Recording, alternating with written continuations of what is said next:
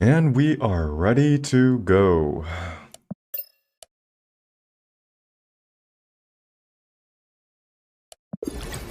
Alright, I feel like playing the Kazoo deck today. We're starting at 81 flat today with 12 cubes, probably 16 cubes to return to the bots. So let's see where we can get by the end of the day. This is gonna be a slightly shorter stream today, maybe around like 3 hours. Unfortunately, I do have other responsibilities to get to. So, go ahead and get started. Alright, so before we get started, it is 1.5 hours until the featured location is no longer featured. Should I play Kazoo, actually? Does the Altar of Death benefit Kazoo in any way? I should probably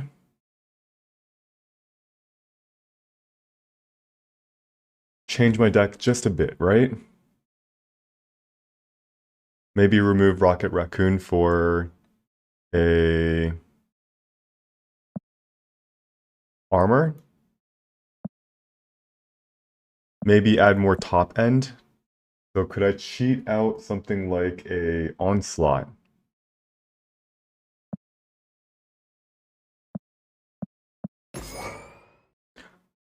Professor X. Leech could also be good. Camero, someone suggested to me that maybe I should try a Leech in this deck.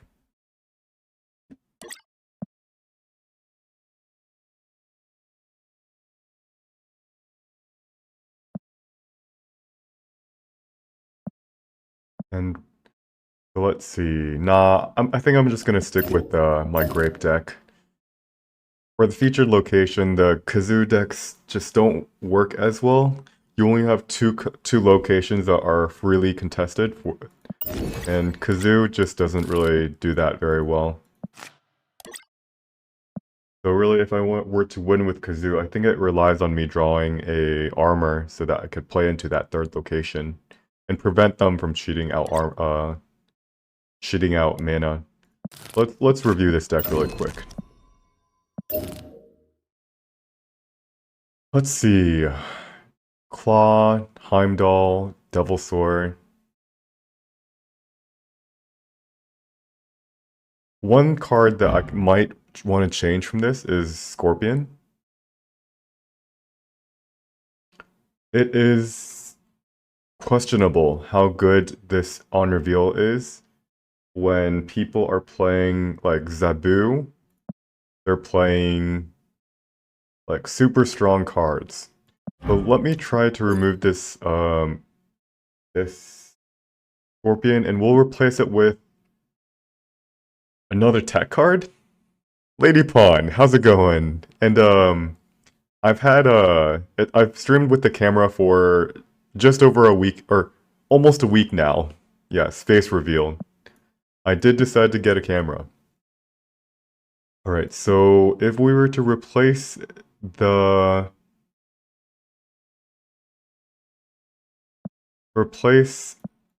tiny little thing, the little scorpion, what do we replace it with? Mysterio? So Scatman, I think you might not know, but I am trying to reach infinity with only pull 2 cards. Which means no Mysterio. Scorpion, Scorpion, Scorpion. I could actually go for Scarlet Witch, or even Sentinel, right?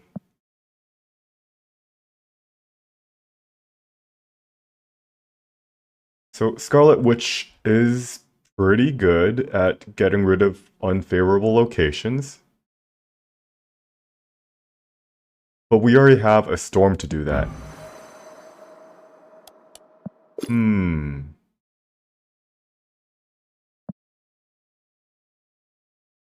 also the featured location. Yeah, let's try Sentinel. Let's see how similar this deck looks to this other Dino deck. It's a little bit different. It's basically the same. There's cheese. Alright, let's try it. I'm going to update the deck list for the stream, and we'll head and go get started. So we're going to replace... Save as... We replaced a Scorpion with a Sentinel, and we're going to continually re-evaluate that. And let's go ahead and get started.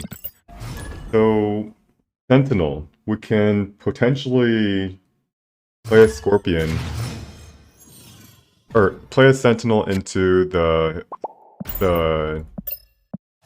who's Rolk? Is he JJ Rolk? The guy that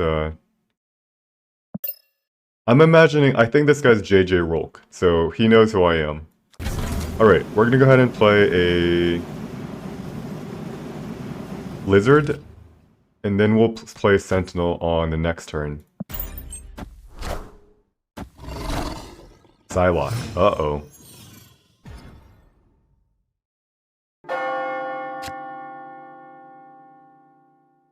Okay. Cosmo. Opponent snapped. Alright, is this good enough for me to snap him back? So if he is going to try to play something like an Electro, I snap here. And potentially make 4 cubes, potentially lose an additional 2 cubes. I'm not going to snap back because even if he's playing Electro, I don't really know if I beat him. Like, I stop his Electro. I might still lose, right? I'm going to snap back. This is a better time than any to snap.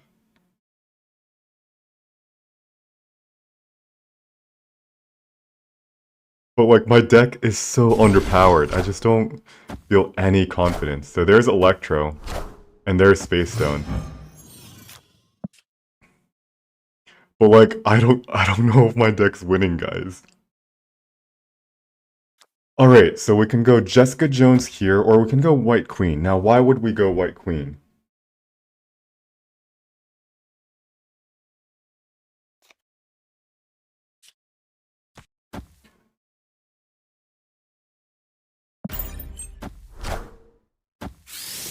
Because he might have Galactus, right? He has Death. Interesting.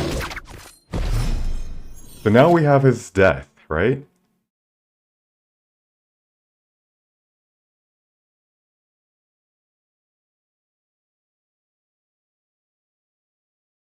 He also, alright.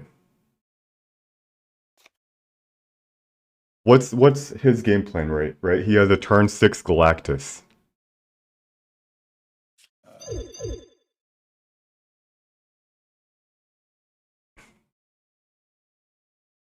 Alright, so if he has a Galactus, would he play... No, we don't have to be afraid of Galactus, right? Now, what are we actually afraid of? We're afraid of turn 5s, right? We also know he has a whole bunch of stones.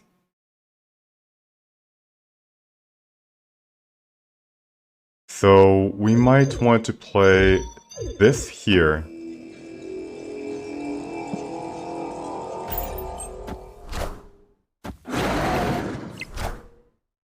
And let's see what he pulls here. That lucky bastard. He didn't pull the Shang-Chi or the Death. That is so lucky. But we're still gonna win here.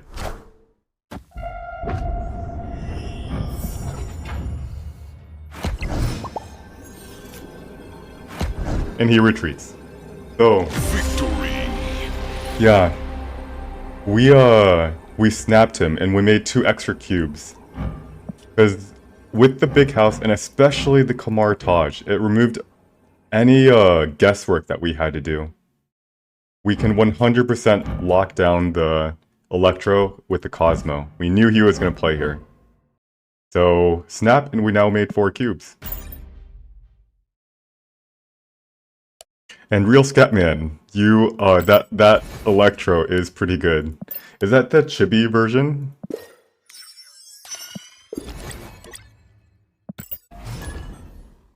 Is that the chibi, Electro? Yeah, I think it is.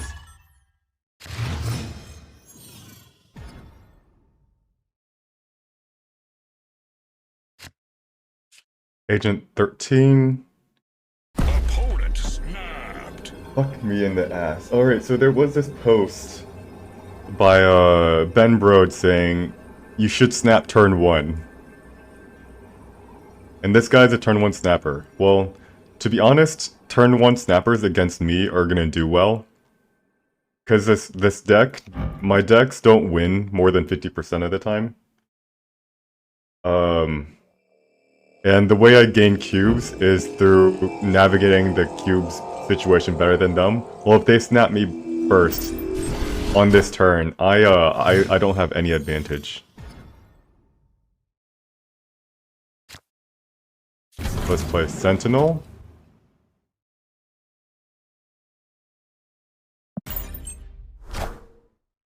And what's really funny is Ben Brode is completely correct, but I hate him for saying that, and now everybody's gonna turn 1 snap.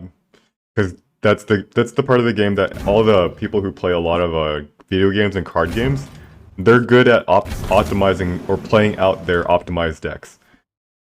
So my advantage, where I also have a decent amount of poker experience, I don't have I don't have an edge if they snap me turn 1.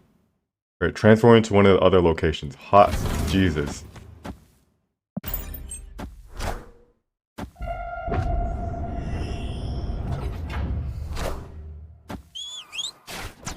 Rude, nice. Zabu.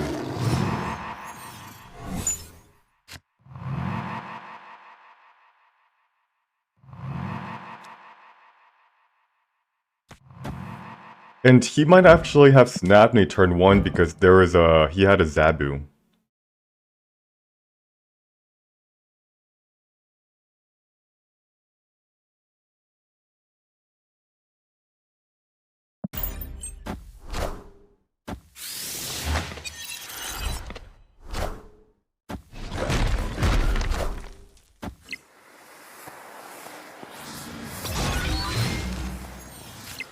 Well, we're in trouble, aren't we? He's gonna Mystique. And unfortunately, we can't even Cosmo with the Mystique.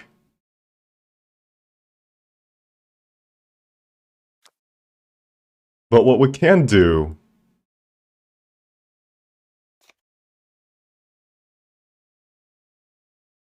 is we can Mystique our Double Sword, right?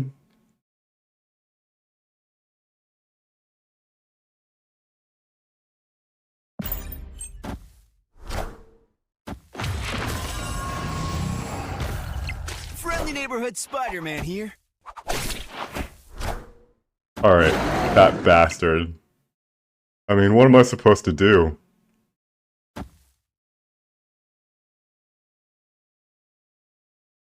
Come on, Mystique, land out in the open.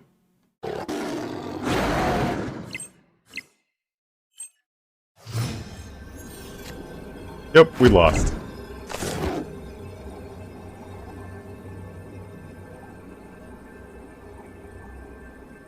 Did we have a chance if Mystique landed here? That would be 10, 19, not really, huh?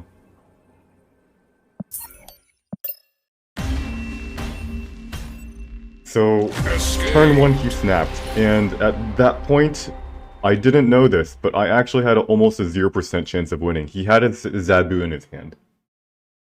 Should I be... anytime I have a 0% chance of winning, I retreat, right?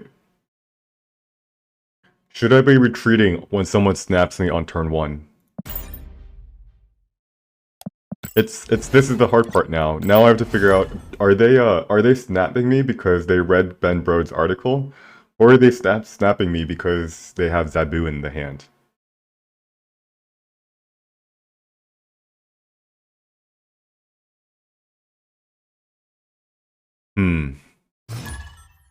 Uh-oh. KM. He knows we have a... and Isle of Silence. That's terrible. But we have to storm this location. He knows we have a Heimdall, by the way.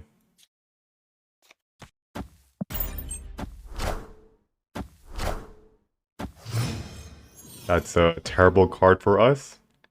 We really... ooh, armor.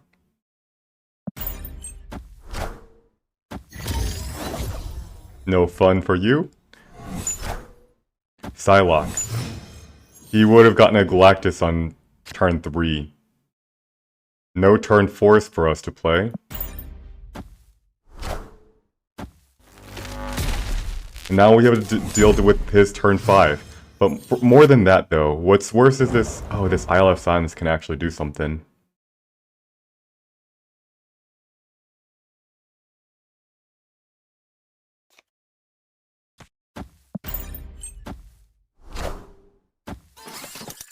Please, mercy. No, there's my Cosmo. Alright, this sucks.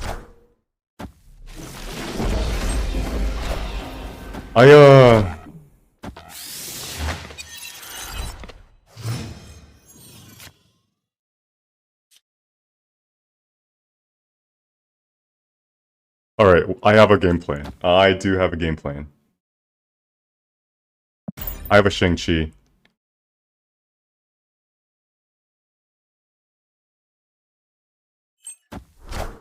There's a claw. That's a no. Wait, what? He didn't draw Galactus, right?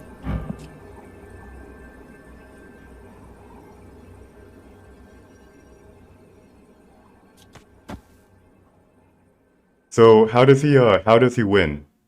Does he Shang-Chi our Chavez?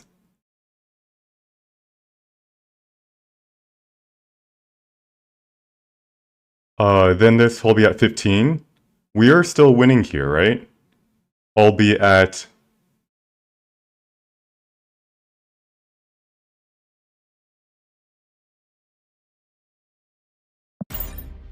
And he retreats. Wow.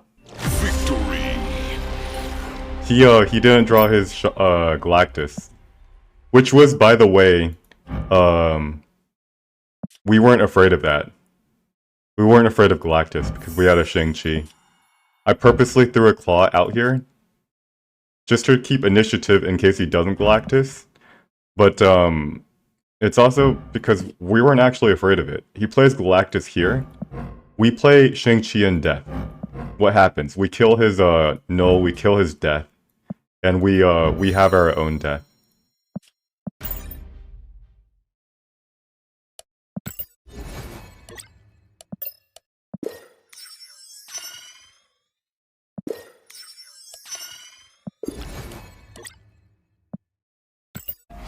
Alright.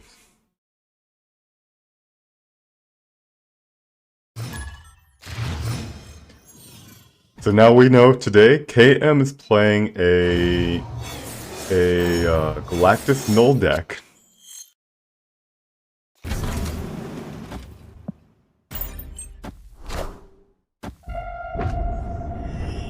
Yeah.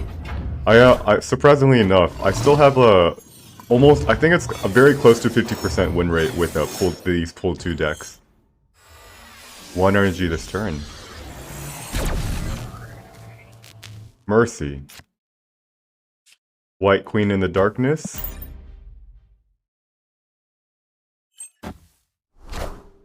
Hood and Bucky Barnes. Leader, we got their leader. We can go ahead and snap here. Oh, wait. So we can armor and then sentinel, right?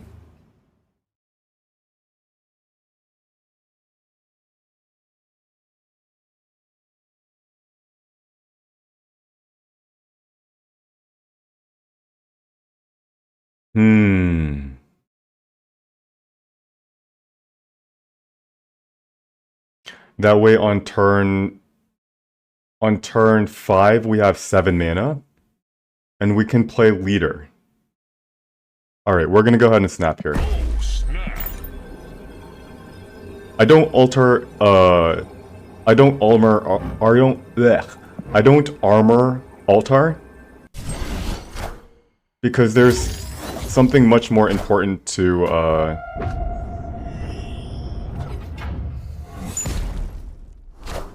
Demon and Thor. Wait. He sacked his altar? Is Thor in the altar?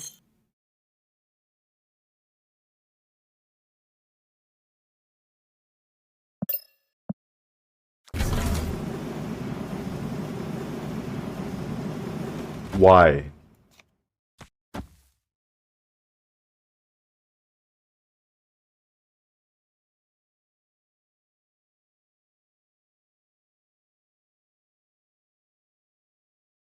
But why though?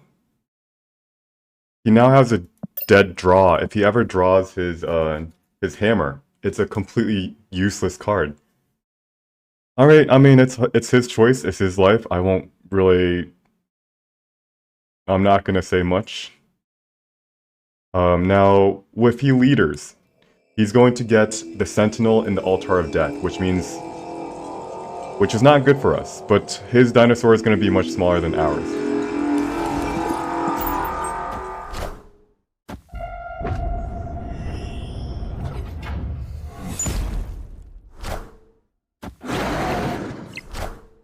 Rescue. Yeah, that's not optimal what he's doing here.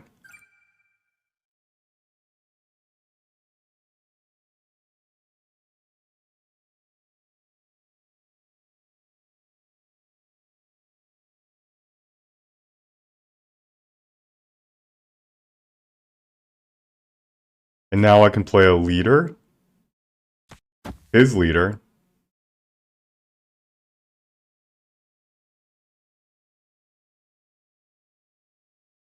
Which, by the way, if it's a Shang-Chi that he's playing, it will kill the rescue. And he retreats. Victory. A ranger is not a NPC. He is definitely human. We've played this guy a couple times before. I also have this really nice list of all the bots that I can look up if I'm ever suspicious.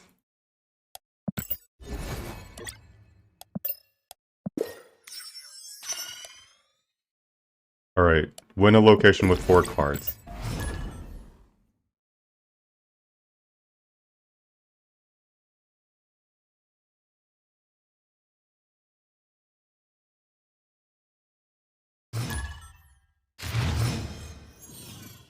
We replaced Scorpion with a Sentinel, and I actually like Sentinel more right now. Uh-oh. He gets 4 mana this turn.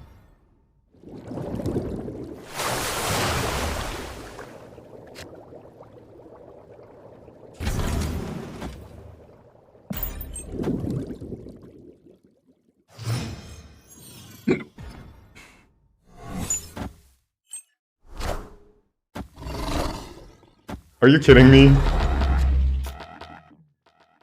Alrighty, that's awkward. Sentinel is okay on Altar. You get the 2 mana and you ramp, and like, if you wanted to, you could just keep on spamming Sentinel in the Altar. But Leech? Jeez, that's unlucky. Face the might of Asgard! Mjolnir!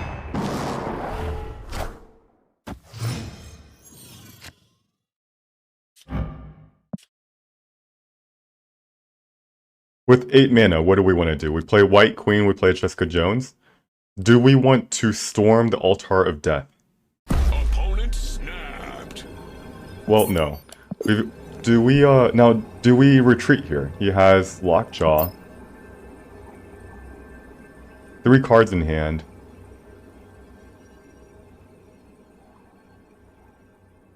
We could actually win this one.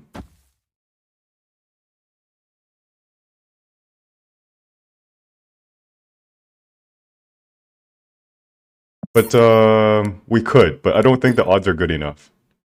Our turn 5 play is not great. Our turn 6 play also potentially not great. So let's retreat. What does if we were to win, what does this look like? We would have to pull something sneaky with the Heimdall. But like, how do we win with Heimdall when we're shifting everything to the left, and we're shifting power into Lemuria, where they have a Thor that might have something with like 16 power. So maybe Heimdall is not the path to victory. The path to victory might be a Shang-Chi.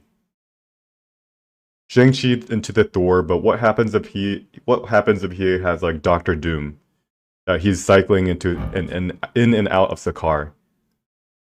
And now we have to deal with trying to put 5 power in the Altar of Death. That's what the storm is for. Yeah, I just don't see ourselves winning this one. This Jessica, I think it got leached. On turn 3, it got leached. But Jessica is... If Lizard's gonna end up being 2 power here, and Jessica is gonna end up being 4 power. What is good about Heimdall in this deck? It's good for deception. And that's about it. It's not the strongest 6-drop, but it's the best that we can choose from. In older versions of this deck, I had shit. Now we can't even storm it on turn 3. Alright, let's play a Lizard here.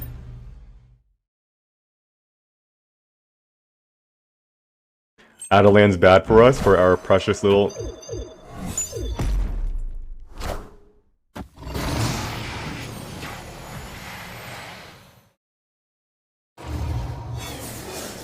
Okay, we might end up getting snapped on this turn. He has 6 mana on this turn. Oh wait, we have 4 mana. We could storm Adelan.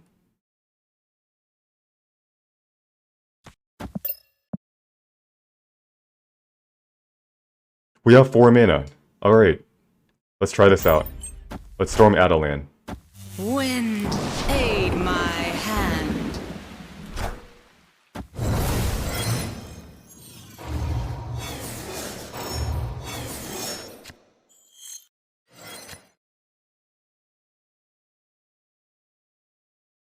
We can play a Claw here.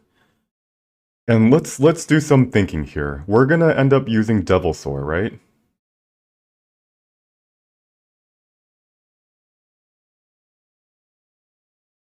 Do we need Devilsaur to shift into the Altar of Death? No, we need Devilsaur to shift from Superflow to Flooding. So we're gonna play Claw here.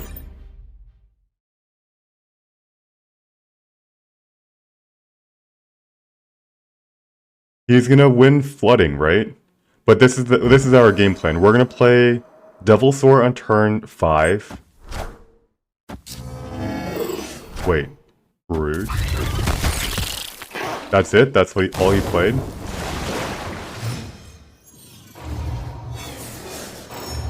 Why not? Why didn't he play into the Altar of Death, the Brood?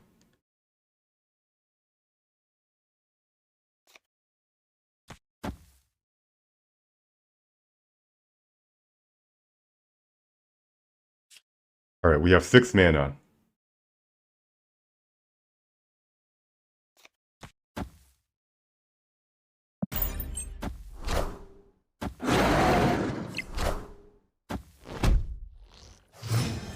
And this is the turn that he's going to pop off, right? We know what he's gonna do. He's gonna... This Devilsaur is in trouble, but can we win? Can we win?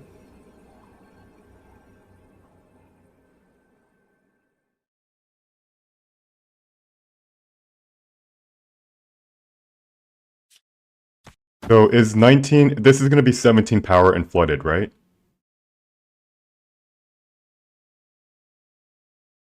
Ooh, this is really hard. Is this a control Sarah, or is this, sometimes they do have Shang-Chi. They do have Shang-Chi. I am slightly suspicious that they'd have it, because they, on turn 4, they played nothing but a Brood. When they had a total of 5 mana to work with, they spent only 2 out of their 5 mana. Alright, so do we snap back? Is this good enough to win? So we'll have 17 power and flooded, but what's scary is that if they have Surfer, we lose flooded anyway.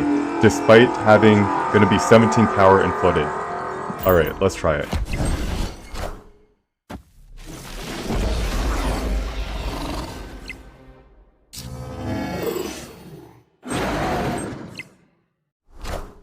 There's the rogue, it misses. There's the armor. Alright, we win. We could have snapped there.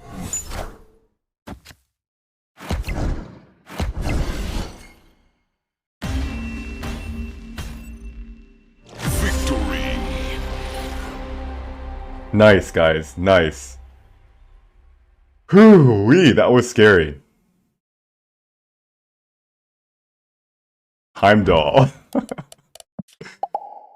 Could have snapped. I could have snapped. But it's so scary snapping a Sarah player. So who asked about was it Sunny? You said why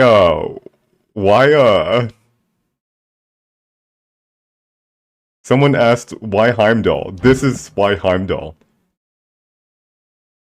Okay, so could we have snapped there? What could we have lost to?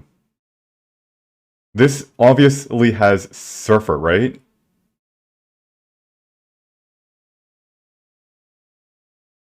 Wait, hold on. Why did I think... How do we have 21 power here? We had 17 plus 6. We had 19 power. We shift everything to the left.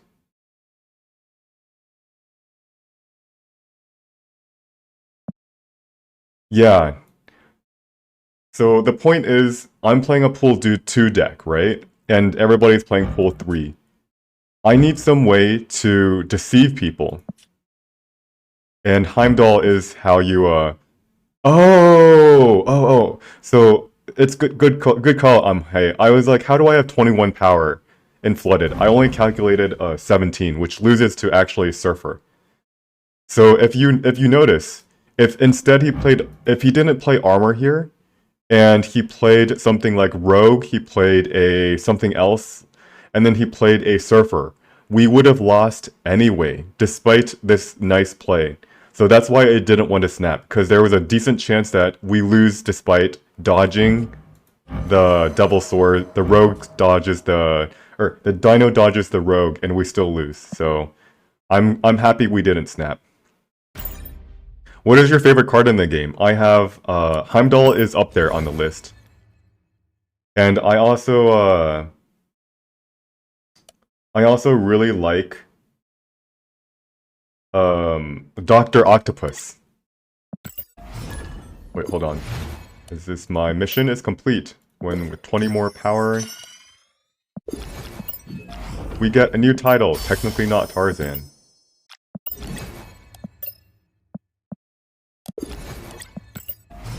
He expected the rogue to work, and he was wrong, so we got his 4 cubes.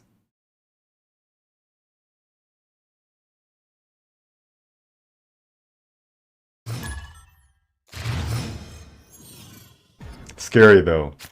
I've played Heimdall, and I've done lots of dodging, lots of outmaneuvering, but against certain decks like Zabu or Sarah, it doesn't matter how much you outmaneuver someone, they put 30 power on the board and they win anyway. Let's do Agent 13 here. Okay. Not a bad card to, Alright, now... Whoa, Mirror Dimension. Put 10 rocks in this deck. By the way, that's great for us, because we have a Claw, we have a Cosmo, we're basically ongoing, and we have a Spectrum as top end. So we're gonna play Armor, just so that they can't cheat out any, in case it's a featured location. Nice, man. Hits our White Queen. Extremely unfortunate.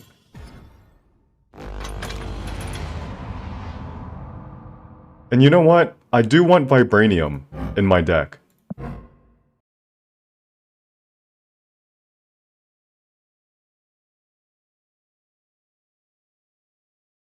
Okay, so we can play Cosmo this turn.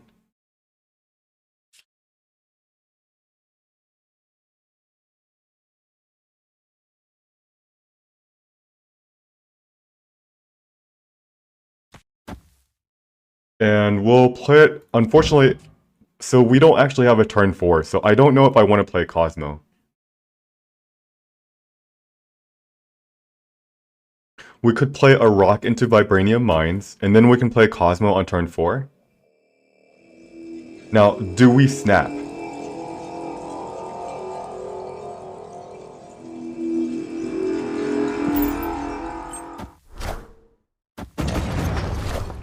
He played a Cosmo himself.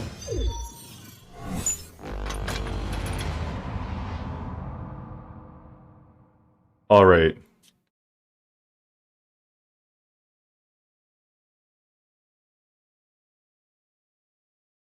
We still have initiative, and we can play Cosmo here, right?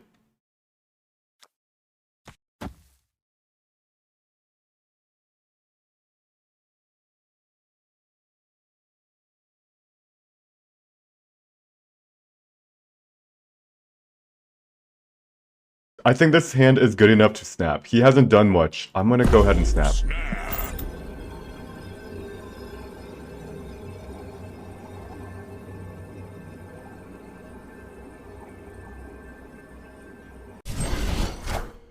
I missed the Cosmo. Okay. And there's a Zabu. Alright, he's got discounted, keep on drawing rocks. Alright, he's got discounted 4 draws, but we know that he probably has a couple rocks in his hand. So let's play this here. And then on the final turn, we're going to play Spectrum.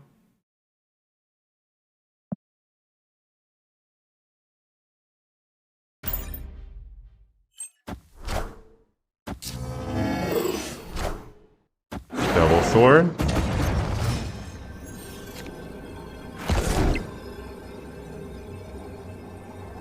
He just drew a 4-drop, actually. Uh-oh. He just drew a 4-drop. What does that mean?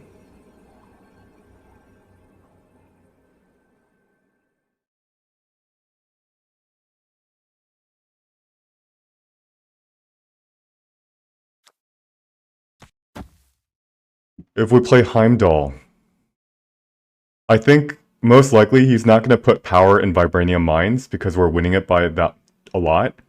He might try to put... Now this is 6 power. I think I'm going to try this.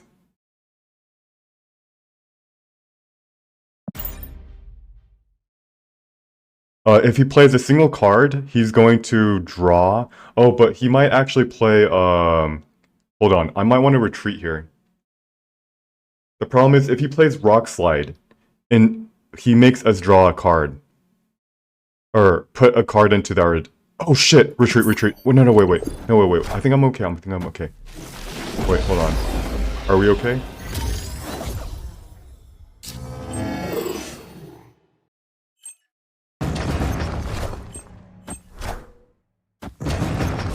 No, we're not. So, we got a little bit unlucky there.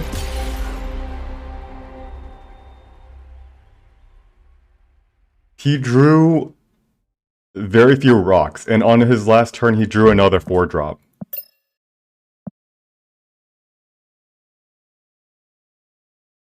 So we lose 4 cubes. That sucks. We drew 3 rocks, he drew like 1. Was that...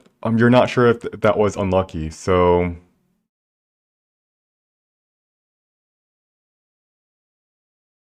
We could have played Heimdall into the middle. And that would have actually won. It puts 8 power in Subterranea.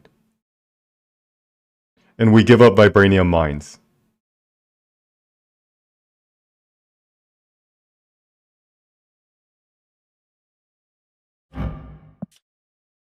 How do I know, like, why didn't he play White Queen into Vibranium Mines, by the way? It gives him a card.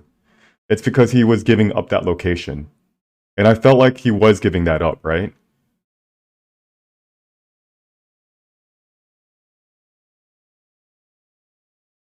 So if we played Heimdall middle, we would have won.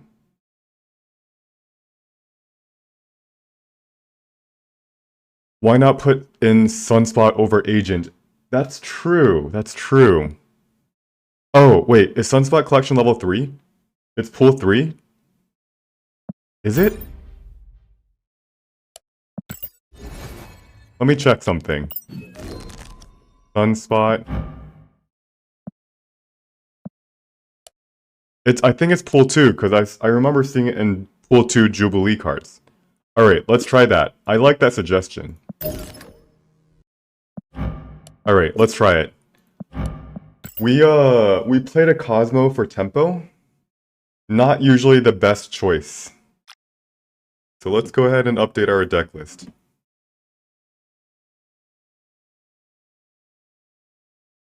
I think we could have won that game. I really think I could have won that game. I had to find Heimdall and place it middle, but how do I know that would have been the play? We correctly figured out that he probably would not commit onto right. And in that case, he's going to reinforce his left and his middle.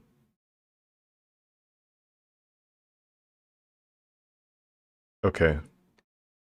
Well, think about that for next time.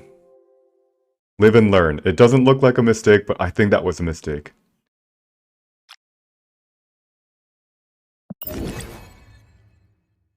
Iron Spider, hello! And yeah, I need all the luck I can get for this climb. A lot of skill and a little bit of luck. And also, yeah, Jack9 Twitch, I was like, why didn't he play Drax right? Well, that's that thing. Funnily enough, if he plays Drax right and we didn't play in anything on the right, he loses because Drax would have only been 5 power. We had no idea what cards he had, and I was just hoping he had a little bit less power because of the... Please no Sentinel. Okay, that's fine. Jessica Jones, we've got a White Queen already.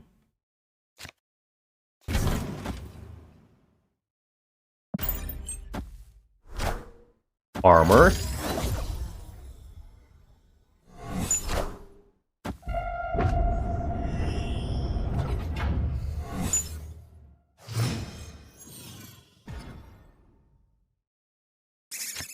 Add a squirrel to each location. Okay. We are a little bit space limited. But he is even more so space related. Space... What's that word I'm trying to say? Space limited.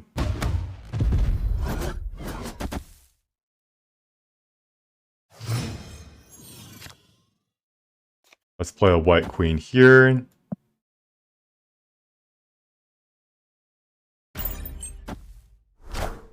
Kazar? Wait. Kazar armor. And Cosmo.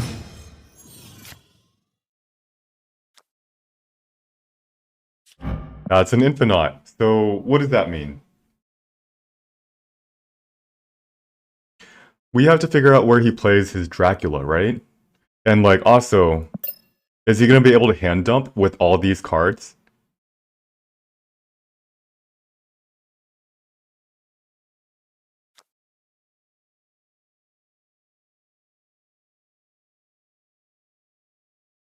So we can play Claw here, and then on the last turn, what do we do? Play Devil Sword and Sunspot just for 1 power?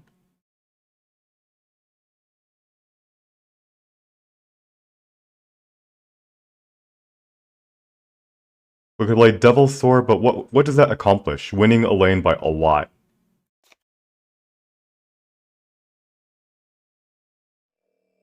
If we were to play Devil Sword, we would have to play it in this location.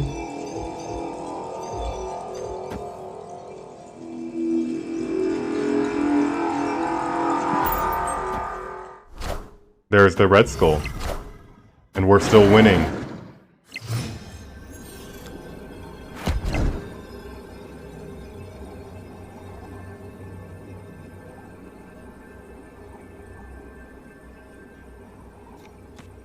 So, something like this? Alright, first off, in case he has leader, I guess we go something like this.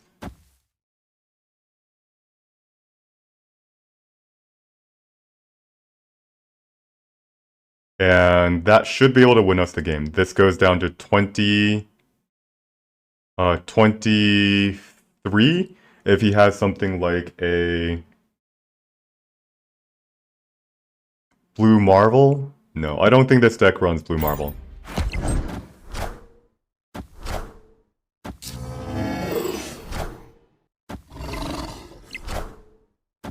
Uh-oh. Uh-oh. Sunspot? Oh shit, we lose.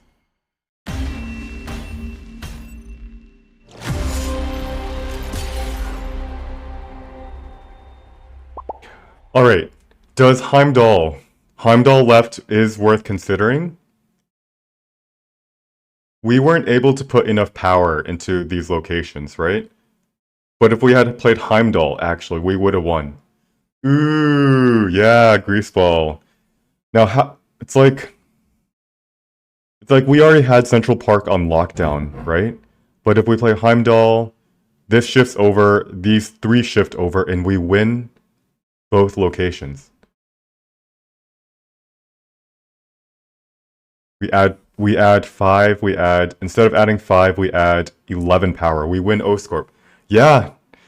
Now how could I have known to play Heimdall? My worry, by the way, was what if he had Dracula, guys? Like, he plays Dracula, and then he plays 2 1-drops. And then his last card is the Infinite, right? So, the Heimdall play... Yeah, that's why I wanted to spread the power onto both these locations. Because he can choose where he plays Dracula. And it automatically wins him the location. So if we sweep, I don't think we get to beat Dracula. It depends on where he plays Dracula, right? And if he's able to dump his... With 2 mana left, does he dump out his hand? So let's pretend this... Let's pretend that this Sunspot is a Dracula. We still lose, right? Let's pretend... I guess what happens if he places the Dracula here, and then the Ant-Man here? Well, we still lose.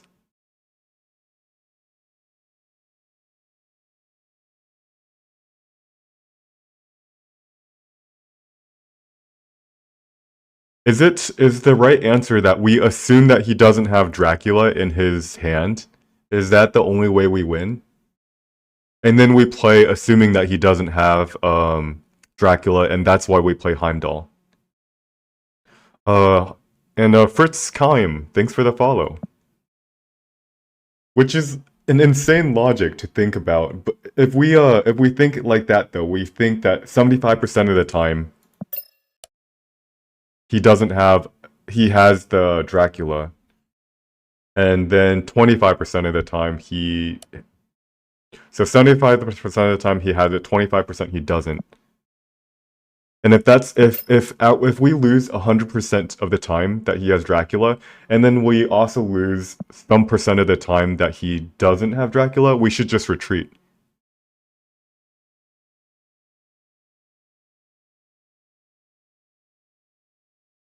Oh yeah. Ardwino, did you like the story about the name of the deck? And if you could you timestamp that? It's gonna be a question that or like create a highlight. Or yeah, so get a timestamp or a highlight, so that way next time someone asks, I have a chat command that they can click on.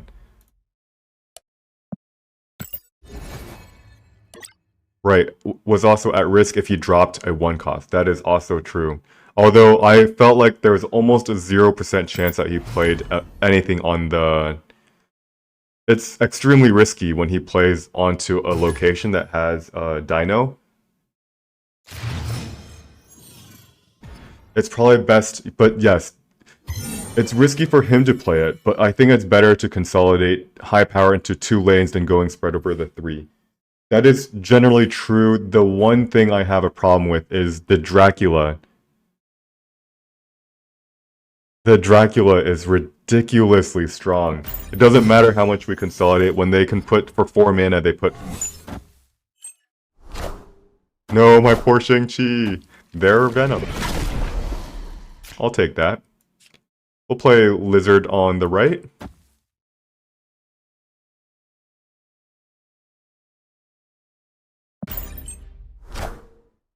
Alright, do we snap him? He skipped turn 2. And this location is...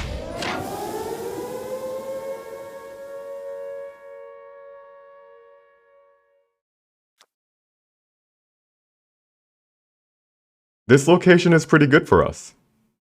We need to armor and Sunspot in the same location. So let's go ahead and do that in Xandar. When I see a Venom, there is sometimes a Killmonger with the Venom.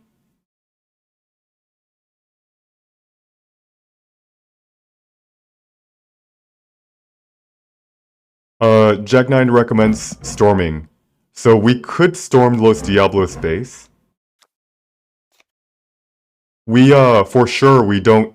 If we storm, we have to storm this. I do like that idea. Are we overcommitting into one location, though? If we storm here, and then we play Armor and Sunspot... Alright, hold on. I'm just gonna do this.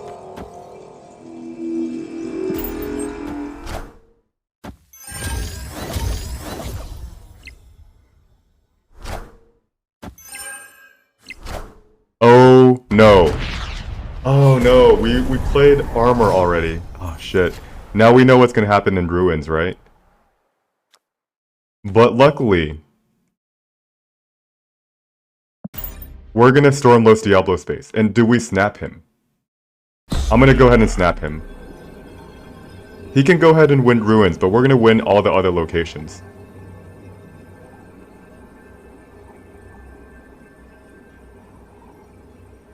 He retreats.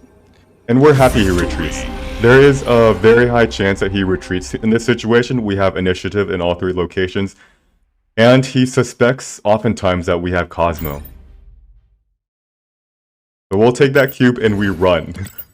Anytime we get 1 cube, we are happy.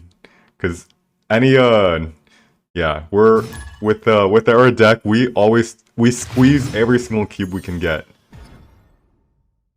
And someone, let's see, Sunny Wei, you mentioned that you, lately have been playing more and more, decks that are, like, safe.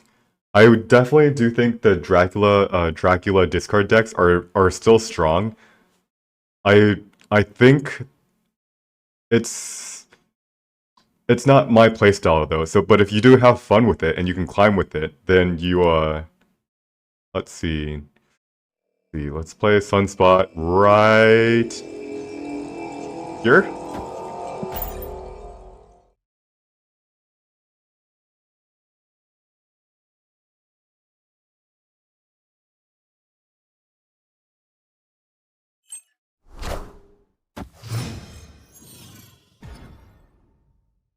Oh no. Our Sunspot's getting turned into a symbiote.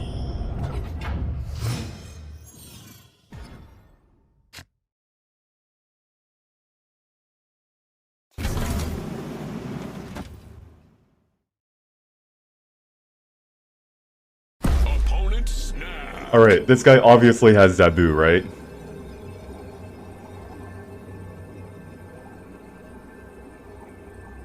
Does our Shang-Chi? He might also have a Shang-Chi, by the way. So is Zabu with Shang-Chi? Is this a retreat angle?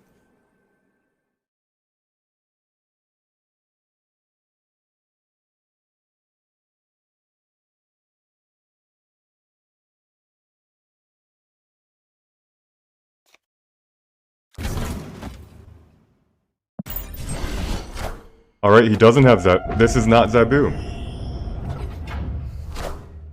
It is a Zabu. Alright, now why would he play Clintar?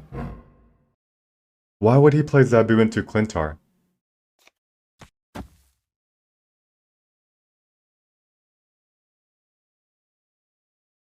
I mean, now we snap him, right? He only gets 1 turn of Clintar.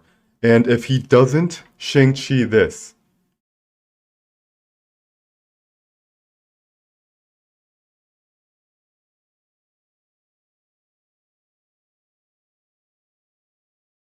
Do we snap him because we've got Shang-Chi? Or I'm just so afraid of Zabu. But am I too afraid of Zabu? What am I afraid of?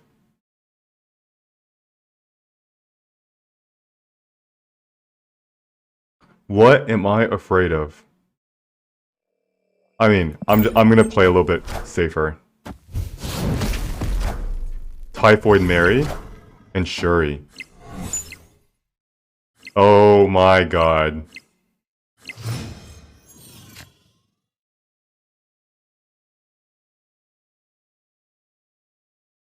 You know this Shang-Chi? Why don't we have two of them?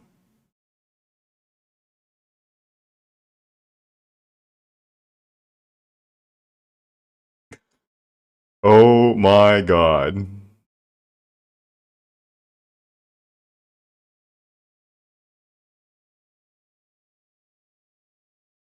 Alright, so Dubes and Max has Shuri.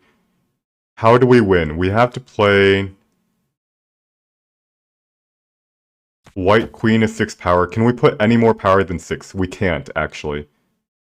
We have to play Sentinel and Cosmo. And what is it that he would, I don't know.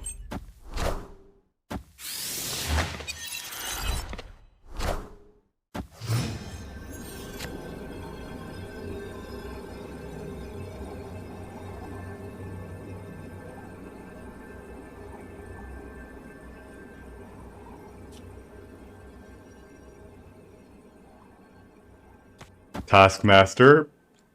If we had initiative, we could have blocked a Taskmaster.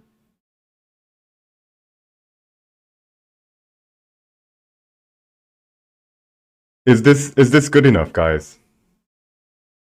6 plus 8 is 14, which is unfortunate. Because we're gonna lose the tiebreaker. Oh, we're 1 power away from winning Clintar.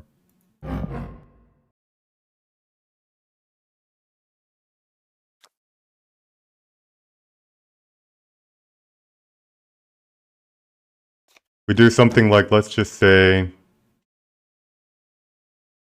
We have to retreat here.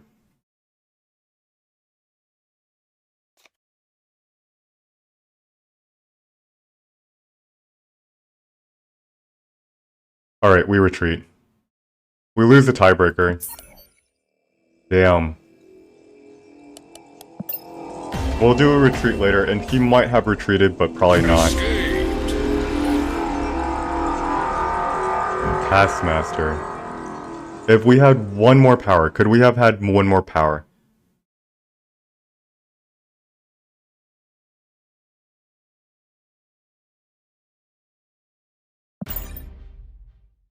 No, not really. Lizard mid, Cosmo left, but Cosmo doesn't... We had a total of 8 power. We had a... So, Lizard right doesn't actually win. Yeah. Lizard right or Lizard mid didn't have enough power to win. If we had 1 more power from our Sentinels, we could have played Heimdall.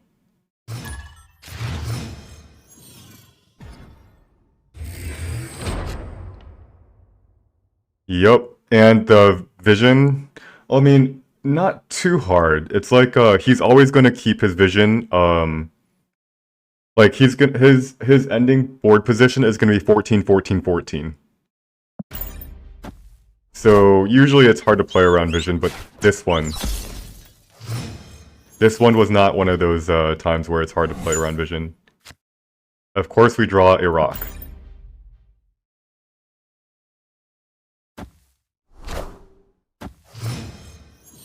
Come on. Altar of Death. There we go. Alright, do we actually throw the altar of... We could do something like this. Sack 2 cards here. On turn 4 we'll get 8 mana, but what is 8 mana good for?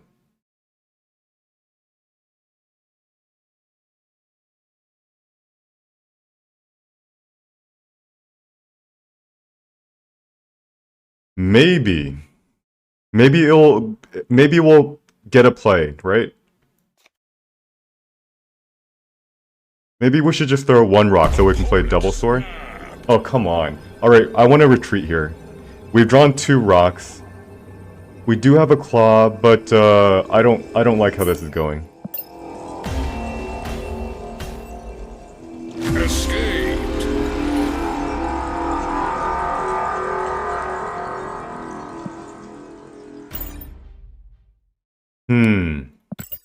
Retreat angle? It sucks to retreat when you know you have so many options, but... Yeah, we already drew 2 rocks. We draw another one, and we have very few things left to play.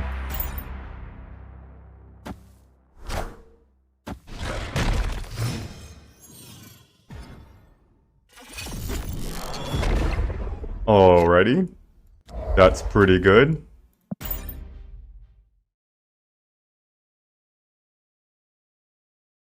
Seven power lizard into the darkness. I will take that.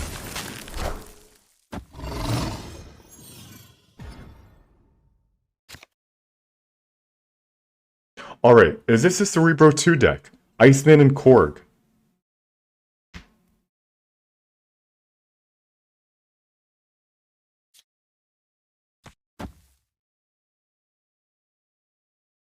If so, this is the turn that I play Cosmo. Cause if this is Cerebro 2, he might have Brood and he would play an Asgard, right? To try to draw cards. Also, we could Storm on turn. Yeah, I mean I could snap here. Oh, snap.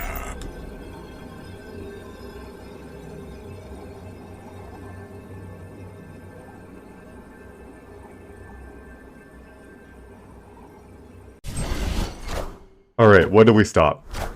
Shit. I mean, so this is not a Cerebro 2.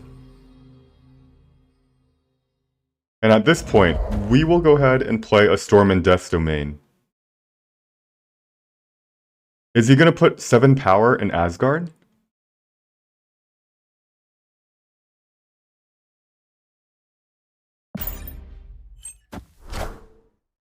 Wind, aid my hand.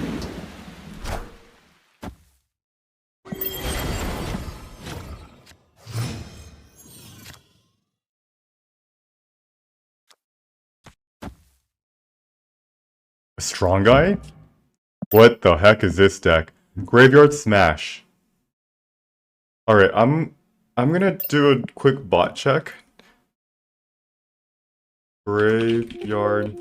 Nope, not a bot. I didn't think it was a bot, but this guy is playing Strongman. Of all the cards he could play. I've got a good chance to draw Heimdall on the last turn.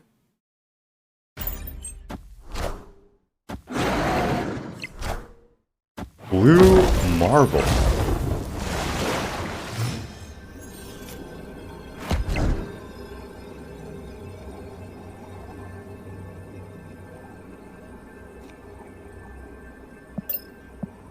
Can he dump out his whole hand? Opponent snapped. Yeah, apparently the answer is yes. We missed drawing our Heimdall, otherwise we would shift everything to the left.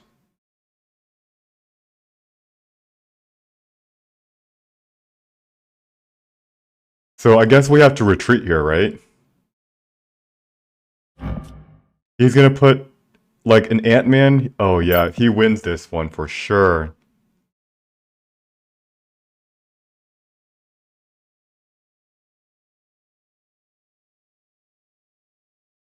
Would I wish... Maybe... Alright, so I'm gonna retreat. We do want to pause for 1 second. It looks like we lost and there's no chance of winning, right? But there is a chance. It wasn't... The chance was not on this turn that we won. It was on turn 5 when we overcommitted into the flooded zone. When he plays Strong Guy, I think we have to expect a Blue Marvel, and he'll always just play it in Flooded, right? On this, on the 5th turn, could we have committed less power into Flooded? And we can't commit so little though, because like a Squirrel Girl is still gonna help him win.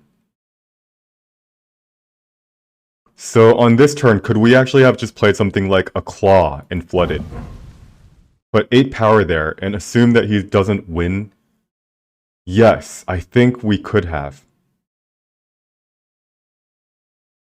And then we can slam down a massive dinosaur and win the game. Yeah, that was the right play. Oh, White Queen and Sunspot. Are you talking about on turn 6? I don't think that wins the game. Like, you mean White Queen and Sentinel. 9 power. 9 power where? In Wakandan Embassy? White Queen and Sunspot. Oh, this is, this got, I guess you might not be able to see this clearly, but it got hit right here. With the Iceman.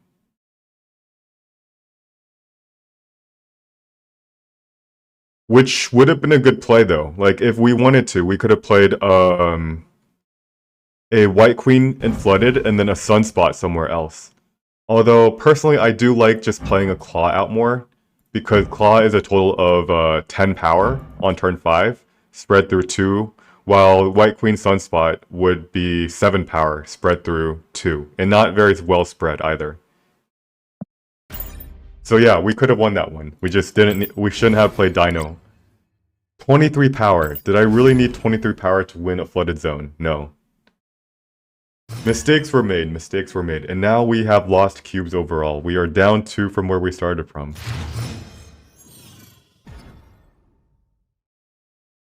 Sanctum Sanctorum, not a bad location for us, by the way.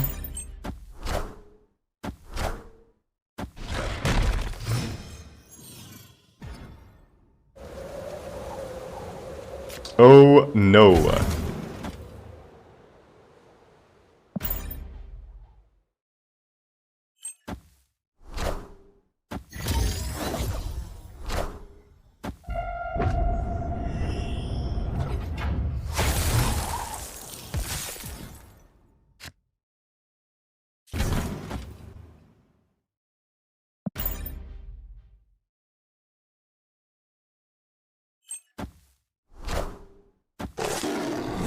Yeah, this isn't going too well for us. This is a Dark Hawk gamer. They're gonna put more rocks in our deck. Although we could do something about it. We could play Cosmo.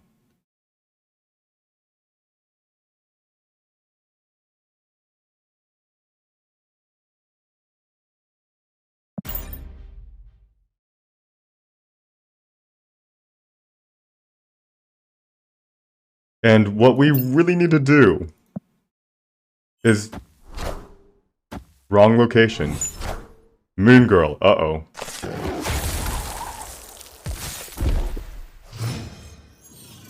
We got a Heimdall. Alright, so what's the game plan with our Heimdall?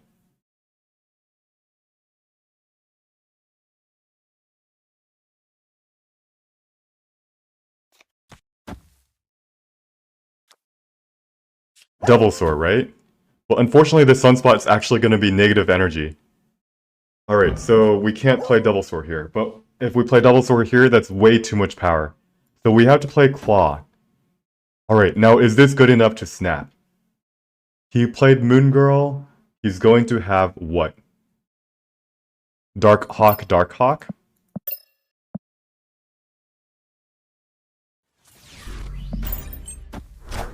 Violin! I didn't know you streamed!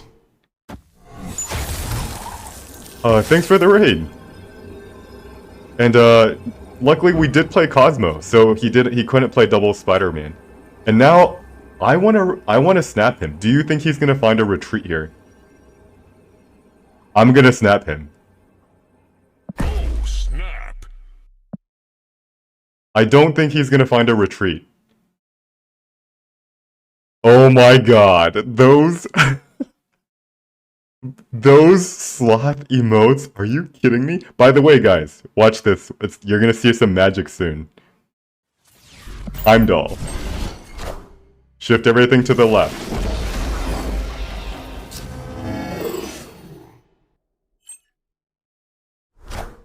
Dark Hawk. There's a Dark Hawk. And there's a Lizard. And we win. Heimdall. Best card in the game. Victory.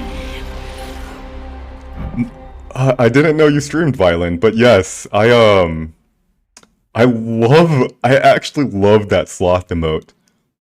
Like, what the fuck is that? It's a sloth. My channel is sloth themed, by the way. I have a lot of sloth emotes. And so that is a desecration to the to sloths.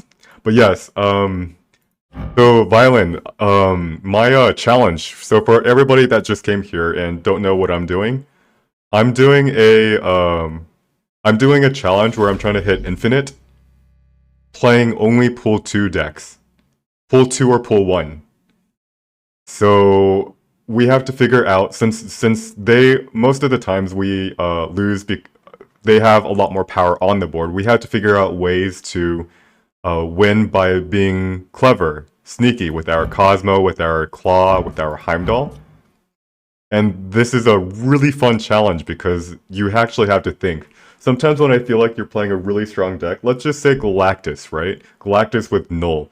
You kind of just play out like a Psylocke or Electro, then you play Dr. Octopus, and then you play your Galactus, and it's not like super like you're not thinking super hard, right? But in when you're playing underpowered decks like I am, every single moment, every single small decision that you make helps you win.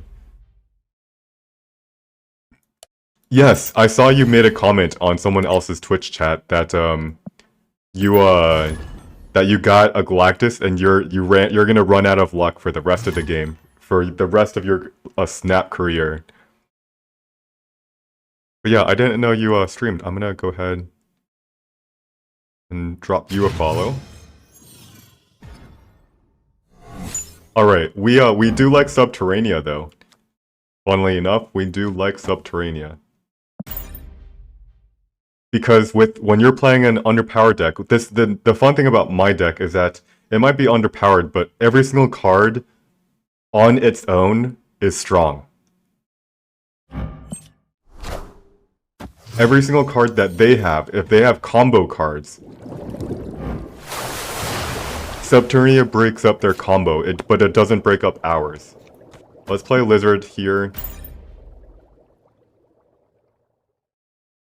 Like Lizard.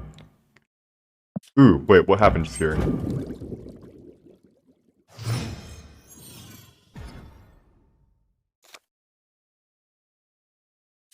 Let's play Armor to protect our Sunspot.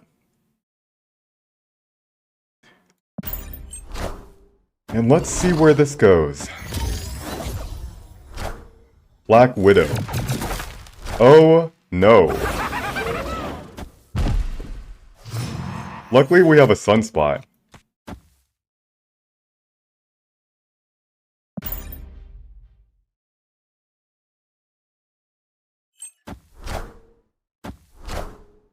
Wong. Mercy, where's my Cosmo? Clear for takeoff.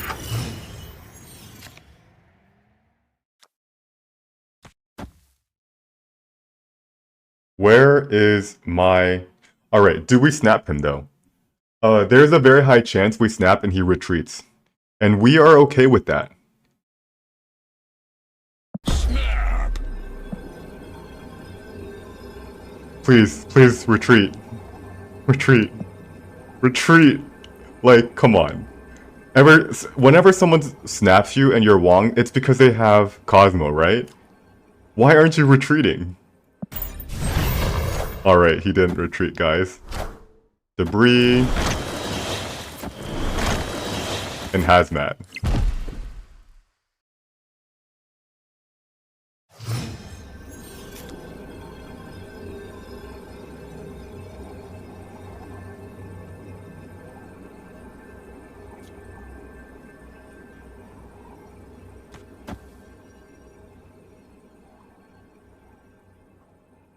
Alright, do we beat an Odin?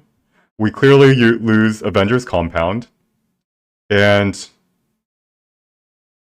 I think we win the rest, right?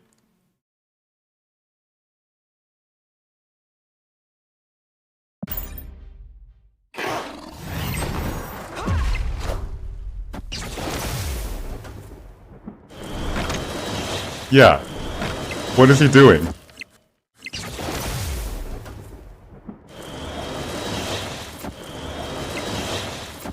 Did he even do any math?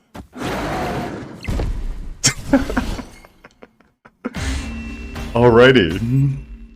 Victory.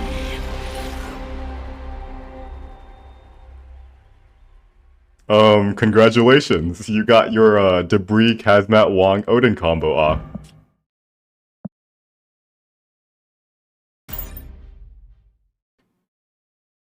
If only he had Luke Cage.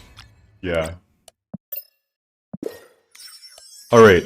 We are going to unlock our next collector reserve. I think we might actually be able to unlock 2. Let me check.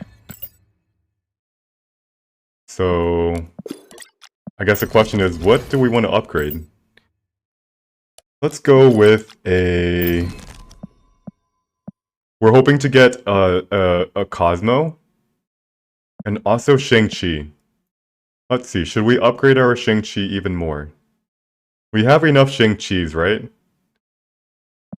But, let's see. We have 6... Yeah, let's upgrade our Shang-Chi.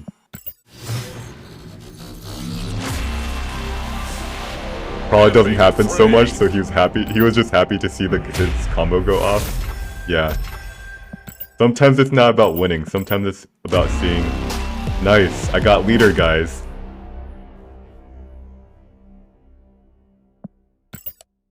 Of course, I'm not gonna be playing it. See, I actually, once I start,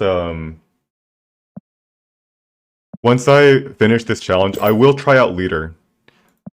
I feel like in the right hands, he is even more scary than a guy that has... Like, leader is strong, right? Everybody knows how to play him, but in the right hands, he's even stronger. Like, what do I mean by he's even stronger? Well, the ingredients for leader, to win with leader, is like XYZ, right? You have to have... You have to be winning in one location and almost winning, or winning in a second location, then you play leader in that location. And when you're playing, when someone has that ingredient, they play leader, and most of the times they just win. The difference between a good leader player and an average leader player is how often they can set up the right ingredients that set up so that leader wins them the game. And also being able to recognize when leader, even when the ingredients are set up, that leader doesn't win them the game. And that is a scary leader player.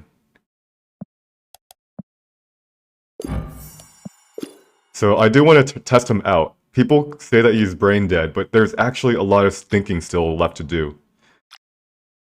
Alright, so let's see. Let's continue ranking up. Do we have enough boosters? 450? We don't have enough booster credits for our Shang-Chi. So let's rank up our Cosmo.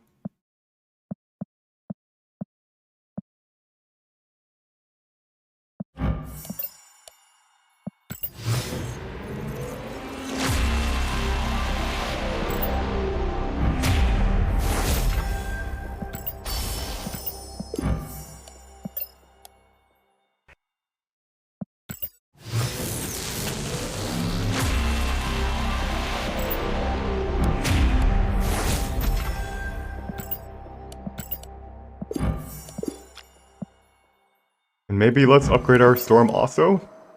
I really want to get I've got a Ink Storm, but I still want a Inked Storm again. This one is so cute. This baby variant, Mohawk, like, ugh. If I could get a stuffed animal of a Chibi Storm, or a baby Storm, that'd be pretty fun. Alright, let's see what we'll get here. 100 collector tokens. Woohoo! Alright, Randy DeWitt has 50 split Agatha. Yeah, it's easy to collect Agatha boosters.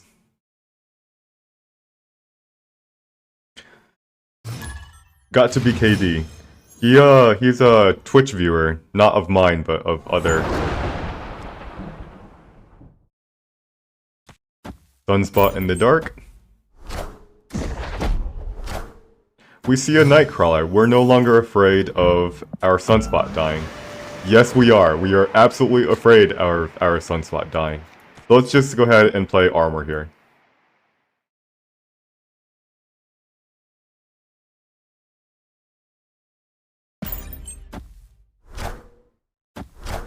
Daredevil.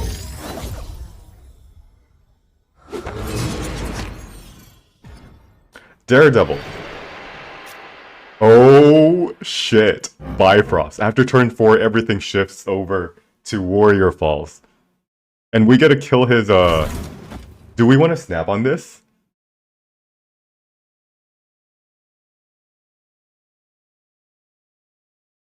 I want to snap on this. Snap. His Daredevil's dying. Uh-oh. Uh-oh. Let's retreat. Let's retreat. This is a... He might have a Zabu, right? I can't afford. Jack9 Twitch, you're right. Why do I snap on such a small thing, right? He's losing a Daredevil. Is that good enough for me to snap on?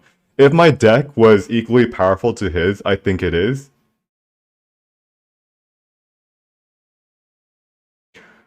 But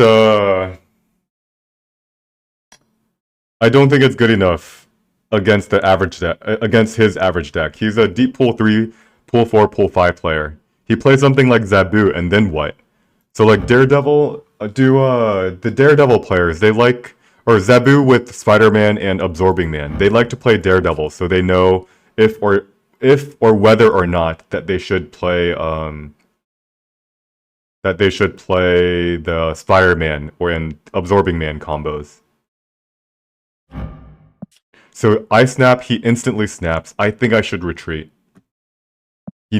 No hesitation. Man, maybe I shouldn't have snapped. I only lose 1 additional cube, so it's not the end of the world.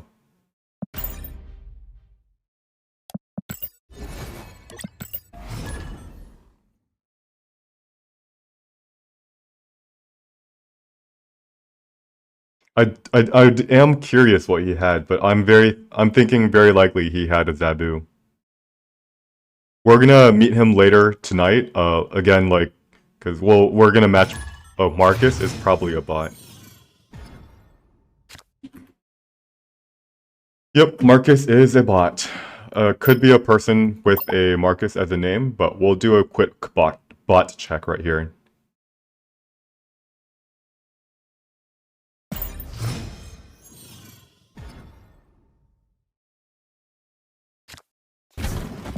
Waiting, and he is a bot. He's a bot. Alright. Question from G. Louise. How are you bot checking? There is a, I'm gonna send you a... I have a spreadsheet of all the bot names.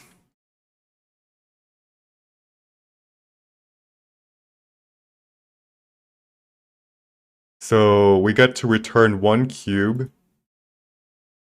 Cancel.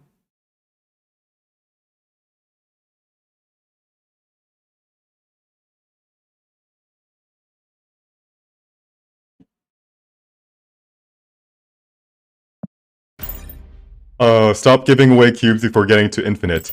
So the thing, I know someone made a good recommendation saying that before I had this spreadsheet, how many bots are in that list? Is there a way? There is not. I imagine there's a lot, though. You could copy into an Excel sheet, though. So someone mentioned a good suggestion. Just why not save your energy? Don't worry about retreating against bots, and then we extend the challenge beyond infinity. The problem with that is that, let's just say we farm bots all the way until, like, we hit 100 and we need to return 20 levels of cubes. I don't really like that because it just doesn't feel like I want to hit infinite and it's the end of the journey, right? Iceman hits our double sword, which is unfortunate. And yeah, returning cubes when you're infinite is really not quite the same. We're really sad.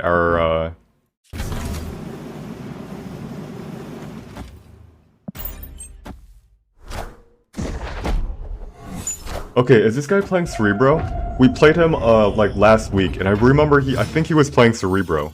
So we're really sad that this was not a, what's it called? A Scorpion that we replaced it with.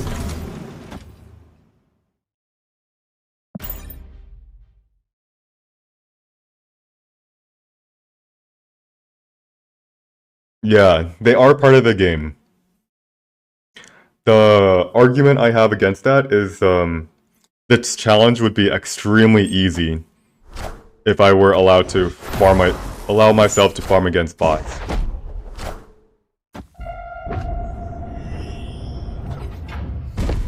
Alright, we don't have an Enchantress, so this is really, really bad. We're gonna use this Heimdall.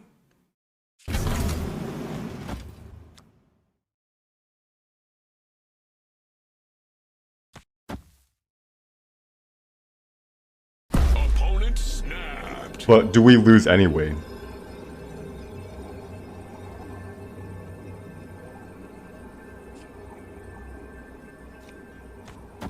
So like, everything shifts over, we play a claw in the middle, and then we shift everything left. And let's do some math. How much power will we have in the middle? We're gonna have 3...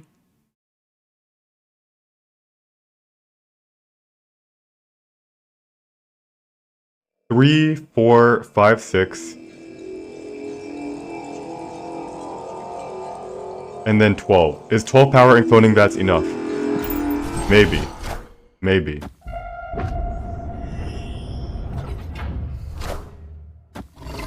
And the only... there's a Scorpion. Yup.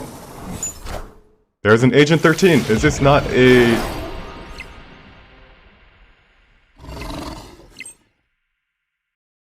Is this not a Cerebro deck? Since when does Cerebro runs Agent 13?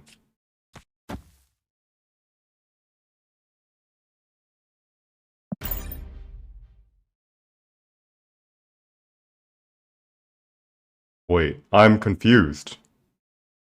I am actually confused.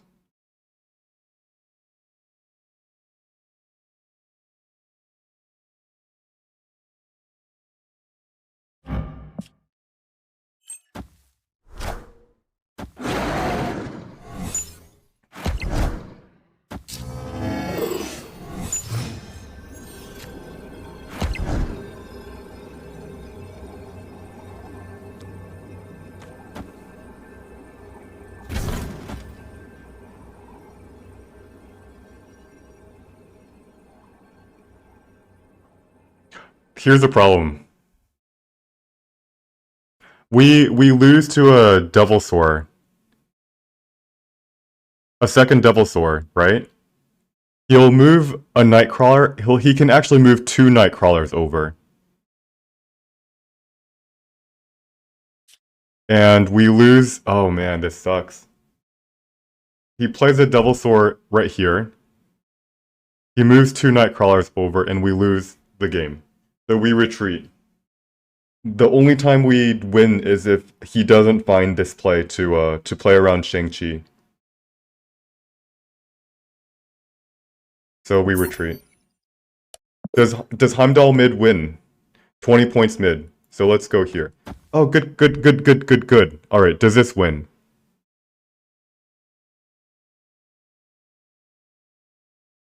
This is a little bit ballsy, right? But, we go everything left. 7, 12. 19. I'm gonna try it. Fuck it. Fuck me in the ass. He what?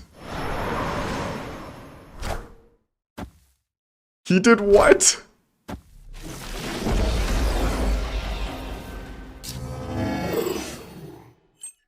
No, we should retreat, guys. It's too fancy, man. These plays, like... No. No. We shouldn't.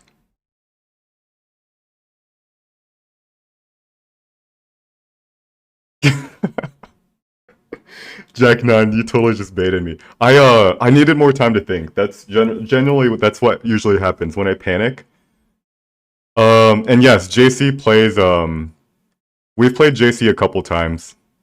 He's actually not very deep in pool 3. He's like collection level 1,200, 1,000.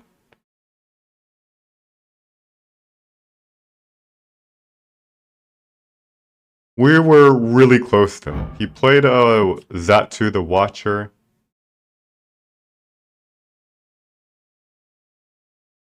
If we played a Devil Sword, we would have actually won, right? He has 13 power. We play Devil Sword, we have... Yeah, Devil Sword would have won. Oh, yeah. How's it going, JC? So you knew the Heimdall, right? Grey Ghost, Shang-Chi would not have won because I have initiative.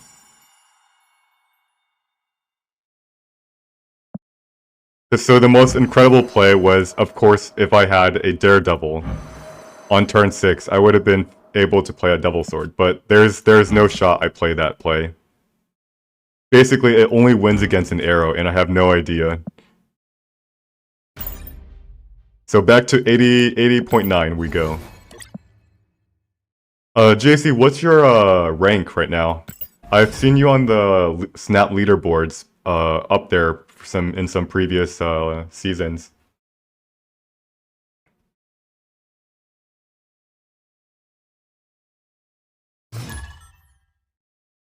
I feel like I should have retreated. My guts was to retreat. We win less than 25% of the time. Because he has initiative, he can play around Shang-Chi quite easily. And the Heimdall play oftentimes doesn't work. Alright, let's play Sentinel.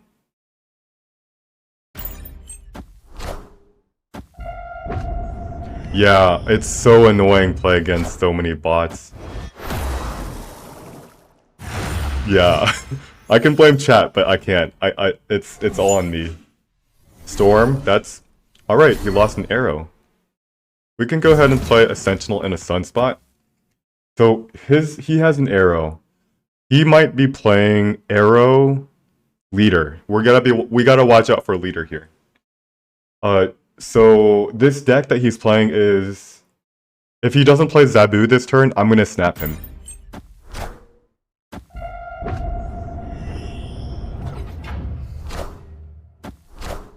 Wave.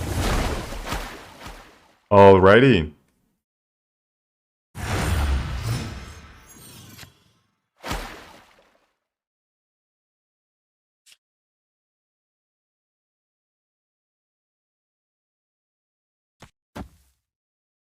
GG.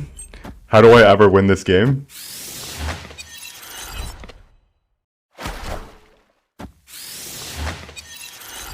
There's the leader, by the way.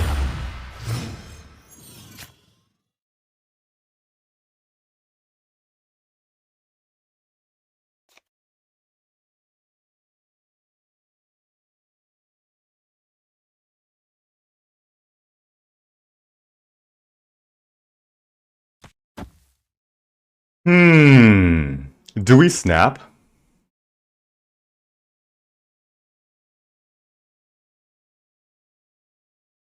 Do we snap?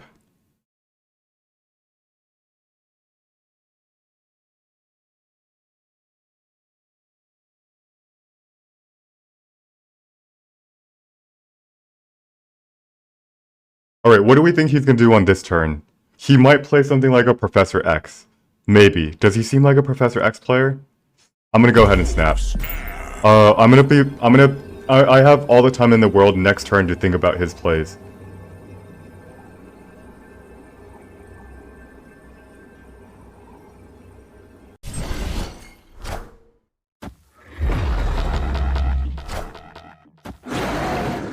Uh-oh.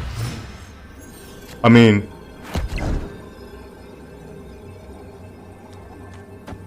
Well, we got a little bit lucky.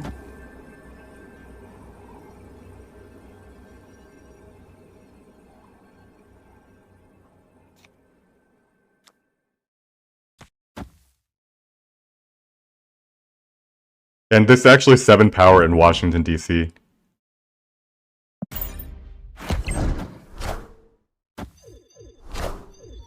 Uh-oh. Dr. Doom? Oh no. We lost. Shit. I was hoping he played Dr. Doom in Sokovia.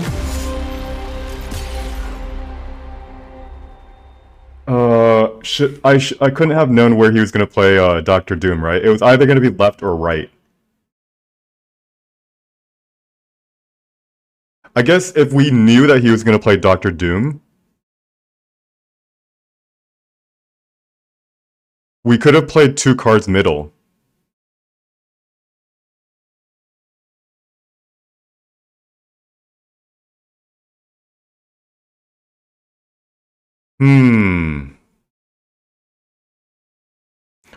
I need to think that through more. That was too rash of me to throw the Cosmo there. Like, so he's never gonna play Odin, right? Odin onto leader. Because actually, like, we actually win the game if we pass the game. We pass our turn, and we win the game. So he never plays Odin.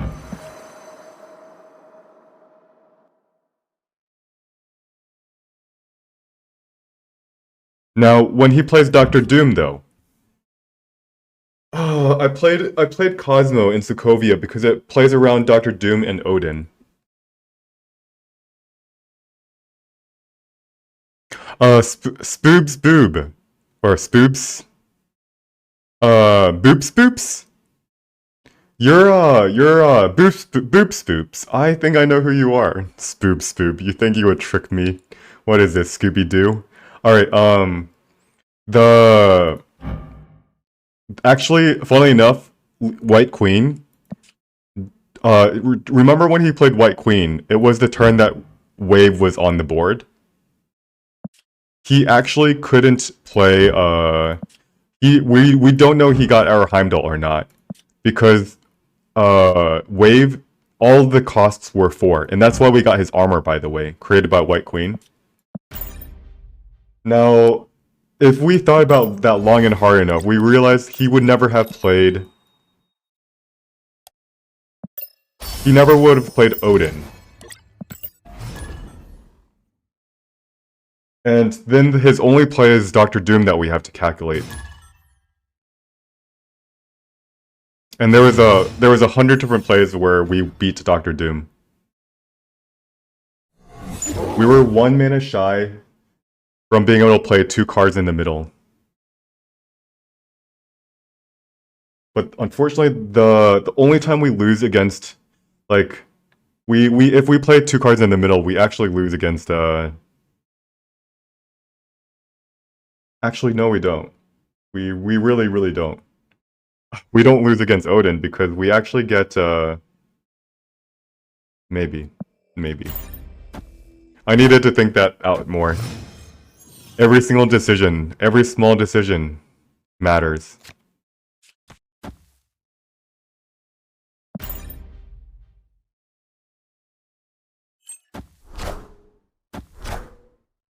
Bucky Barnes, can we draw a Cosmo? Can we draw an armor? Do we snap him and he retreats? Sometimes they do.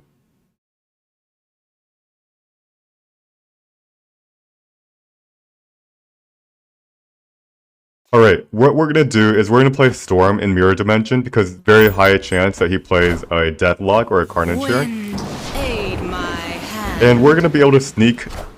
There it is.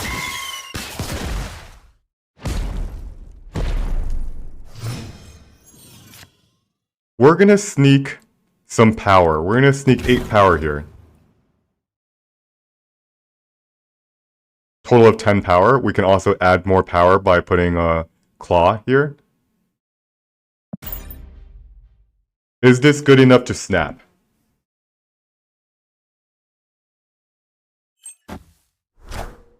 Demon and wave. So we win this one, right?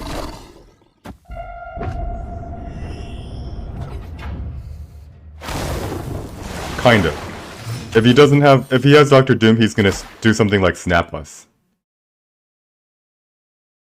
So what we're gonna do is we're gonna play Claw here.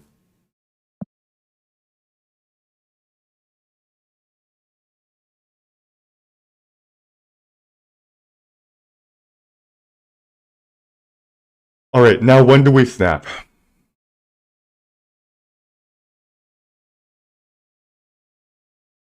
What if he has Dr. Doom plus Odin?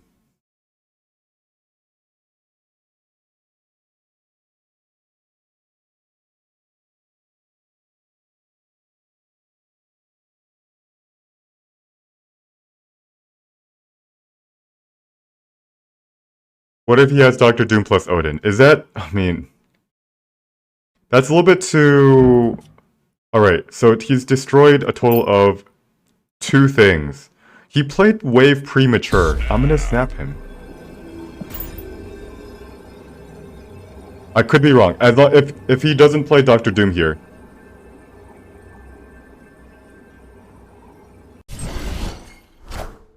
Death. Alright.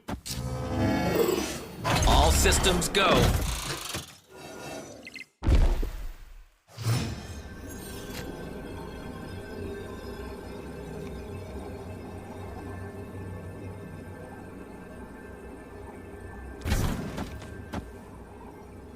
I think this play wins. If he, this looks like it's Bayro, right? If he plays Arrow, we kill him in Monster Island anyway. If he plays Leader, we kill his death, and we win. Now, if he plays Leader in here and we Shang-Chi Monster Island, he gets to copy our Shang-Chi. So we're gonna go with this play here.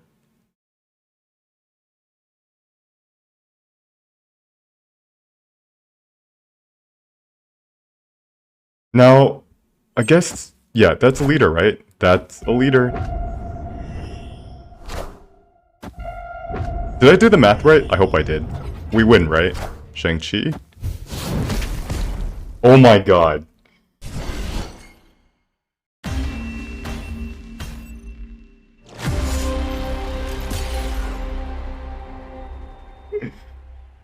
Fuck me in the ass. We lose anyway.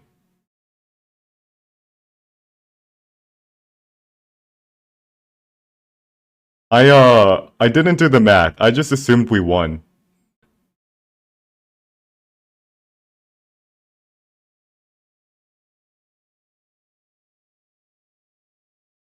Well, that sucks. 4 cubes. We're almost back in the 70s. Despair. Jeez. So we have to calculate. Always have to calculate. Calculate, calculate, calculate, calculate.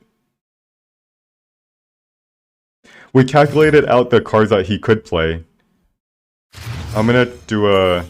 Shang-Chi alone won. Did it? Yes, it did. Because he doesn't copy... Oh my god, you're right, JC. So we get the 3 power for 2 power. We get 2 power from... Wow, we got 2 power from the Sunspot. Do we lose if he plays Arrow? No, we don't. We still win. You're right. Yup. Alright. That was unfortunate. We can't afford those mistakes. It's like... I know it's... Ooh, Cord. We're in danger. Zabu plus Darkhawk, most likely.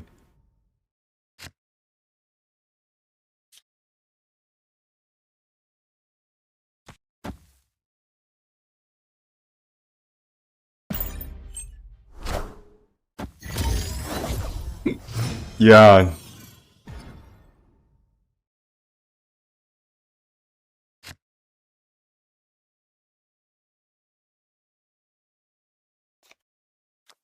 I want to get as many Cosmos on board. This might be a Zabu. It is an armor. Let's play a white queen.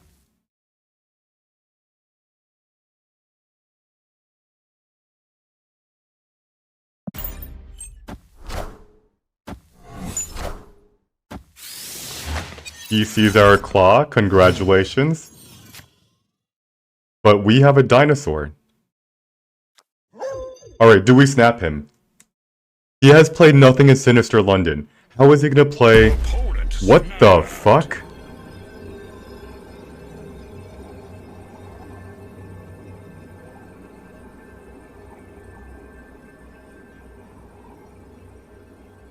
Alright, he's played 3 cards. Why does he want to snap?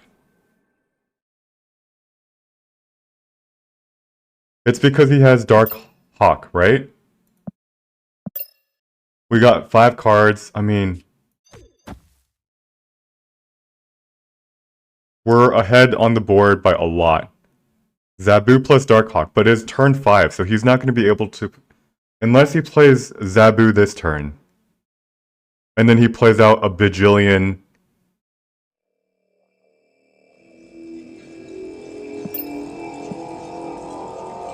I'll stay in.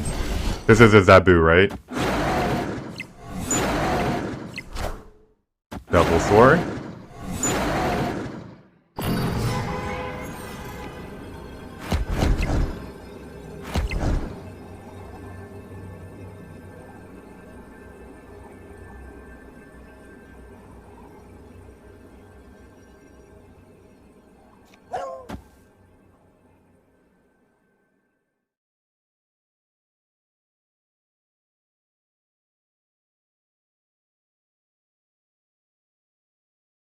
In range.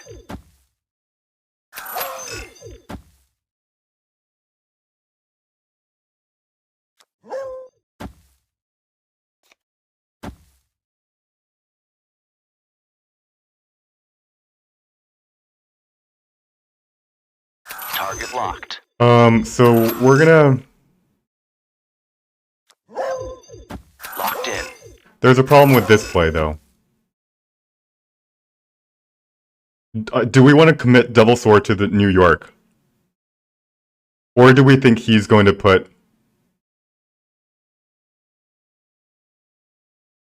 Do we think he's going to move? And also, what's his play? What's his turn 6 play?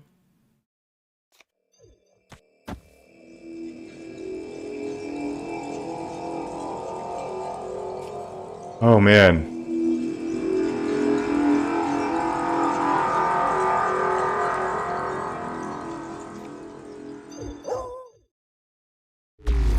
Oh, God. Does he move his dinosaur? Like, what is his play?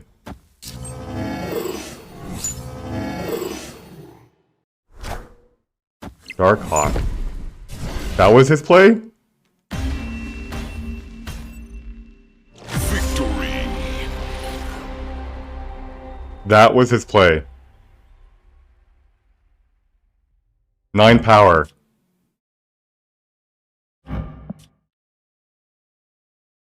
He knew we had a claw. He actually put less power on the board than we did. Even though he knew we had a claw. Jack 9 Twitch, you wish you played people like this. Funnily enough, people do play like this. You play against people that play like this all the time. But yeah, we'll take those, I guess.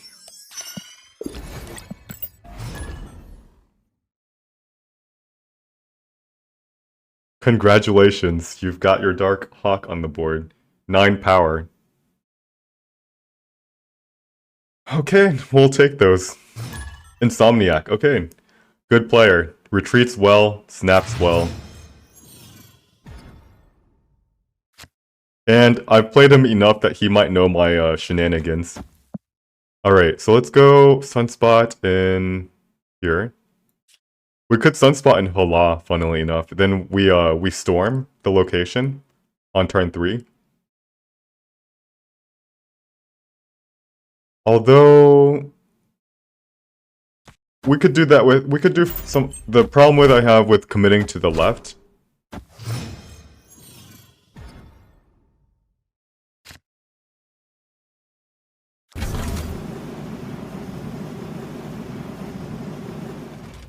We might want to Storm Titan. We don't want him to get out cheap 6 costs. Let's play Sentinel here. On turn 4, we'll probably be doing something like Storm and Lizard. On Titan.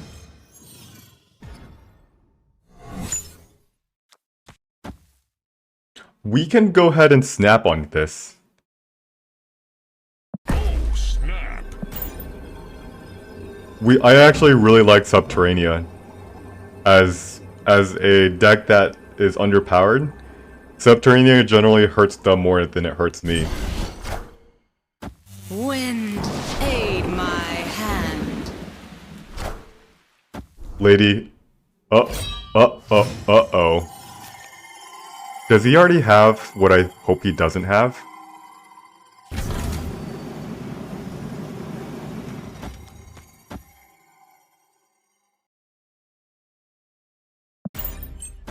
He literally has... Okay, Jubilee. Okay. Captain Marvel. That's not good for us.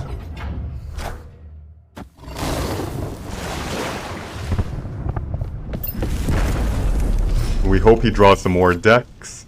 Opponent And he snaps us. Why?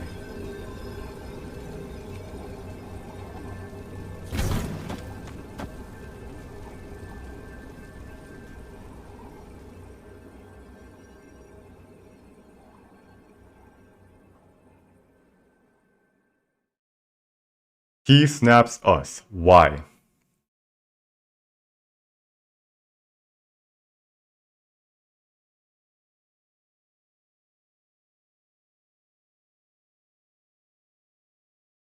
This Captain Marvel is so annoying. We both have to win this location, but it also moves away at the end of the turn.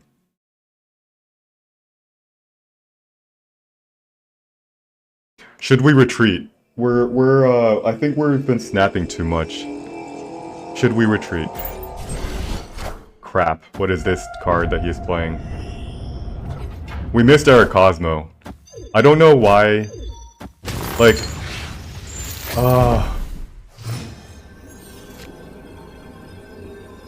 Alright. Shang-Chi, rescue me.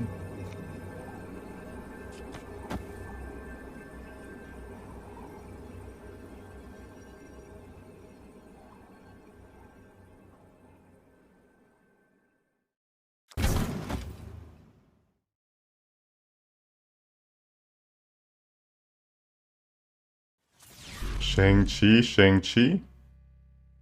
6 power.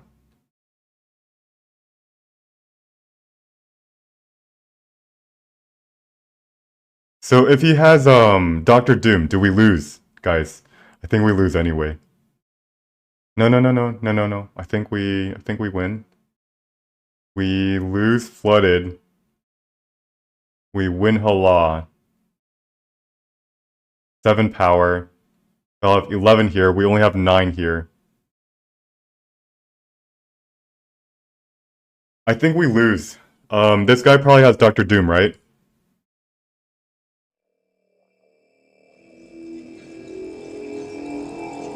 I think I need to retreat.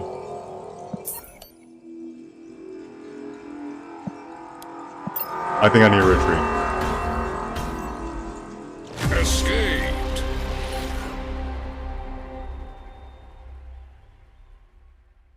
We drew our best card against him, but I don't know we win.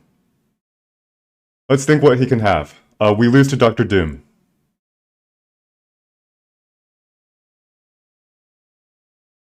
We lose to... Don't we also lose to like Magneto? He plays it in Hala, he wins the location by 6.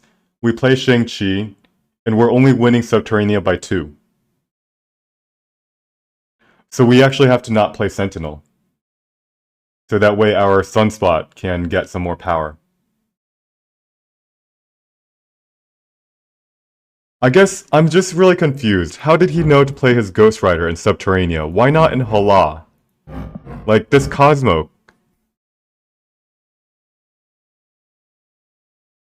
Yes, the hot location has ended. This Cosmo, the reason why I stayed in on turn 5 was because I thought for sure he was going to play Ghost Rider on Hala. But he played it in Subterranea.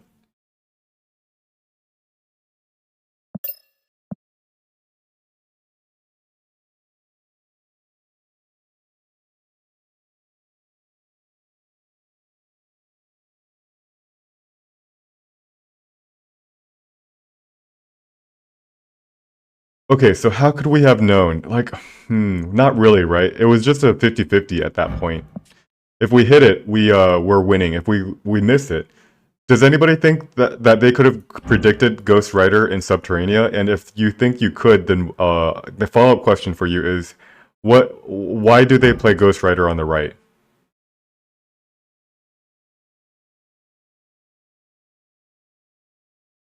Um, we lose to, let's see,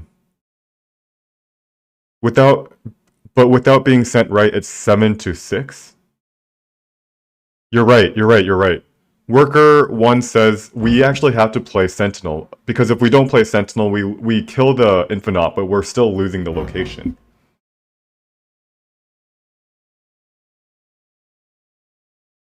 So I think we should retreat in this situation.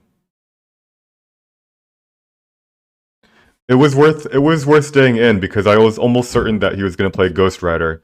And it was really just a 50-50 whether he played it in Hala and Subterranea.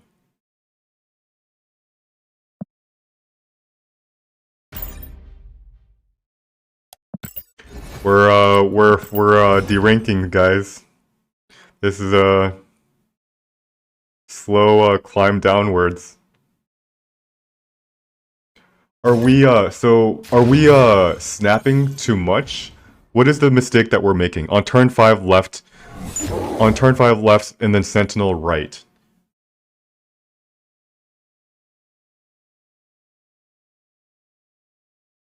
What was his finisher play? It could have been a Doctor Doom. I know there's 5 rocks in his deck, which he got incredibly lucky that he had Infinite Eyes in his hand. He had Captain Marvel from Jubilee. He also got lucky drawing his Ghost Rider. So there's a very high chance he doesn't have Doctor Doom. But those decks often run Chavez, and Chavez right also wins, doesn't it?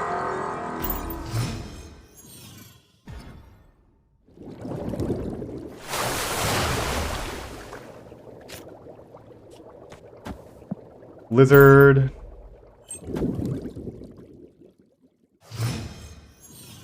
If it's Doom, would you win just by passing and floating 6 mid to support mid? Nope. Because Captain Marvel is gonna move to the location on the left. Alright, this is good enough to snap. Snap. Oh wait, no, he has initiative. Oh crap. So we're gonna get something in Shuri's lab, and then we're gonna double it. We've got the best 2-drop. That's a Lizard. And we're gonna storm it. Wind, aid my hand.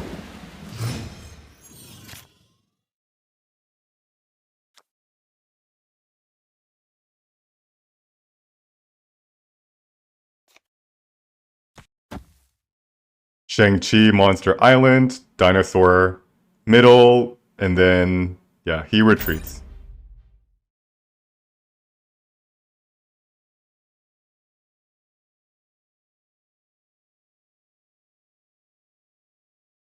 This deck could be a Galactus deck. Nope.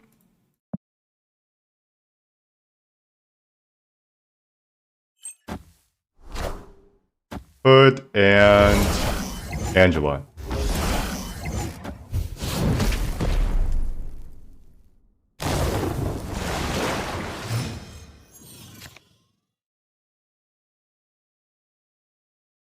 Let's play a double sword here.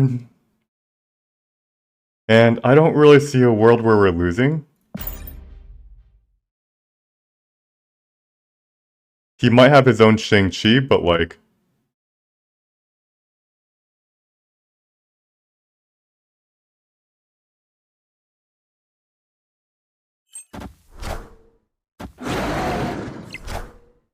Hawkeye. Demon. Falcon.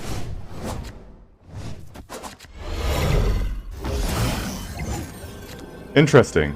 He can only play 4 cards, so we gotta still do some calculations here.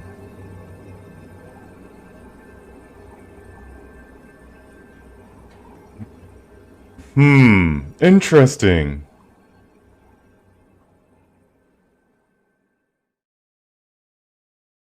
He's gonna play a 1/6.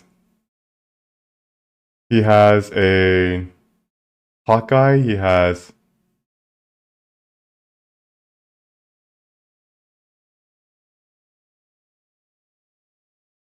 We can do something like this. We're gonna give him Lemuria, right?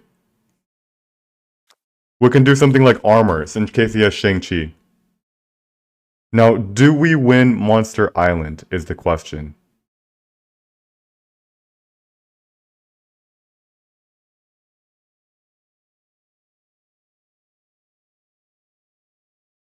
I'm not entirely sure. We'll see.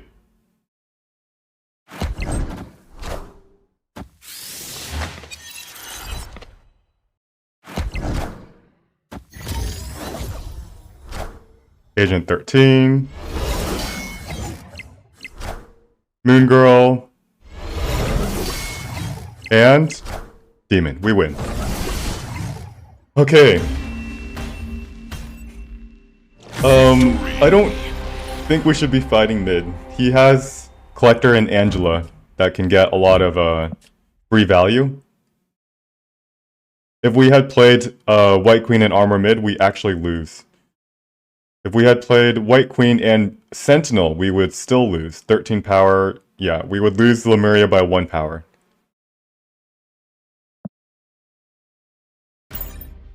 By the way, I added a chat box in the stream elements. Can you see the text, or is it a little bit small? Stream elements.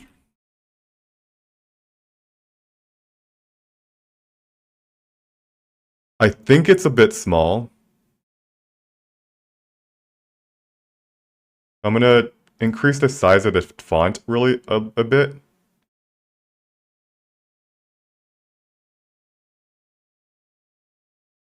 Let's do... And I don't really know how to change the font. Text settings. Pick a font. Size.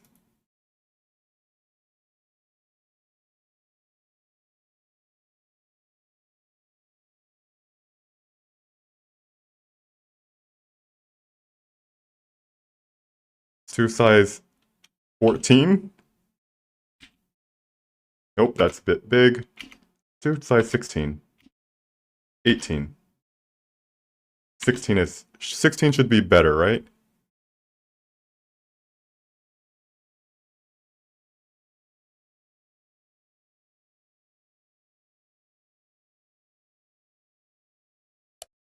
Hold on. So Jack Knight says that 11 would have been 13 with White Queen and Sentinel. He actually had 23 power in the middle, right? So we actually are behind by 1. But regardless, it's safer to put my power where he doesn't have his engines.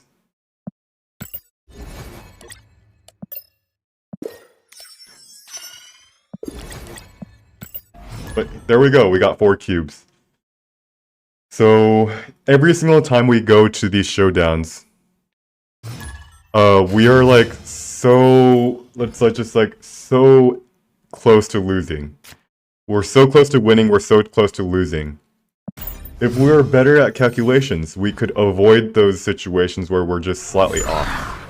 If we're better at predicting, we're just better players. So I am good, but I have still a long way to go before I consider myself amazing.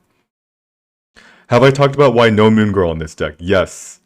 The Moon Girl Dino plays are a little bit predictable, and they don't match in power level to those, like, let's just say Bayro or Zabu or Silver Surfer.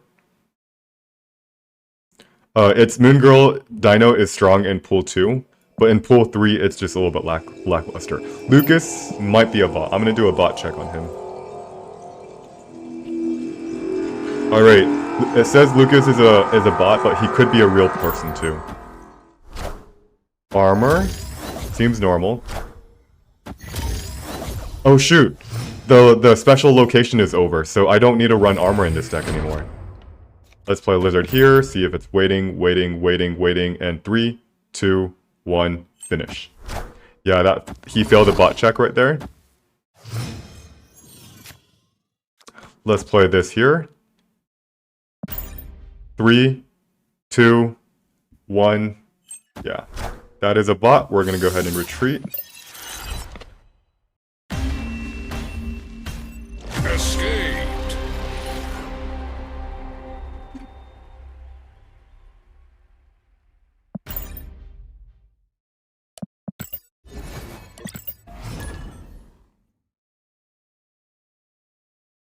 Oh shoot. Alright, we're gonna change our deck a little bit.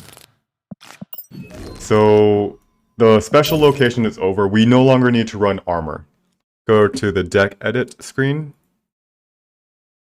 Back to Zoo. We could go to Zoo. I've been playing this grape deck for a while. Let's do Kazoo. And let's think about what cards we want to change in this deck. So Rocket Raccoon has been a little bit underperforming, I'll be honest. What can we replace with it, though? Hood is a pool 3 card. We could put Agent 13. It gives us a little bit more stuff to play if we need it. We could play Iceman.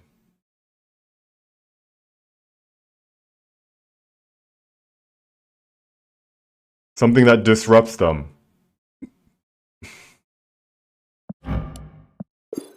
Let's play Iceman. Alright, let's go ahead and change back to in-game.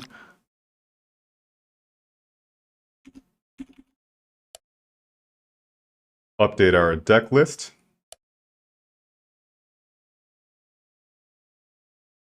Kazoo.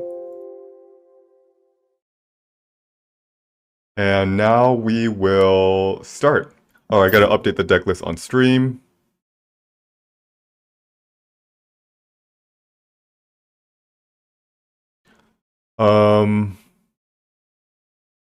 Kazoo. There we go. So Real Scatman recommended Yandu. I don't like Yandu too much. The information to know what deck that they're playing is nice. The percentage of times it disrupts their combo is not very high. Very few decks have a one-piece combo. Oftentimes their combos work in multiple ways. Did I change the deck? No, I didn't. So if we were to play a 1-drop like Yandu, I would rather play Korg. I would actually also rather play Mantis over Yandu. So we can actually draw, by drawing their card, they don't know what we disrupted. Tyke might be a bot. Let me check. Tyke is not a bot.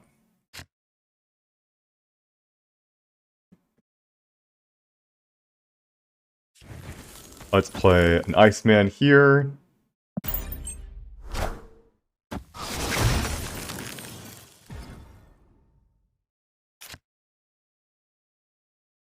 Alright, do we want to play into the Altar of Death?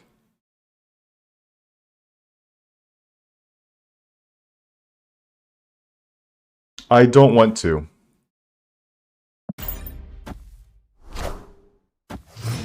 This is... uh-oh.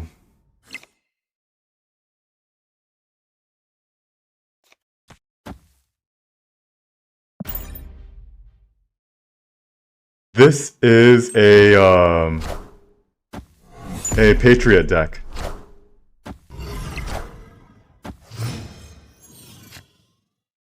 We have a couple tools to deal with Patriot. We have Shang-Chi. And we do not have Enchantress in this version. We replaced Enchantress with Cosmo. Onslaught. Come on, where's our Shang-Chi? Shang-Chi, we need you. Please, mercy, mercy, Shang-Chi.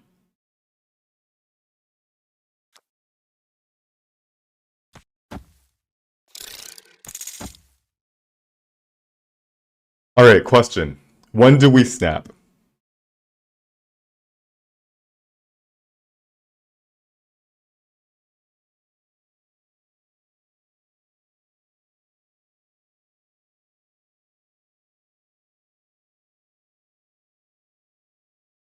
What else can we do? If we were to play, what are we doing next turn? Alright, so here's a problem. There's a chance that this Onslaught doesn't get hit. I don't want to snap. But so what happens if he plays Mystique, right? Or what happens if he plays Blue Marvel here? Then Onslaught is going to be... Alright. I think I can snap. I'm gonna snap him.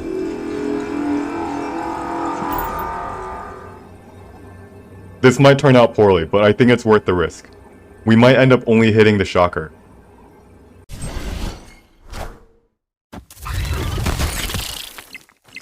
Nice. Nice. Holy crap. Alright.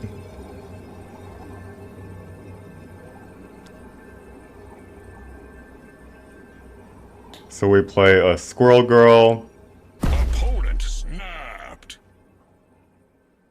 Fuck me in the ass. Alright, so what does he have, right? We know what he's gonna do this turn, right? He's going to play Ultron. Do we beat Ultron? And where do we think he's gonna play Ultron? He's going to play Ultron here.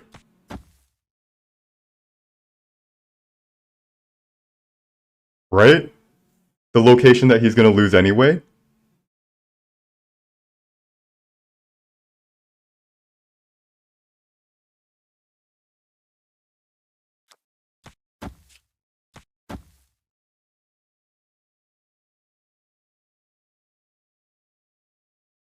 What happens if he plays Ultron in the Altar of Death? Can we win? Wait, hold on, hold on. Can we win? Like, what happens if we do this? Do we win? Do we win?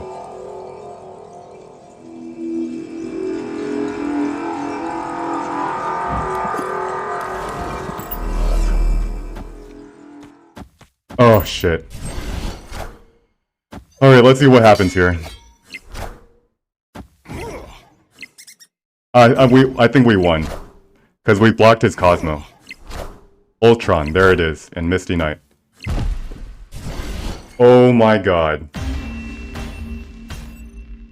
Victory. Oh my god. We won. Just barely. Holy crap. It came down to the tiebreaker. Holy crap. That is so scary. I almost fell in the 70s. How's it going, Collins? It is guesswork. It is guesswork. He could have played Ultron middle. We couldn't have Cosmo'd him. But the problem is we win... No, there is no problem. He wins left and right if he does that. No, he wins middle and left. So for a moment, I wanted to play Cosmo left, because what that would do is it would allow us to win Morag, right? So it adds 3 power here. This adds 3 more power. We're at 13 in Morag. And we're gonna win Monster Metropolis because it doesn't matter that he pumped out 3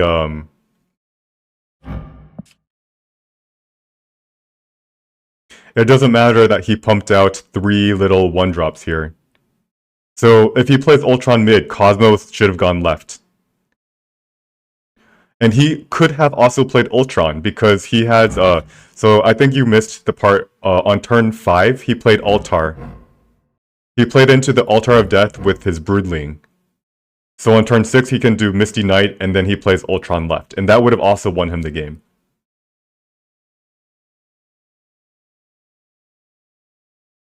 So we got incredibly lucky. So what made him want to put into Monster Metropolis? Well, isn't it because he had an Ultron here?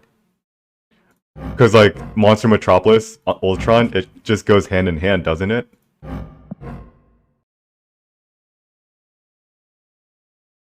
So we got lucky. He could have outplayed. I guess a lot of times people don't really play around Cosmo. They don't expect it, so they kind of just put it into the most obvious location, and that would be Monster Metropolis. So in terms of those mind games, it's like, am I going to mind game? Cosmo in Monster Metropolis is most likely the best answer. But are we going to do with the most obvious play?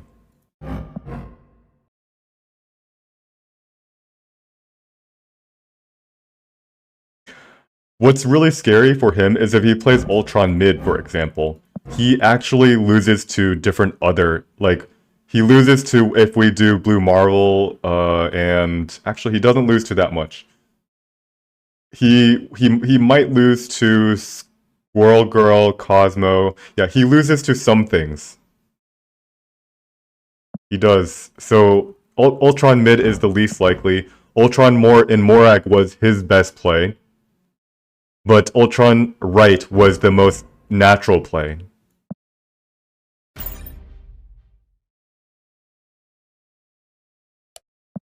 Nice. 8 cubes. That is scary.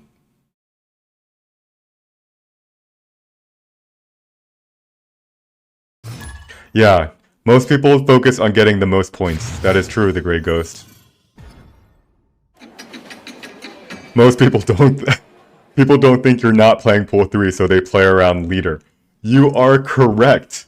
They will play around leader, and they'll never put into Morag, right? Or the Altar of Death, because when I play leader, I get his. You're right. They play around leader. I need to think that more. That is actually something I need to consider more. I can't just consider what cards I have and what cards they have. I have to also consider what cards that they might think that I might have, if that made sense.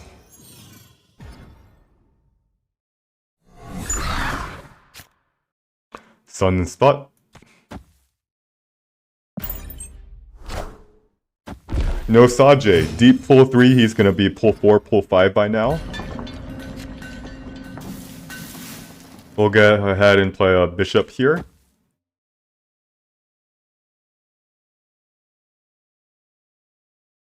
No, we should put a bishop actually here.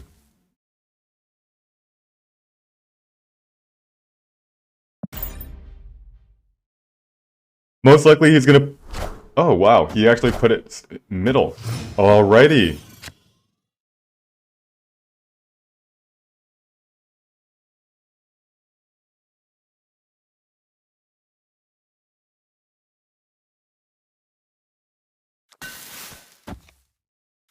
I kind of want to lock down my Savage Land. We can add a lot of power through it, Blue Marvel and Kazar if we draw it. What is his game plan with Psylocke? Is this a Mr. Negative deck?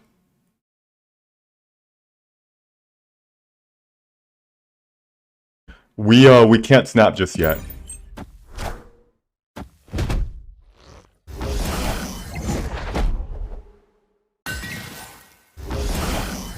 It is Sarah.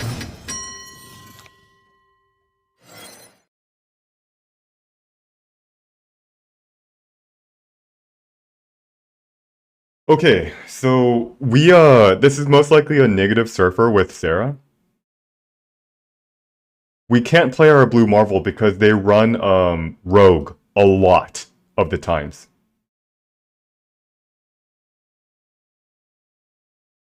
So let's play Iceman. And then it seems crazy, doesn't it, to not play our Marvel. The only way we can protect Blue Marvel against Rogue is by playing Ant-Man in the same location. So let's try that. Our play next turn will be Ant-Man, Iceman, and then Shang-Chi and Nidavellir.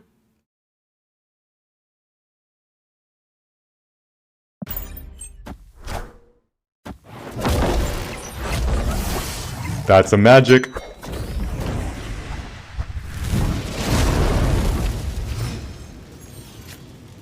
We are 10,000% going to get rogued. We have to play Ant-Man.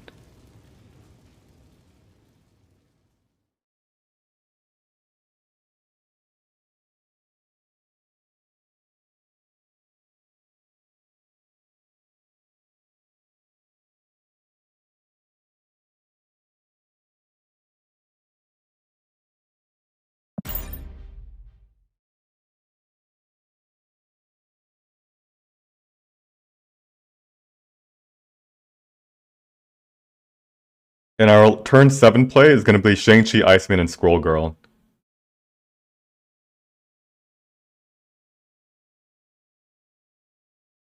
Unless we draw a Cosmo, in which we'll play Cosmo in Limbo. And then we'll do something like Shang-Chi and Nidavellir if he puts that much power in there. But we're never going to snap them.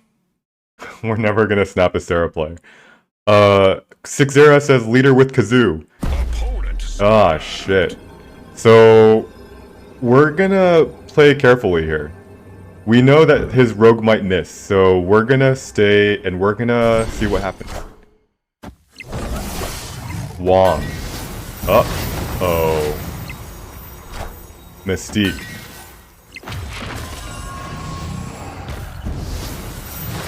Cosmo, mercy.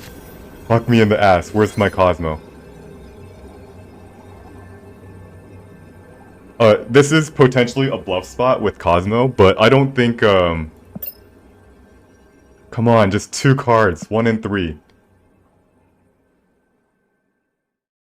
So... this could be an Ironheart. Obviously, we can't even... we have initiative, so we just leave. There is a world where we snap, by the way. And that play would be if we want to bluff, we can actually bluff. But I don't know, he might not leave. Snap equals to fake Cosmo. Sometimes it's not fake though. Sometimes when I feel like they're not going to retreat, even if they think they have Cosmo. Because funnily enough, if we Cosmo, he still has a chance to win. If he lands his, no, actually, does he have a chance? He lands his rogue on the blue Marvel, and we're still in deep trouble. Alrighty, another Subterranea. We love that. We love to see that.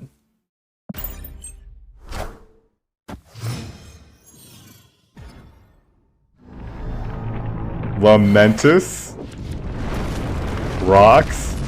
Alright, I want to snap right here. Should I snap, guys?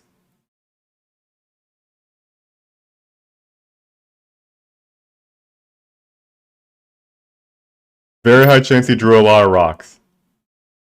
Snap. Let's snap.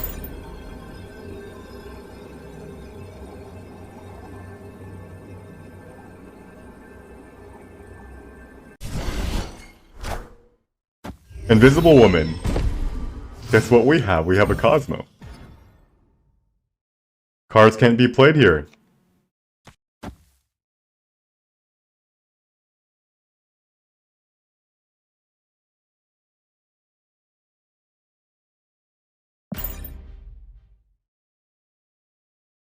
Alright, we're gonna play Mr. Fantastic and Cosmo on the same turn, on the last turn of the game.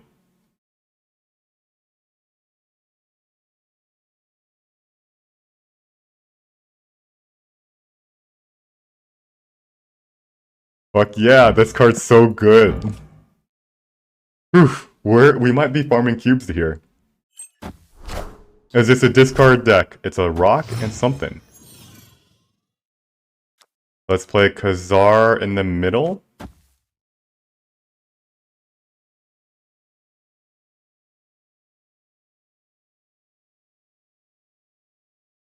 Or should Kazoo be played here? Let's play Kazoo here. We need to have initiative, which we should be able to get quite easily.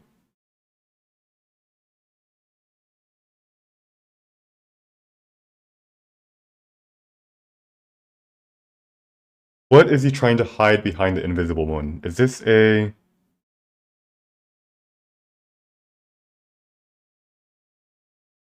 Oh no, Kazoo should be left.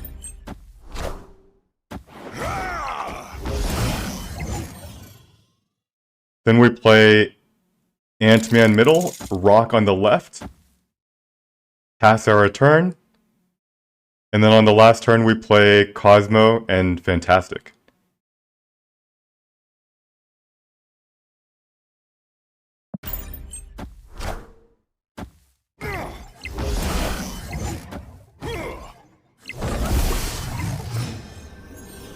Here is Cosmo, here is Fantastic, and whatever you have hidden behind there.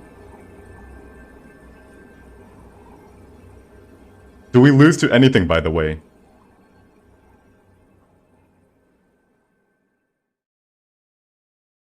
We don't lose to anything. Alright, this is good enough. I guess I'll just, end my turn. 4 cubes.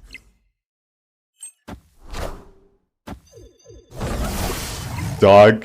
This is why Cosmo's one of...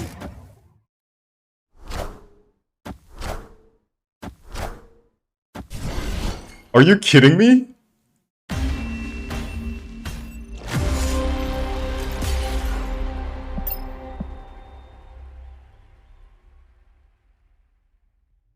Are you kidding me?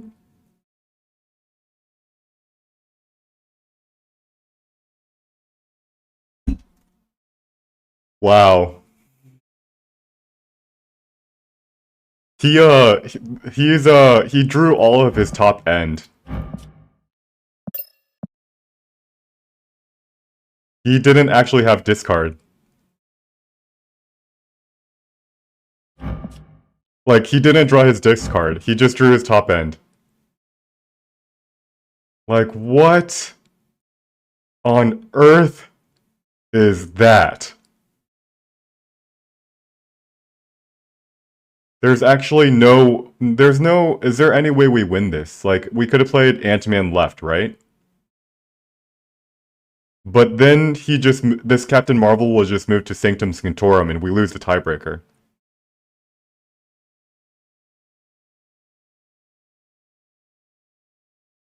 Yeah, that's so unlucky. This was a Hela deck. Cosmo into Hela is like basically GG. Why didn't she fly? Because if she flies to Subterranea, she loses the game, right?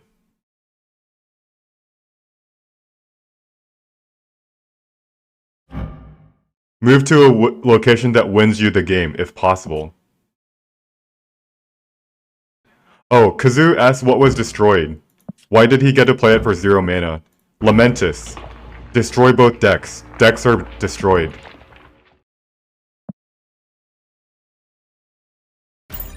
That is so bullshit. We, We had the perfect answer to a Hella deck, and like, what? This is what happens. This is what happens. Lucas? Wait a second. Did we say this Lucas was a bot earlier? He might actually just be a human with a bot that shares a name with the bot.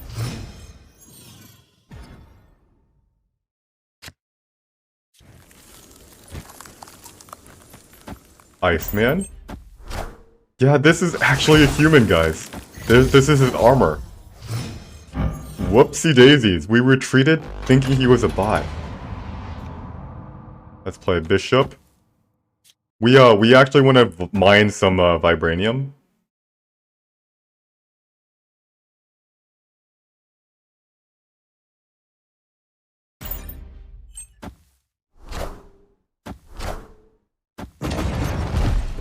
And if he ever snaps us, we're retreating.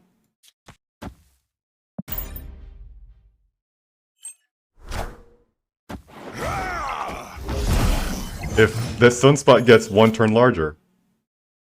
Okay, so we know he might have an Infinite, right? And he might snap us here.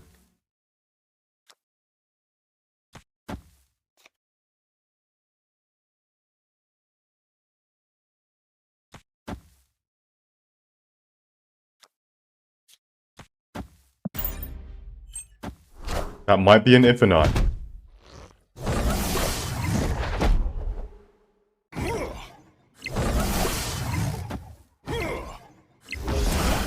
That's a Shuri. And he retreats. What on earth was that? He skipped his turn 4. This guy is a super greedy deck.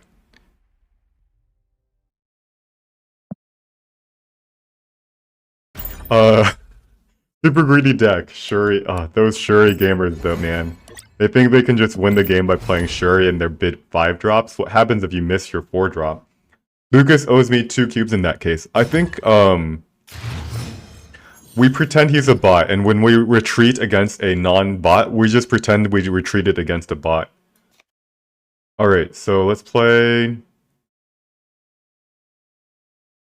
Let's skip... I'm gonna skip this turn. Now we play Iceman into the dark.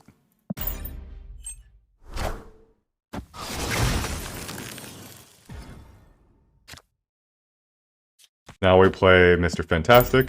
Pretty straightforward Kazoo. And he retreats. We'll take those wins.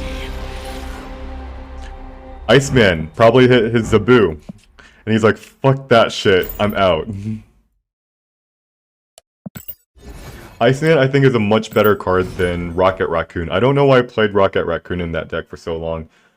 Sometimes Rocket Raccoon, though, gives you a lot of cubes by winning the tiebreakers or like close games on turn 6. But it never just wins you the game by hitting their Zaboo or their combo.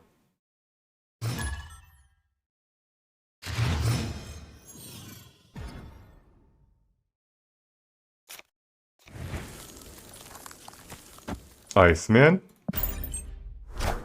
Sanctum Sanctorum. Mr. Fantastic is absolutely fantastic.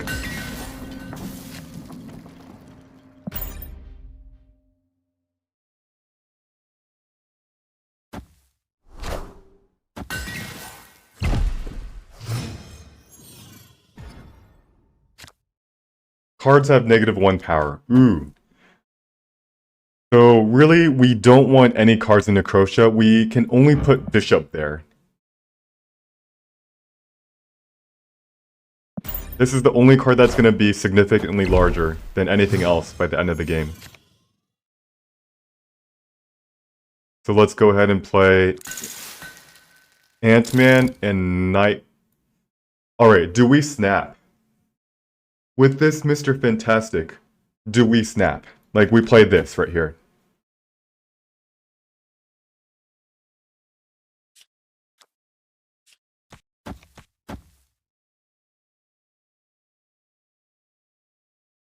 I'm gonna snap. This is too good.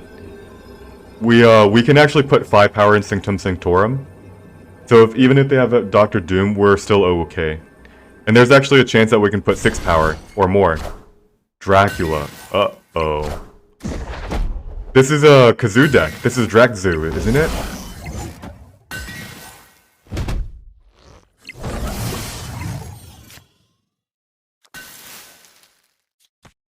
Marvel.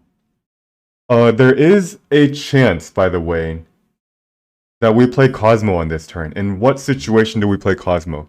Is this a discard deck that runs Sunspot, or is this a Kazoo deck? This is probably a Dracula Zoo deck.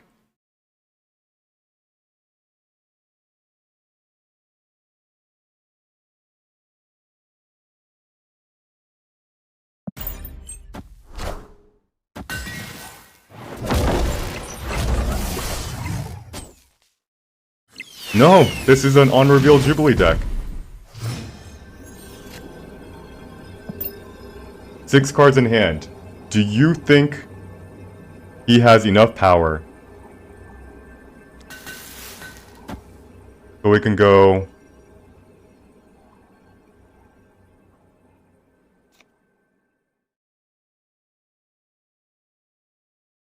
One, two, three.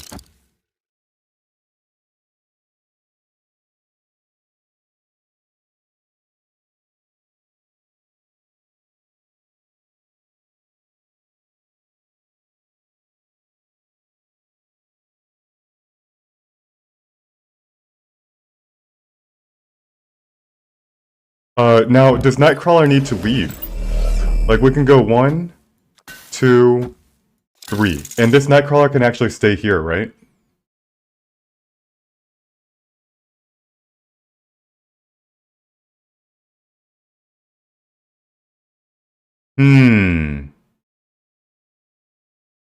Should this Nightcrawler move? Now, should it or should it not? Well, what are the chances that the Omega there's no chance, right?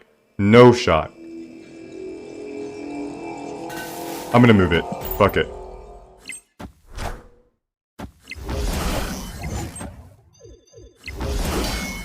It might be an Odin, for example, and we're really happy if it's an Odin.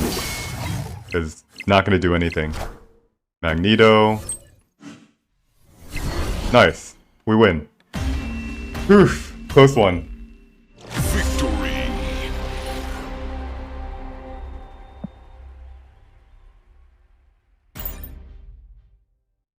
We are now back to 2 cubes since the start of the stream. Alright, so is right Sandman stat Zabu deck highlight. Let's read this. It has Infinite, Magneto, Chavez, Omega Red, Jubilee, Dracula, Sunspot, and Zabu. Oh, that makes sense. This is a Zabu deck. Although, why didn't he play Shang-Chi? He couldn't play Shang-Chi middle because all my creatures were 8 power. Perfectly 8 power.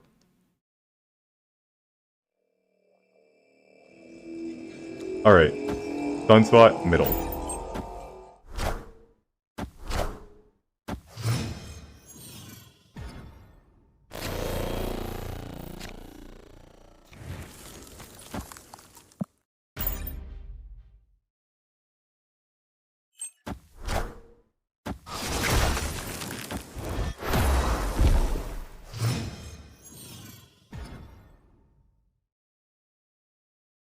Alright.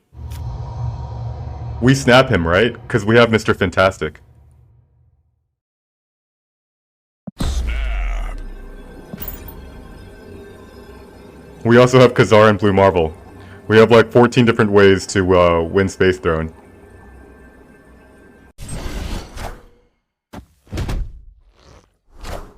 Cosmo? Let's play Kazar here. Honestly though, we could actually pass our turn. Do we think the risk of the Danger Room hitting our card is higher? Does it warrant us to just not play Kazar? And honestly, if I think about it, I think the answer is yes. Because we, with only 6 spots left, we play Blue Marvel on 1 turn. And then what? No, I do want Kazar to resolve though. Alright, let's try it.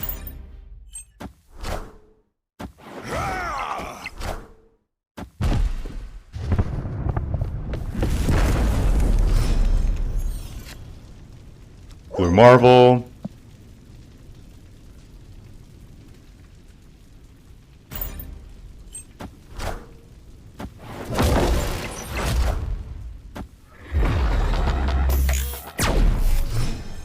I don't even care.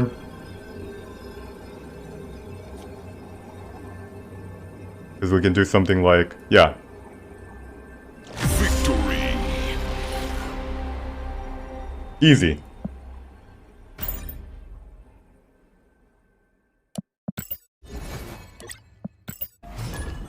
This is a good card, Leech. It is. Leech is a good card, but not really that good against Kazoo. Sometimes, like, I just want to play my 1 cards, and they don't really matter. Like, with Kazar and what's that thing called? And Bishop on the board, and Angela, and there's so many things that... Oh shit, Warrior Falls. Do I think Dragzoo is better? Probably.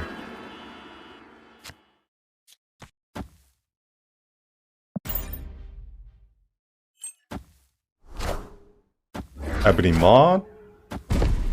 Julin Ho. Dracula Zoo's probably better. Being able to play for 4 mana, 20 power is pretty good.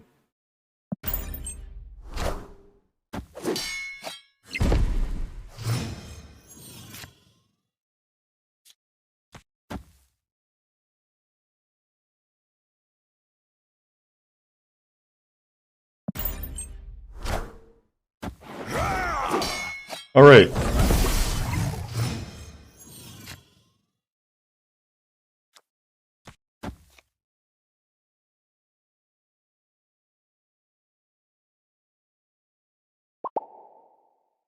What is he doing? Opponent snapped.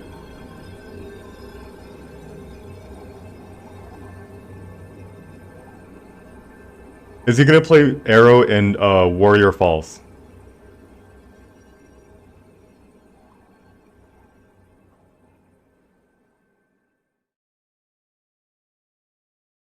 I mean...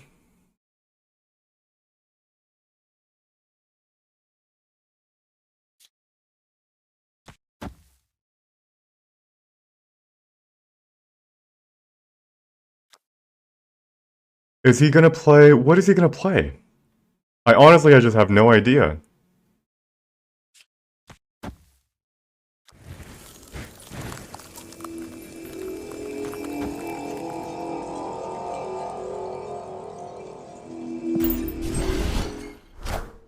Leech. Wait, Leech? Was what you wanted to play?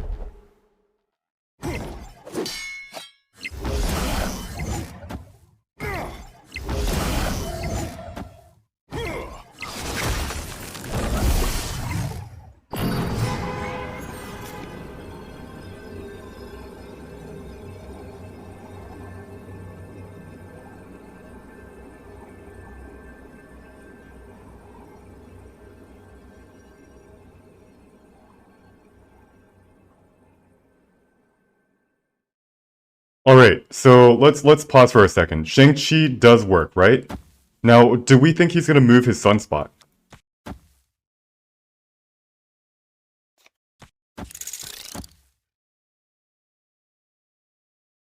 When should we pack? Sometime.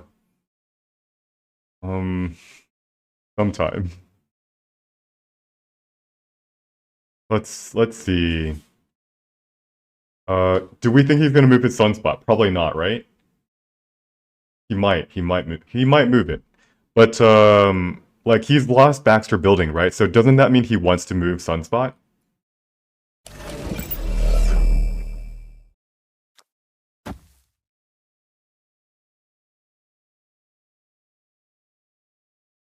Like, for real though, doesn't he want to move Sunspot? How does he add more power? I think I'm gonna Shang-Chi here. Because I actually think I win.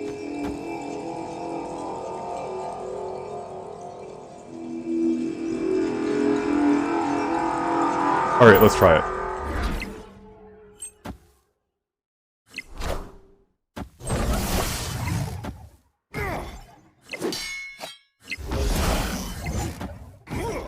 And what is he up to? Leader, like what does leader do? Nothing. What is your game plan? Alright, so I do want to talk about this this decision right here. I am aware I have initiative. Well, when Sunspot moves, by the way, movement happens before reveal. So if he moves, my Shang-Chi will actually kill it. Right? That's how it works. And when he moves Ebony Maw, he can't actually play any cards in Baxter Building. So I have no fear about him winning Baxter Building. And really, if his plan was to leech leader, like, I don't know. It's like, how do you expect to win? Anyways, thanks for the 4 cubes. So the only way that we lose is if he moves, Ebony Maw, and also the Sunspot onto the right, and then he plays something like Doctor Doom.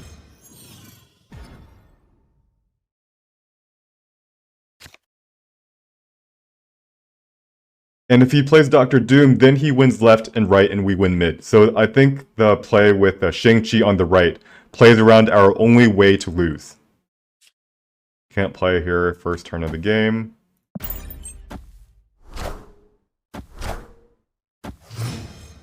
Leader would have survived and falls? Yes, it would have.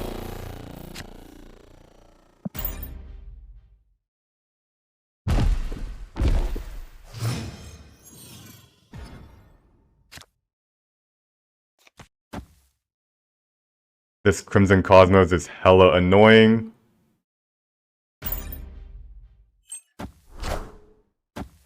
Survive Rooney, Pepperoni, Killaroonie, Diaroonie. No!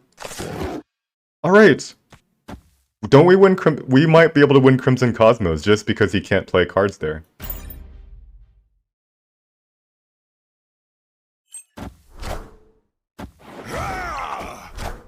Shuri.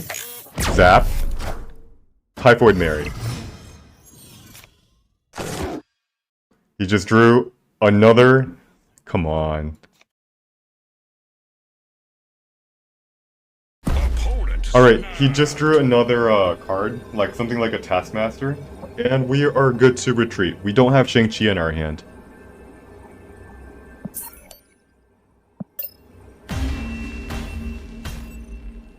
Escaped.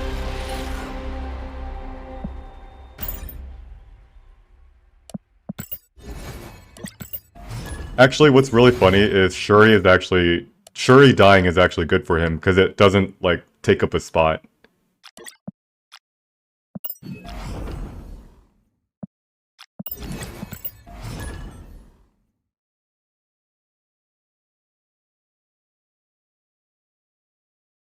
Sit up straight.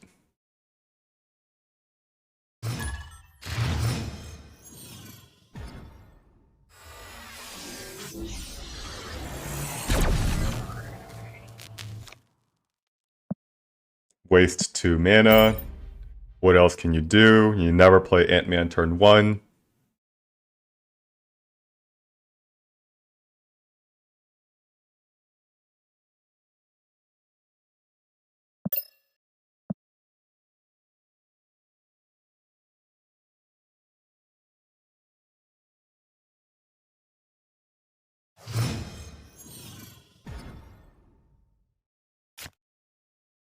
Nightcrawler. This is a card that you do play.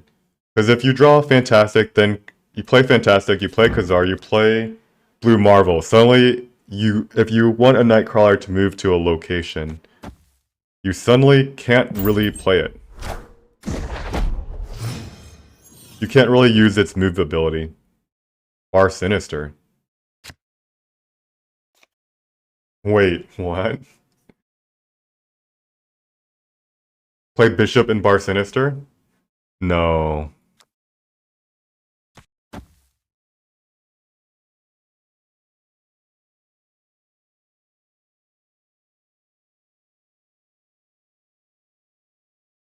If we play bishop here, and then Mirror Dimension becomes Far Sinister, we only get to play like 2 cards. Uh-oh. Zaboo.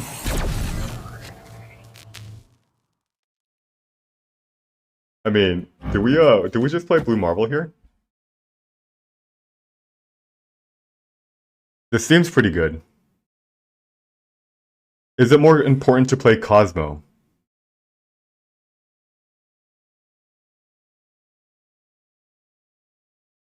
No, I think this is fine.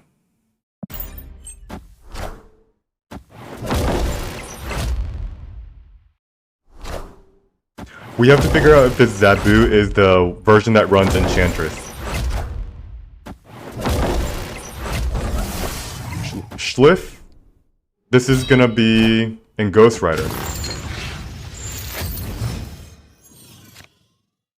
We're okay, we're okay. So we can play Kazar.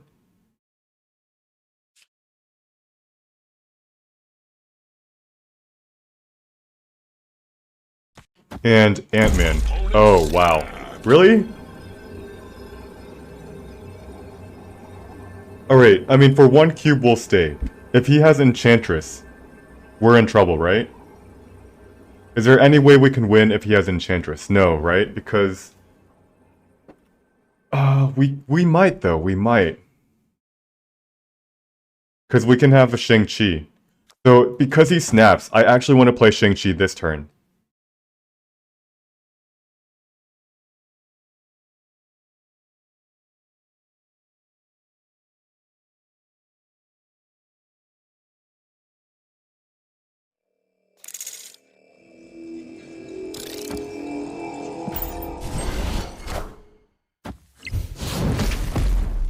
Oh, is this the deck that plays double Spider-Man? Jubilee, Shang-Chi, Crossbones. Okay. Alright, so we do still have to be careful. We see a Shang-Chi, right? That means Enchantress is quite likely. Do we lose anyway?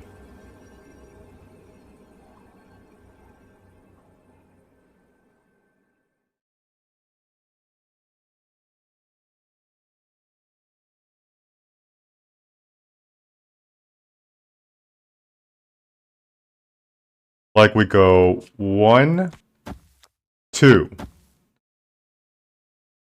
And we are going to lose 4 power on all of our cards. Yeah, we just lose.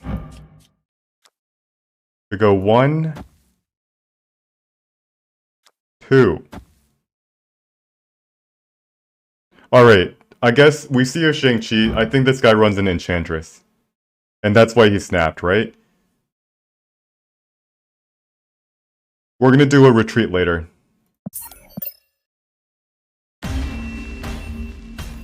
Escaped.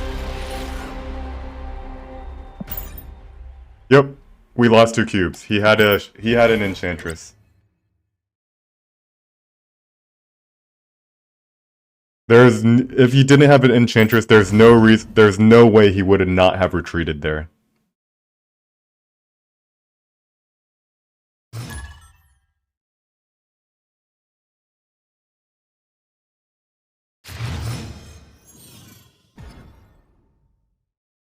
Sanctum Sanctorum. Nightcrawler. Alright, we're gonna go ahead and play Sunspot here. Angela mid. Nightcrawler after.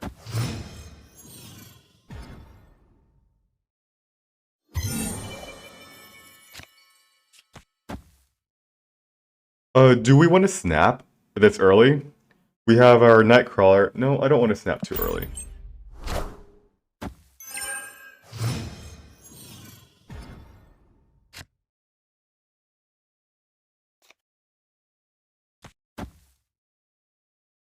Bishop.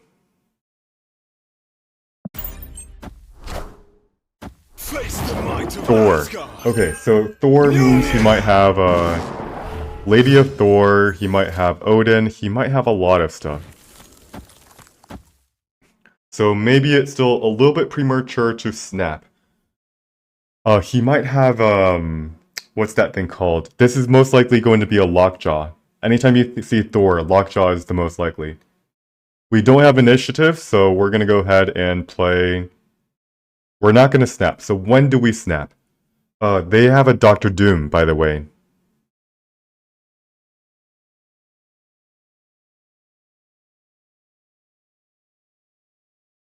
So we cannot snap. We have to be patient. This is most likely, it's a Jubilee, not a Lockjaw. Chavez.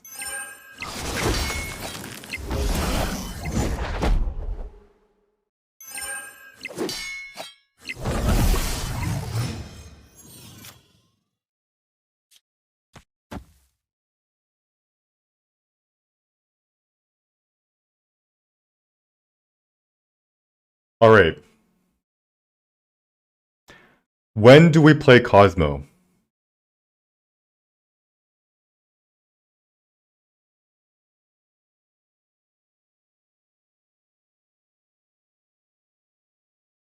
I think I can go ahead and snap. But when do we play Cosmo? It might actually be this turn.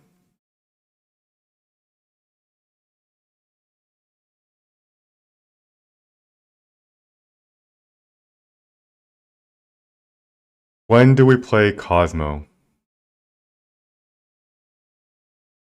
I'm gonna go ahead and snap. Oh, snap. We have our Cosmo, and I think we can wait till the last turn to play Cosmo, and where we know it's safe.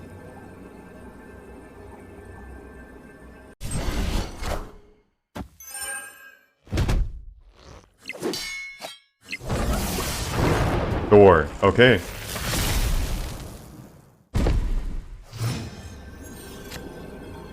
We move this. Where do we move it? Well, we played this here. We played this here, and then we play Ant-Man.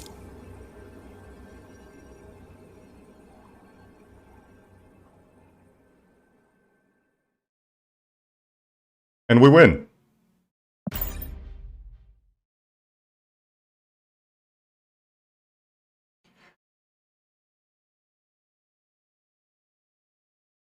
It's not only very winnable. I'm trying to think how we lose. I don't really see any way we lose. We're actually winning in every single lane. Right? So we go here. We go here. We go here. We're winning. We're winning in Icebox. He has a Heimdall.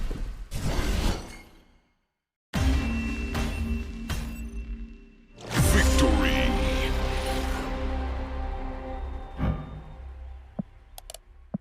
Whoa, he has a Heimdall. Why does he have a Heimdall? Does he... He has a Heimdall. Heimdall right doesn't actually win. Because when Thor and Mjolnir moves over, it's only going to be 4 power and Sanctum Sanctorum.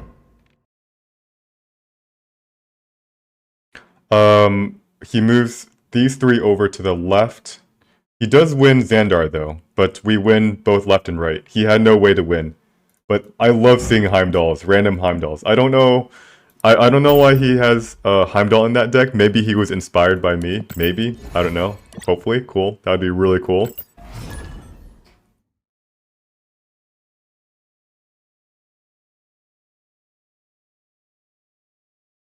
$10.30.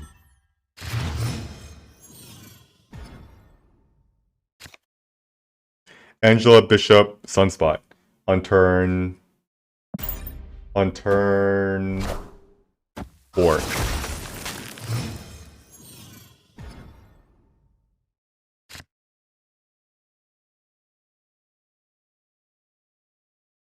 Alright, do we play Angela in the middle? Then we play Bishop. The problem with playing Angela in the middle is that we don't get to get value from our Sunspot. If we wanted to play it there. So let's play Angela right here.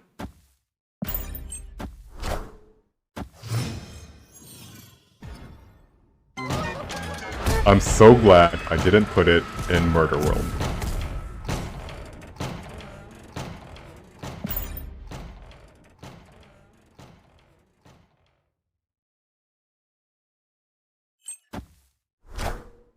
Sabretooth. Whoa.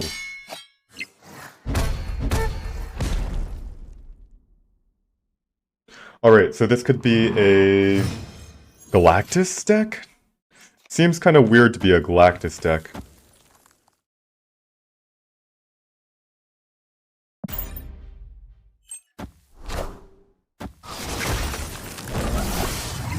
Bishop. Clear for takeoff.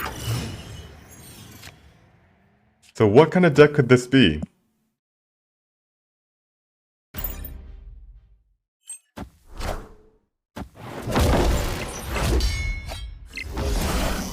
Polaris. It's a Surfer with Sabretooth. That's an interesting deck. A Surfer with... That's really, really neat. Alright, so we're gonna go ahead and play one... Killmonger. He might have a Killmonger. Huh? Okay. Alright. I don't want to contest Murder World.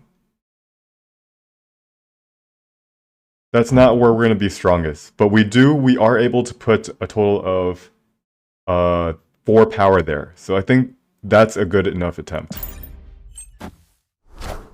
Maximus. And there's the Cosmo that we were looking for.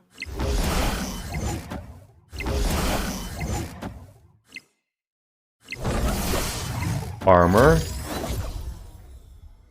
And Surfer is going to be Sabretooth and then Surfer, right? Surfer. Sweet. We win. No, wait. We lose. Wait, no, we win. Okay, nice. Yeah, I calculated that. I calculated the Murder World was very likely going to be uncontested, so winning with 4 power was there. And then everything else was just left to luck, to be honest.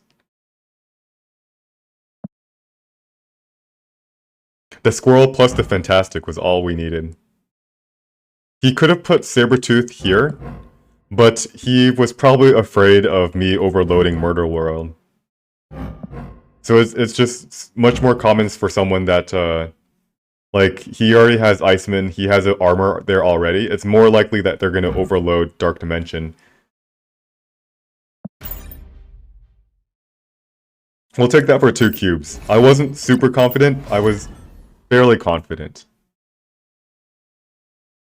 Imagine losing to pool 2 with this meta Surfer deck. Yeah. It's pretty strong.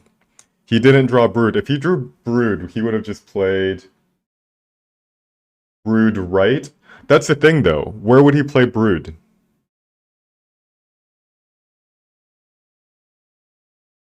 He would play Brood right, but then he can't play Maximus left.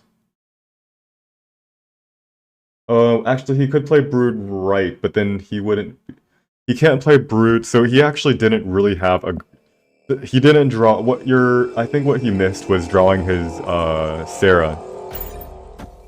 Oh, earlier in the game, that's true.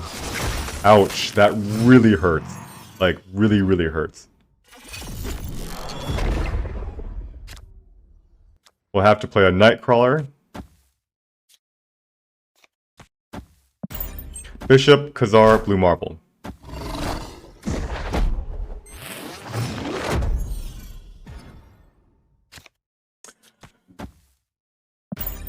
Our Blue Marble got hit. Wait, what? Sauron? This card just came out? Remove the abilities from ongoing effects of...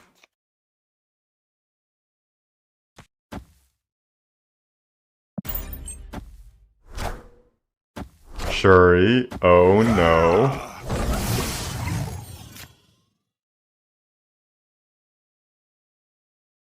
And we'll think for a second. Do we want to play Mr. Fantastic or Angela?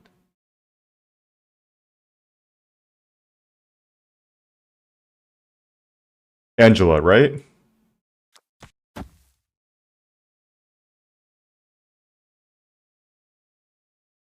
And then we'll play a Sunspot where?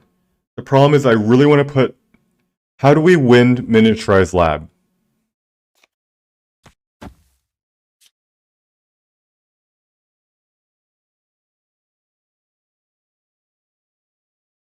How do we win Miniaturized Lab? Alright, Cannon says a good play, actually. What happens if we just do this?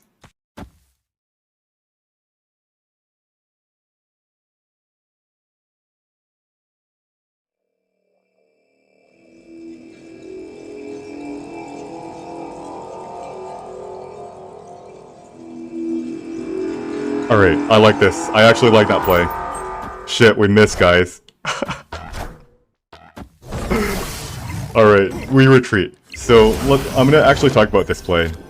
I'm gonna retreat. Retreat now.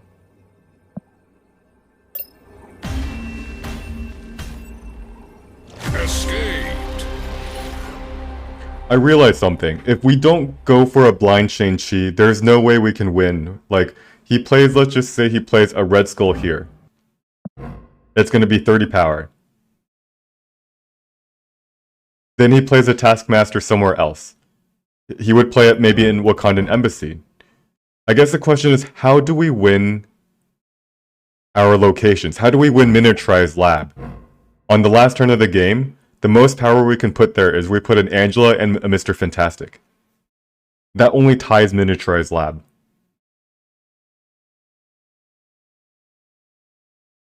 Could we have known that he was going to play Ma in Wakandan Embassy? I mean, yes, right? He would put it into the location that he's winning by only the smallest of margins.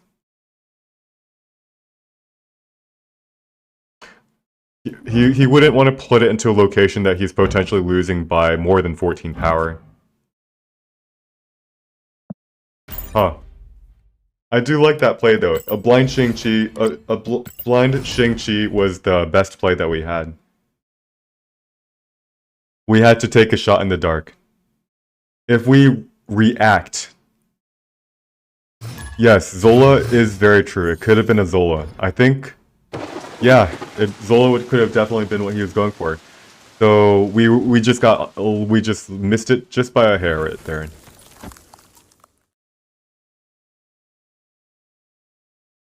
Wait, Iceman?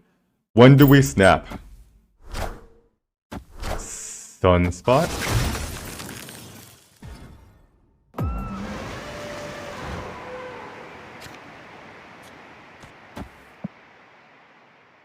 Alright.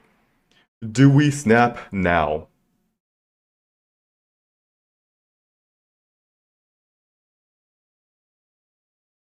I'm gonna snap. We're gonna be winning the raft. There's no way, unless he has Scarlet Witch, there's no way he can actually, claim the raft. And he retreats. Victory.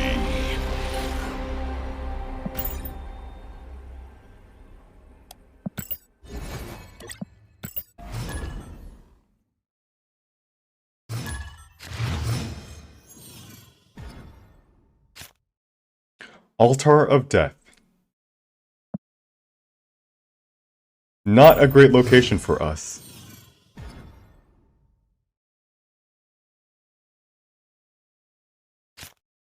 We don't like the location because we need we don't want them to cheat out mana. We have no reason to cheat out. Ooh. Bishop. And by the way, Sinister London is a bad location for us.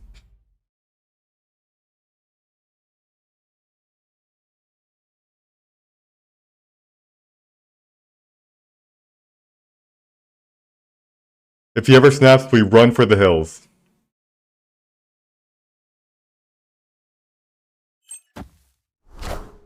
Lockjaw. Wait a second, how does this work?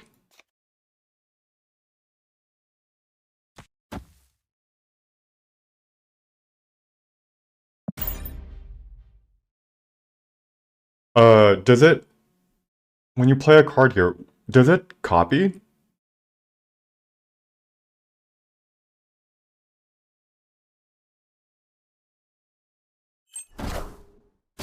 So there's a Jubilee. It's gonna get shuffled, right? Or does it get copied?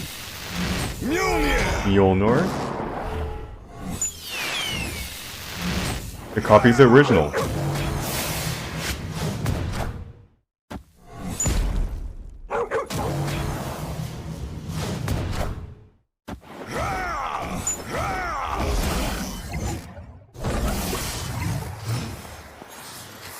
Okay.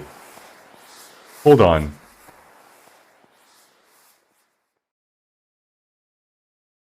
Strange Academy makes this so awkward.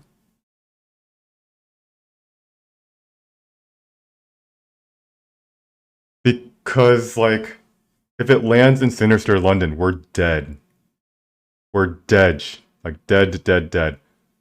I think we can play Iceman here to get some...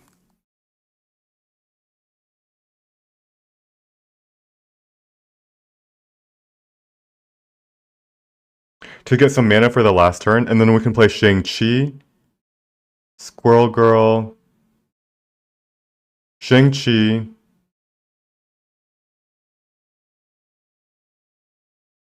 no, do we play Cosmo? We play a Cosmo into Altar of Death to sacrifice it.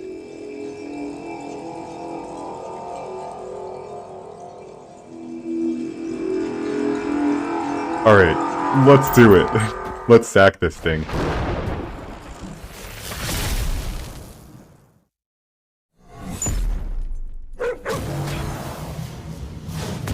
And he gets a Sunspot through it.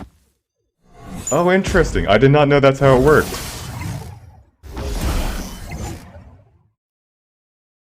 Move left, move left. Alright.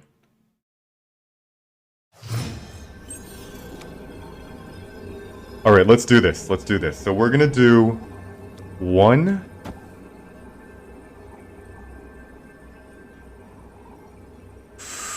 Ooh, we can't actually guarantee it. We wish we drew a 1-drop, but we drew a...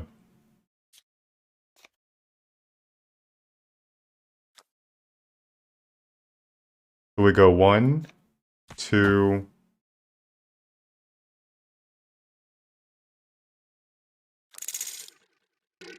1, 2...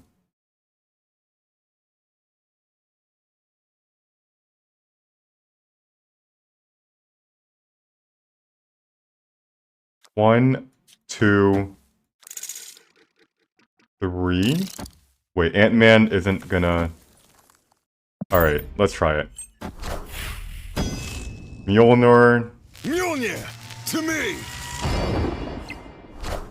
Odin. Mjolnir, to me! Alright, we know where it has to land. It's a 50-50. Left. Left.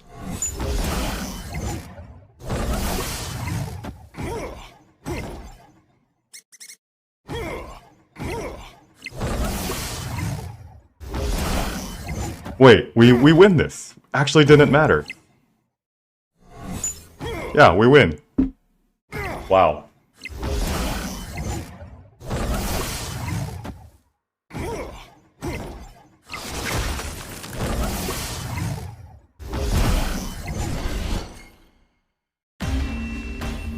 Nice. Victory. So, what did we learn? Lockjaw is, it plays the original, so he got 2 Jubilees on the board.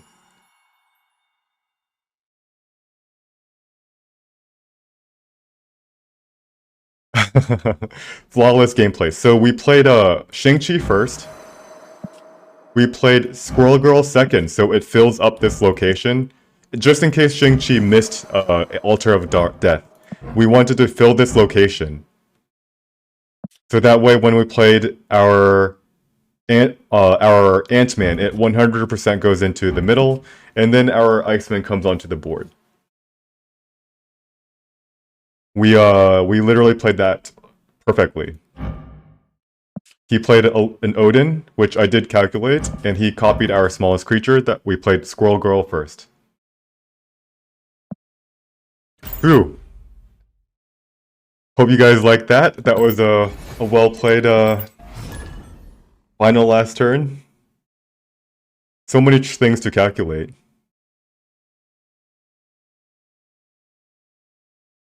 Do you guys, when you guys watch me, do you guys feel like you're learning? Or is it like, I don't know. Because like, I feel like all the plays I make, they all make sense. It's nothing that seems impossibly hard to come up by yourself.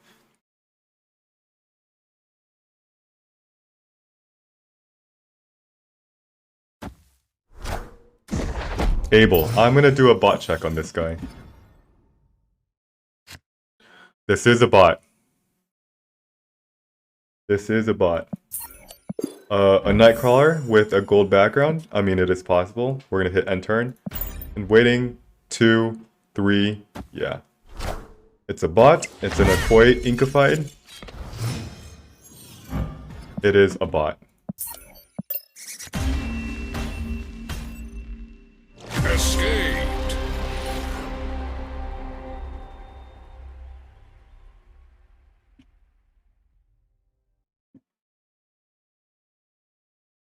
If they have a gold background and black and white, most people don't have it. Like gold background, black and black and white. Where's the white? Yeah, who inkifies their Akoi, by the way? He also, I looked up the list, the bot list, and his Abel was on the list of bots. Absolutely learning. Increased 10 ranks. That's incredible. Inkify equals black and white. Oh. I mean, I should have figured that out. I actually just called that the black skin, too. The black variant.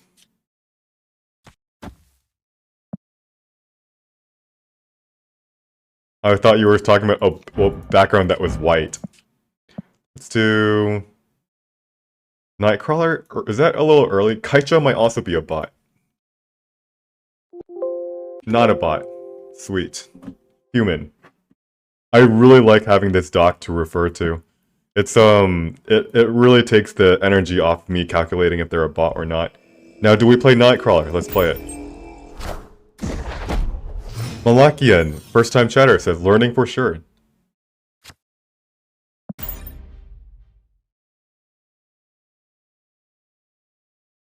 Alright. Bishop goes into Crocio.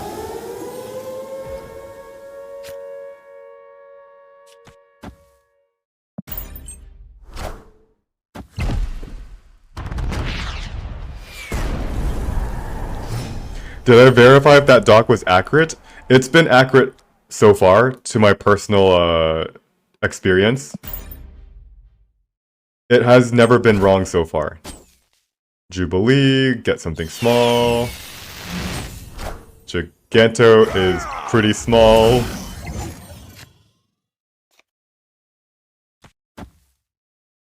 Alright, we need to have initiative going to the last round.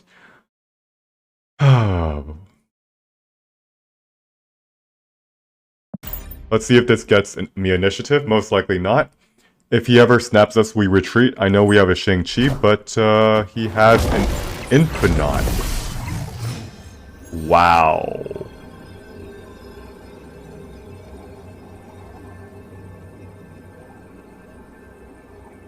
Alright, is there a follow-up to Infinite? It's a She-Hulk. It could be a She-Hulk into a...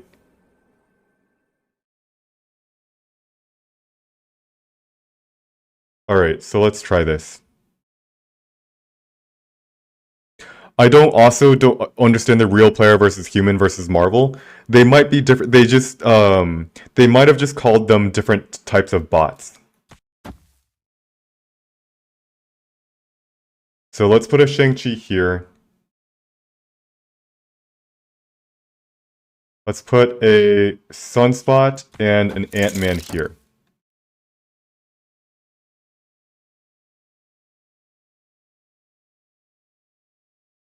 Do we snap them? Will they retreat if they snap?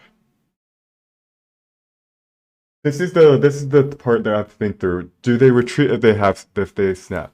If their play is as simple as a Infinite, and that's the only thing that they've done this turn, they're gonna retreat. So we're just gonna hit end turn. That's the Infinite. If we snap him, he just retreats 100% of the time.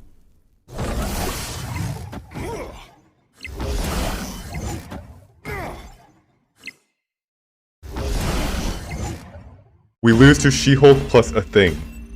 It would be a She-Hulk plus a Taskmaster. And then that's the thing, Greaseball. If he has a She-Hulk plus a Taskmaster and we snap him, we lose, right? And when we snap, the only time he stays in is if he is beating us, and the only time he leaves is when he's losing. So he's always we snap, and it's always going to be a not profitable position. Jubilee and Taskmaster, that is true. Good observation. If they run Jubilee, they're probably not running Taskmaster. So I was afraid of Hulkmaster plus Arrow. Hulk plus Arrow, which is why I filled up Ruins. Although, if he plays Ruins, if he plays Arrow, he wins Ruins anyways.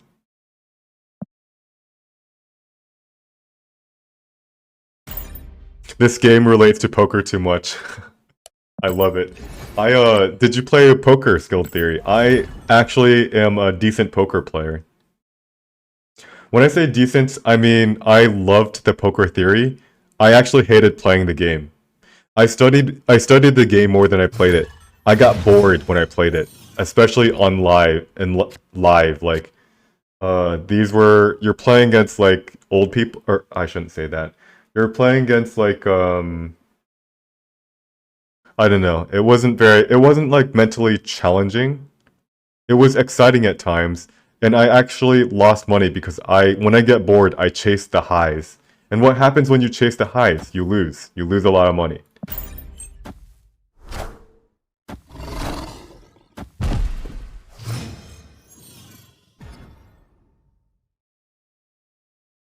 So I actually play a little bit of poker with people. Oh shit! So we retreat. There's no reason to stay in on a snap. We've played Boomer a couple times. We've seen him on stream, and he has like collection level 6,000-7,000. He might be playing Zabu right now. So we retreat. Escaped.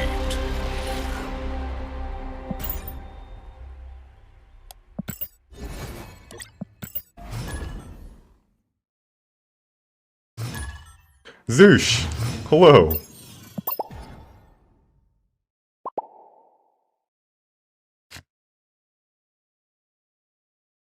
Alright, do we skip turn...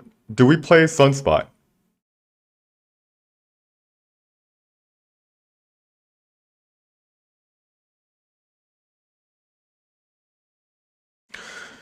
Do we play Sunspot? So we would play Angela... I think we don't play Sunspot.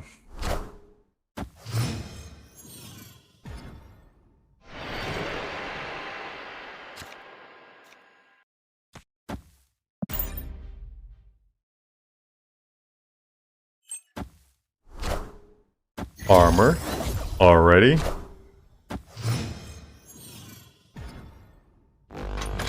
Vibranium. Oh, wow, we want Vibranium. But like, how do we play a card into it?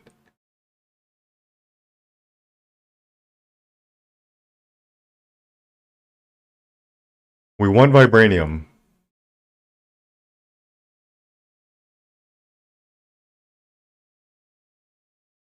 Unfortunately, like, I don't want to play Ant-Man on this turn.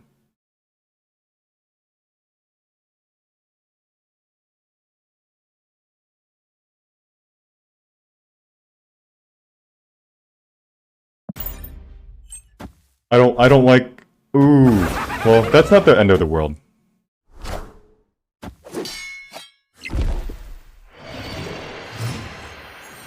Let's see... So, I do want... I do want Vibranium. I do want Vibranium now. If we can draw 2, that would be great. Titania and Electro.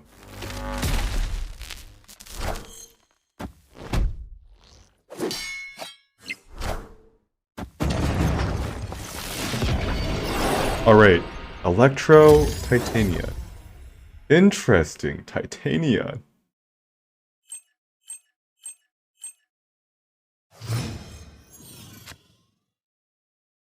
Is this a Galactus gamer?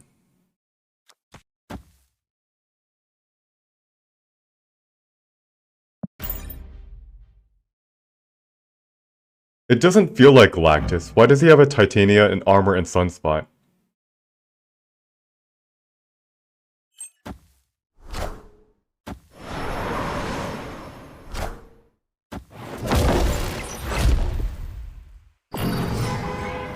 Last but not least, we have to be afraid of... We're not actually that afraid, to be honest. Of a leader. But why are we not afraid of a leader? Because we have a blue Marvel on the field. So we can do something like... Move this Green Goblin here. Play a Squirrel Girl. Move this here. Move... We'll take the Titania if he has it. We'll play a... Okay, so where is he going to play leader? He's going to play at New York, right?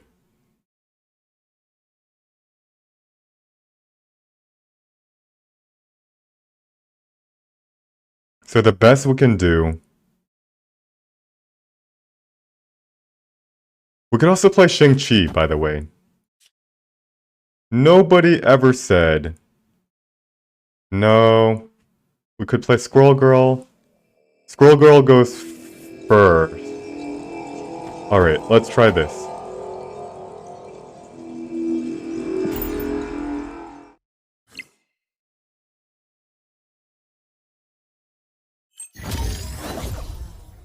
And like, what does that even accomplish for him? Destroyer! Oh, shit. Alright, I didn't calculate that one. Alright, does this beat Destroyer? I think so. I think it does. Yeah, easy. Wow. I did not see that coming, not gonna lie. Victory. Alright, so... Skill Theory, you made a comment about New York. It just turns into a guessing game more than strategy. I would actually argue the reason why it feels like it's a guessing game is because the strategy becomes so deep that we don't have enough time. Like, we have 60 seconds to do this analysis. Yeah, it's less of a guessing game than people say. Does Hood have a spot in this desk? Absolutely, but Hood is pool 3, and I'm playing with pool 2 cards only. Wow, did not expect a Destroyer. But I'm not too... yeah, that isn't too scary.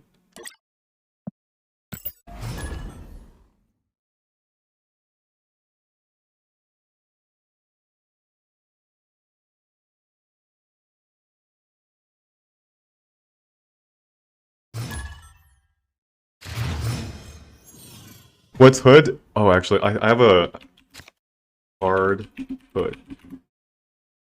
Voila. Alright. Skipping playing Sunspot might be... We didn't get punished. We have it, Angela. Alright, we have a problem. This guy's gonna play Zabu, right? A turn 3 Zabu.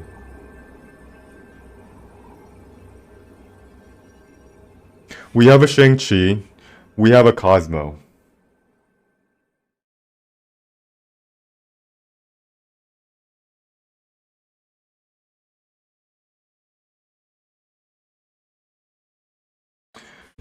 Do we stay in if we have Shang-Chi and Cosmo? Do we stay in? Yeah, we have to. Like, we can't just retreat every single time. There's the Zabu. It's so predictable.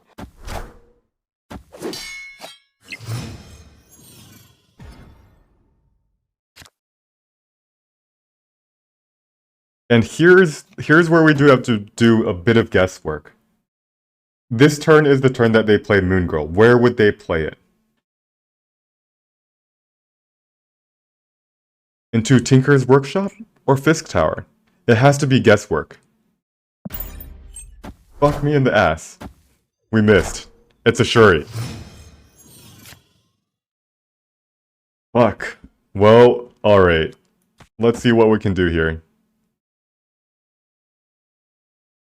Shuri actually protects him. Omega Red, Moon Girl. There was the Moon Girl. We missed the Shuri. He drew a turn 4.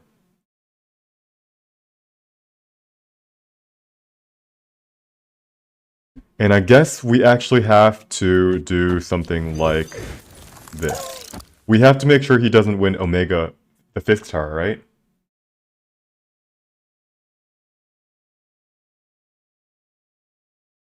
So we actually play something like this.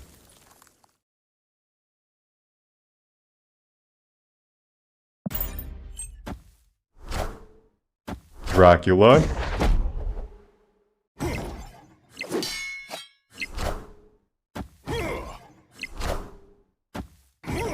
Yeah. And I mean, like...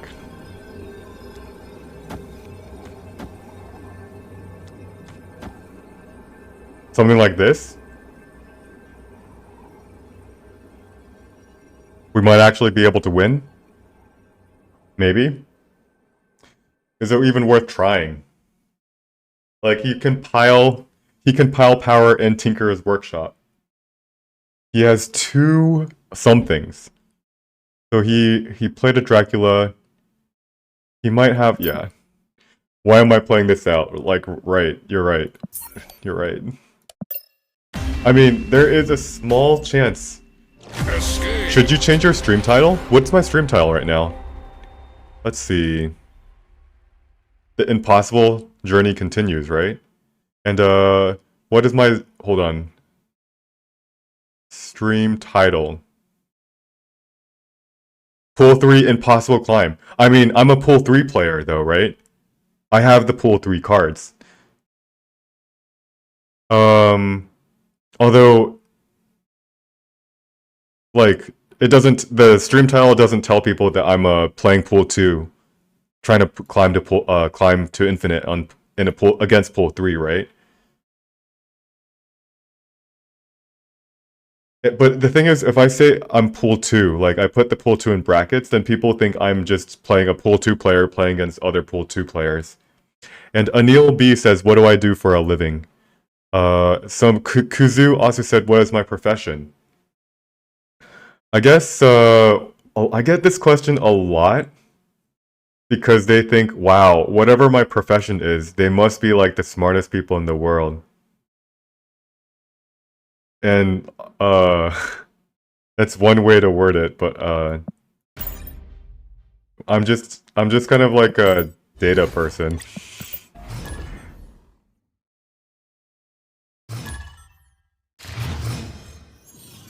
That's basically it, just data. Math, insurance, data. Nothing too special, to be honest. And within my profession, I guess, yeah. I'm pretty good at what I do. Alright, Iceman, let's play this. Head of data science at Google. Definitely not. Do you think head of data science... Hold on. Oh shit.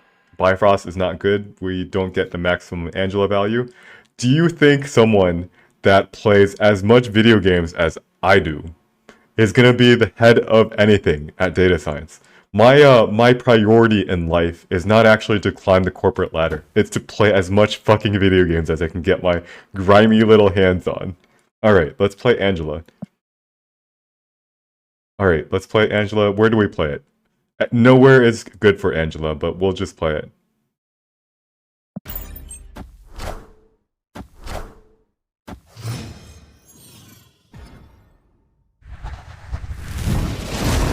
Finally, someone who speaks my language. Alright, we are in trouble. Ugly Fruit is playing, most likely gonna be Kazoo, right? Oh, it's Morbius. Oh shoot, this isn't Dracula, this is Morbius.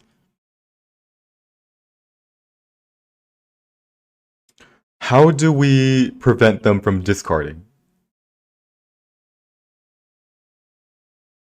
I feel like they're gonna discard, but like we have to play proactively. But like, where are they gonna play the discard? Are they gonna play it in Limbo?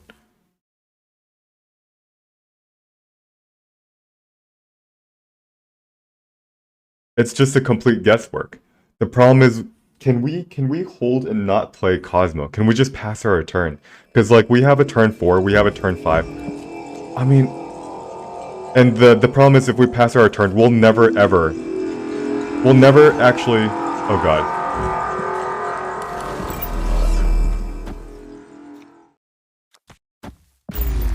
All right, we played Cosmo left. And it's a goose, not actually. Alright, that sucks. Let's play bishop here. Wait, Dracula, and you play a goose.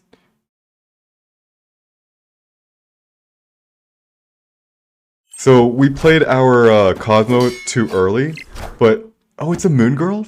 I am actually just so confused.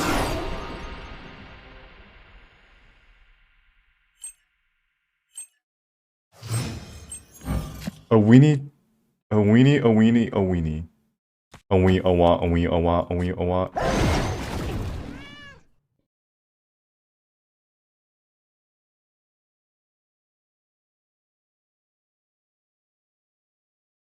This is the deck. It is doing stuff. I don't know what it's doing. Is this a draft deck? It is just so... There's a Zabu.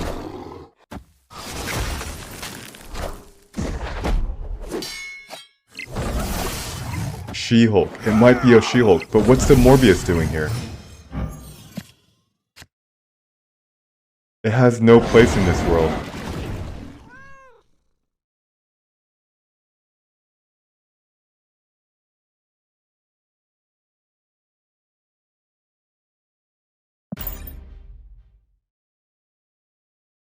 I mean...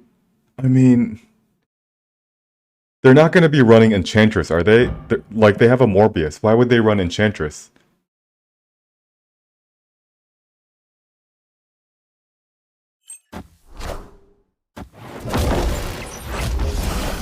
Dracula.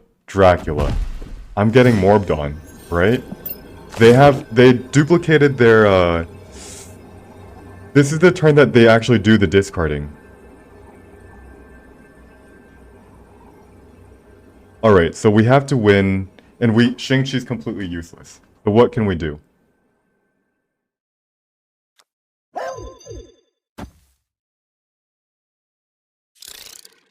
One, two. And like, I actually want to play this out just to see... No.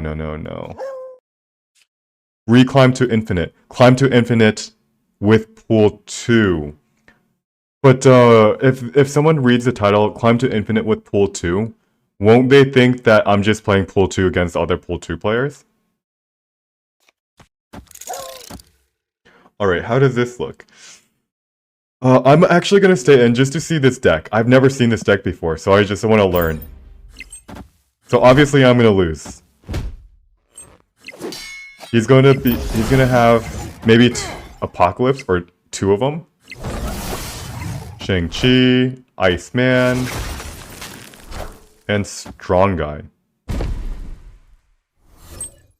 There's the Dracula, Chavez. And we actually lost just by a tiny hair. Wow.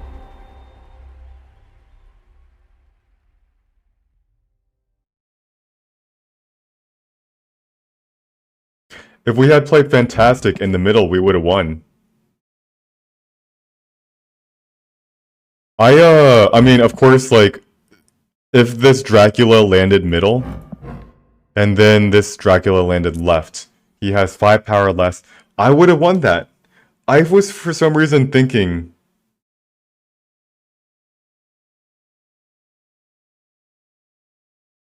I was thinking that he had Infinauts. So I was like, of course we're gonna lose against Infinauts, right?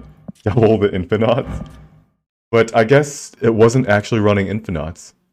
Like, this is one of the coolest decks I've ever seen.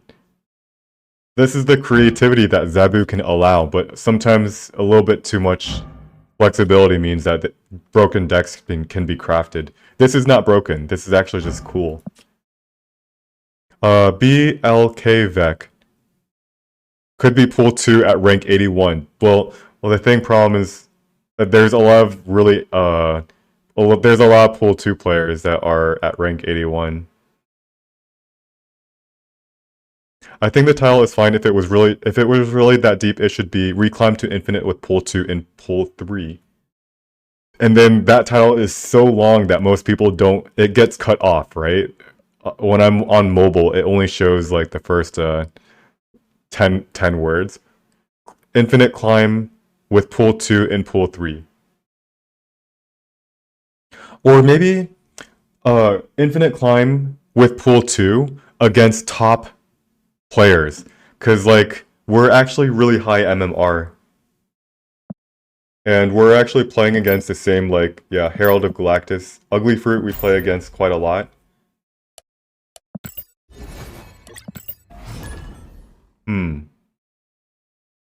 Although I do have to go fairly soon. By the way, I am going on vacation on Saturday, and I'll be back. My next stream will be next Friday, maybe.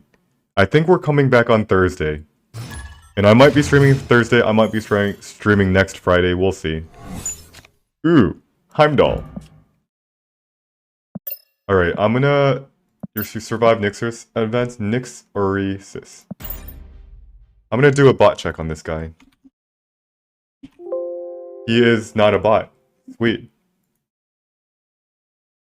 So how about...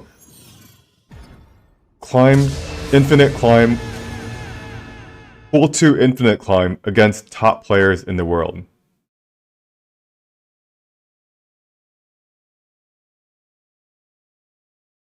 Putting CL makes the difference. Or that's what the bracket saying pool 3 is. Alright, Ant-Man. Let's go ahead and put Ant-Man in the middle.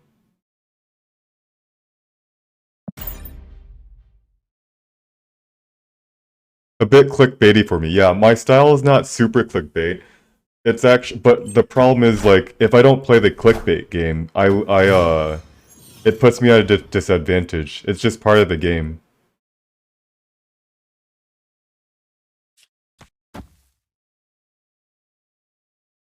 Snap.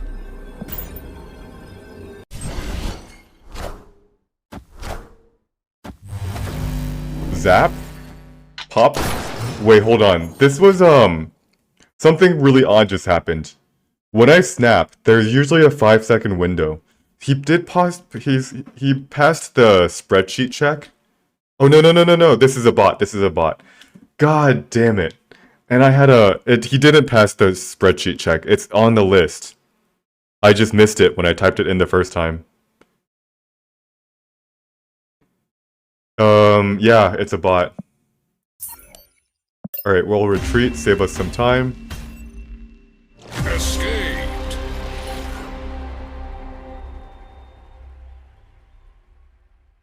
Like, I made some YouTube videos for another game in the past. And, like, you could... I write, like, whatever titles. I could be like, the really boring titles. Super Auto Pets... Arena match number 342, winning against, winning against, summoning or whatever. And it's really boring, right? Or you can say, the impossible victory against all odds. And guess what? It's clickbait, but clickbait works. And that's how the algorithm recognizes you. It was annoying to make those titles, but at the same time, when I don't do that, Do I snap?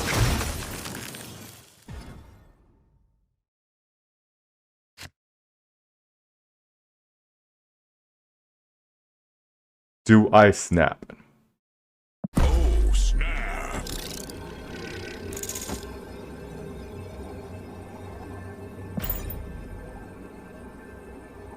If he ever snaps me back and I have 3 Hulks, I mean, that just means I'm getting destroyed, doesn't it?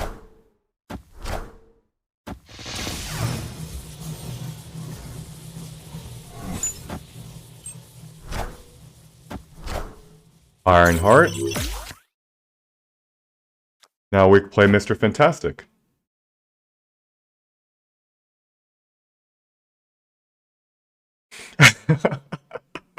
Chloe, you said that Impossible Climb isn't a very good, like, big title. It implies you're like a new player and you just think climbing to infinite is impossible. I'll have to ask you guys a question. When you guys came to my stream, for the people who didn't know me before, is that what you thought? The Impossible Climb. Never done before challenge. Most skilled snap player. That is, oh man, I hate saying most skilled snap player. Like, even if I am the most skilled snap player, I just, something that just feels I don't read titles. That's a fair comment. I don't read my emails. I don't read my mail. Alright, hold on. I gotta play this game out. This guy, oh god. Luke Cage.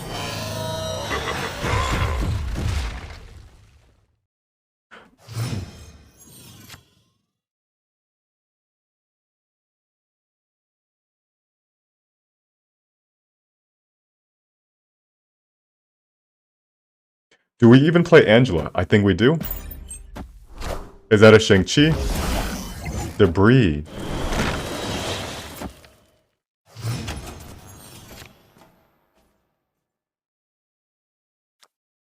Play a Sunspot, pass our turn?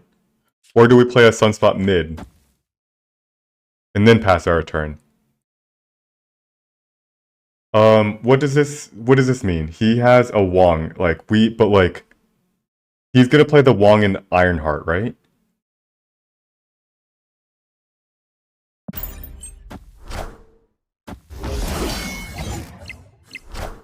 Magic? Alright, so we're hoping to draw a Wong, but like, not super necessary. And we don't really want to Shang-Chi the Hulk, right? Because it's just like, what's the point? We're winning Gamma's Lab.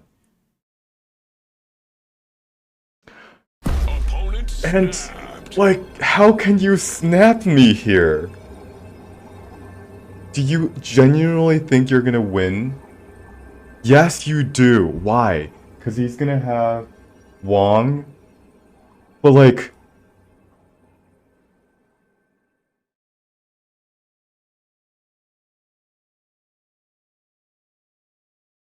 He drew Hazmat, but, like, you can only do Wong and Hazmat, right? Wong, Mystique, then Hazmat, but like, he has no locations on the board that has 3 cards. I'm gonna hold. I'm not gonna retreat on this.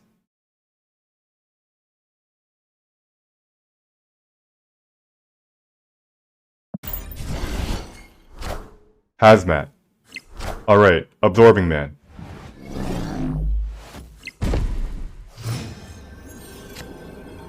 And then what?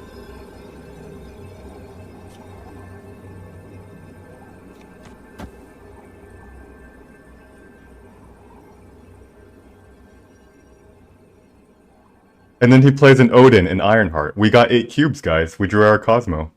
We're chillin'.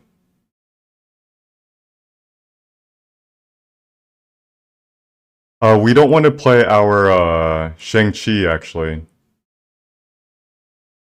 We could, however, play a Squirrel Girl.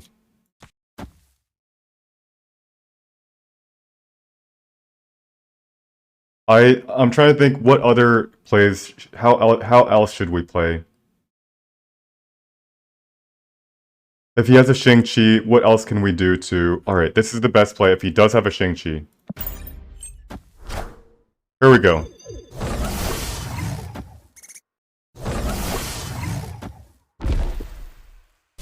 GG. Victory. Whew.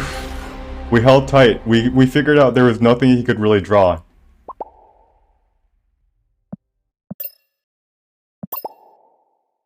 Close game. Close game though. If we didn't draw our Cosmo, we actually lose.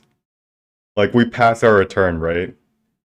And we get 6, but like, he gets 4, we get 6, and then he also gets Ironheart. And Ironheart might be able to put 4 power in Limbo. If he gets 4 power in Limbo, we just lose the game.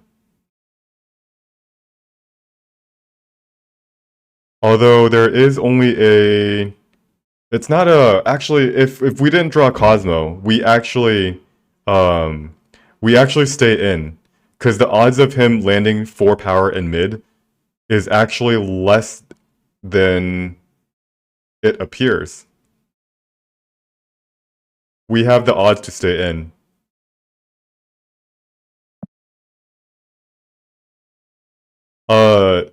We weren't bluffing because we snapped on Gamma Lab. We have 3 Hulks. So that was not a bluff. But he snapped because he thought that he could win Limbo and Sakar, ignoring Gamma Lab. Alright, so let's see. Previously top 1 global ranked player, click now. That's not my style. So there is a downside of going for 2 clickbaity. And like sometimes you do get slightly more viewers, maybe a lot more, maybe only some bit more. But there is a type of player that comes to your channel that I don't exactly want. Like the really loud players that complain about literally everything. I don't want those people on my watching me and typing in chat. And when you go for too clickbaity or too broad of an audience, those type of people start showing up.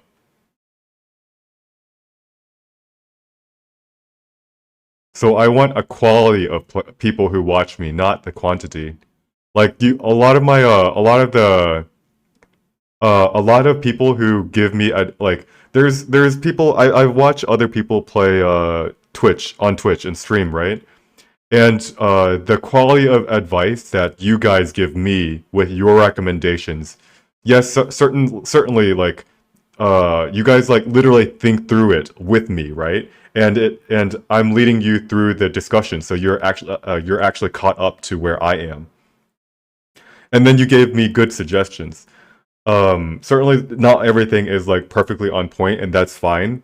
But on the other streamers, the quality of advice is terrible. It's like these like, oh my god, like why didn't you snap there? Why no retreat? It's like, oh, you missed this obvious play. And like we don't get that here. So I like that. And I'm sure you guys have seen like other streams with that type of yeah, like what you doing? Like and like we don't have any of that negativity here, even though I never actually I don't actually moderate. I don't actually try to curate the chat at all, but just by the way that I've like slowly built up the stream, that's just the type of atmosphere that this channel has. Les Veritas, hello, hello.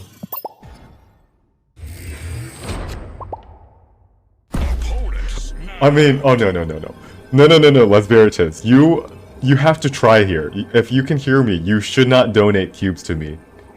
Like we are not a donation stream. Alright, try your hardest, like... Alright, he heard me, sweet. Alright. We'll go ahead and play Angela here.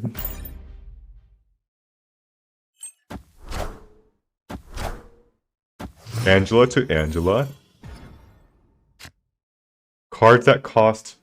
Alright, we can avoid... How much do we want to contest Kunlun?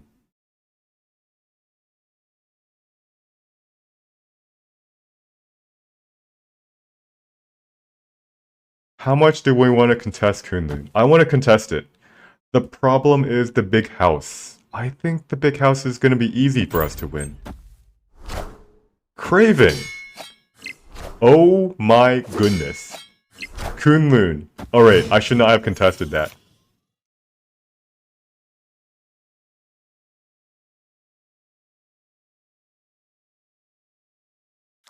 One, two. The big house is pretty good for us.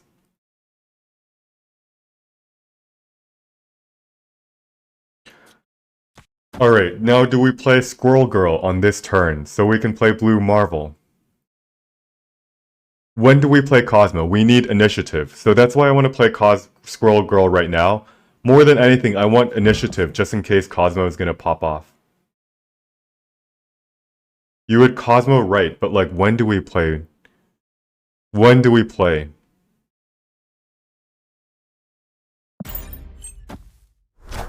Alright. He slams the vulture down. Do we have initiative?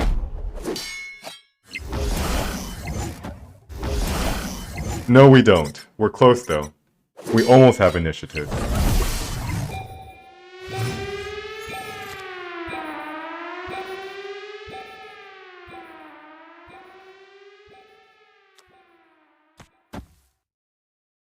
A cloak is gonna come in the big house, and then he's gonna move everything to the left.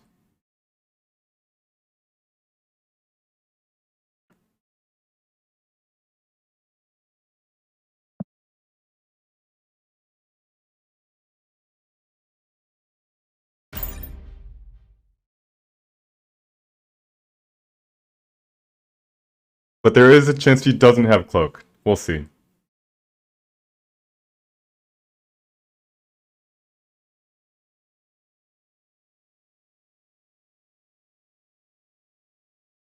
This is a turn that we're gonna have initiative.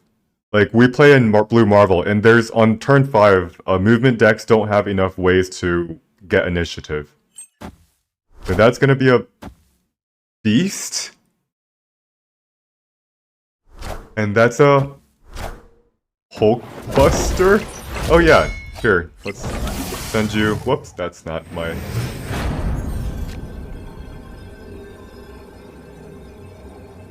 Alright. He obviously did not draw. He obviously didn't draw his, thing. Now, what do we do here? We obviously don't need to contest the vault. Now, he picked up an Angela. Where does he gonna put it? It's gonna be 1 mana. Oh shit, this is gonna be rough.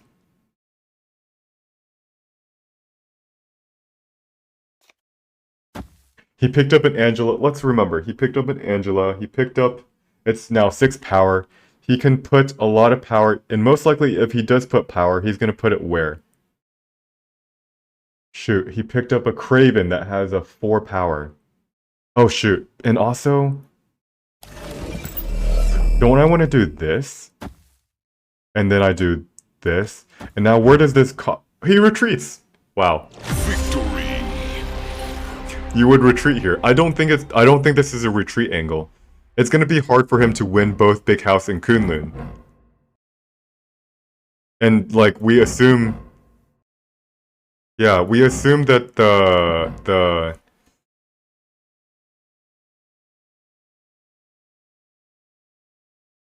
So, I think Cosmo belongs in the big house here.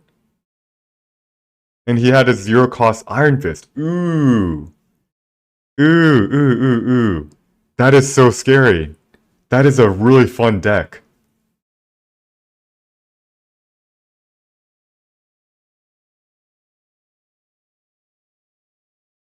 His beast pickup was still too expensive to put enough back down. So he's got a 0 mana Iron Fist. He's got a 1 mana Angela. He's got a... What else did he have? He had as a 1 mana Craven that he could send. He could send over something. He could send something over to the vault. But 12, He has to send the Angela to the vault. Bedwar Sweat, how's it going? And thank you, thank you. I've been playing Marvel Snap. It's been a lot of extra viewers and a lot of followers since I started playing Marvel Snap. Yeah, and there's actually a fair amount of the Super Auto Pets community, like Philip with Style, that's here. And Full Belly Laughs is also here sometimes. So yeah, I think Cosmo goes probably in Kunlun, maybe in Big House. Move decks are a bit too predictable. This is not a predictable move deck. This is insanely complicated move deck with Beast, with Vulture, with Hulkbuster. When he picks stuff up, it's just crazy. It's like he has so many options. I want to play that deck sometime when I finish this challenge. Yes, the standard move deck is way too predictable.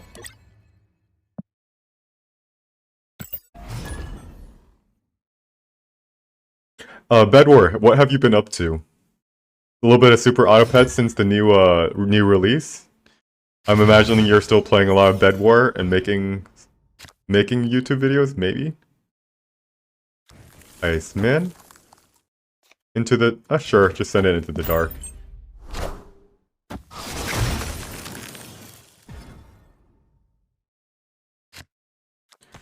Angela? Yeah. Did you notice, by the way, that the arena has become a lot easier to win?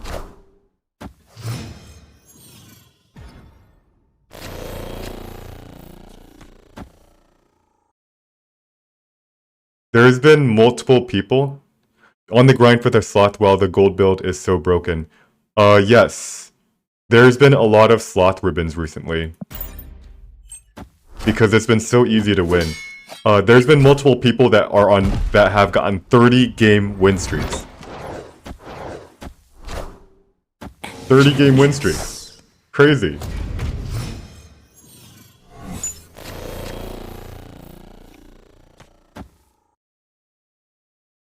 Alright, we do want to pause here just for a moment. He Psylocks us. He has a Daredevil. What is this deck trying to do? Is it a, is this possibly a Professor X? I can't do anything about it.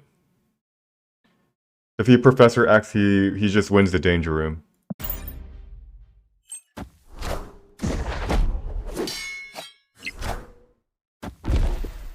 Wow, he literally played Arrow in there. Now he Professor X's, right?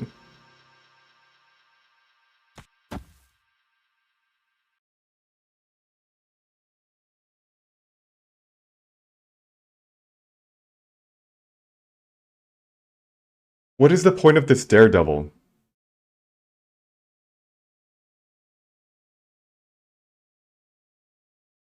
Do I move the Nightcrawler here? 3 power, we'll play a Kazar, and it actually... Yeah, let's play this here. If he puts 4 power here, we can actually still win this.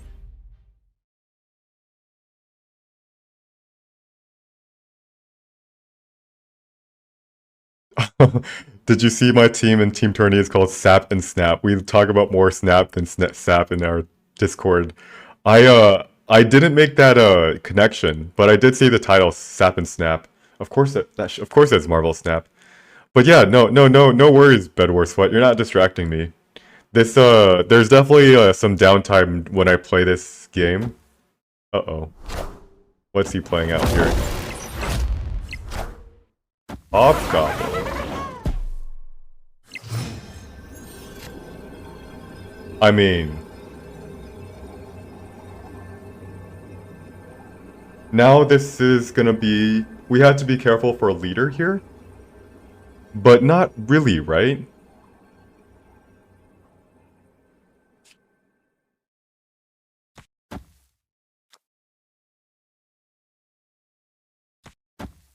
Let's see. If he plays leader in the Danger Room, what happens? He has 4 power. I'm going to have... He's going to have 5 power, and I also have 5 power, as long as this Kazar survives. When I get an inked card cat, I leave it on the white gray border because inked cards with gray borders it looks better. All right, now do I play Mr. Fantastic? Well, we hope the Kazar survives. I mean, that's the only thing we can do. He retreats. Victory. He didn't have leader. He actually had a chance to win this if we got super unlucky. If the Kazar dies, he wins and his leader survives in Danger Room, he wins. Yeah, leave it white, leave it white. Leave it gray. Kutarba, Recore, FBL, and yourself are all very into Snap. Recore is, yeah. Kutarba. How good are they, by the way? Kutarba and, I know FBL is around, like, rank, 60 or something? 60 or 70? It is easier for a few reasons. Not only is it easier to win with more lives, but it's also match Q if you pay. You will now fill. Yep, I did notice that. Uh-oh. Zephy DZ might be a bot. Zephy.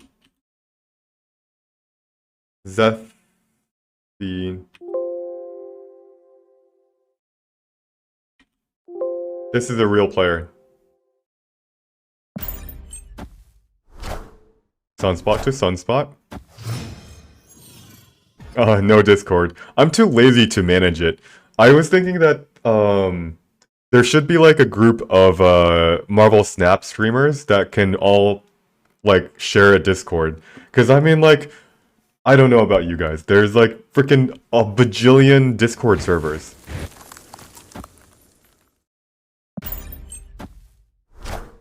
Electro. Uh-oh. Electro with the peak.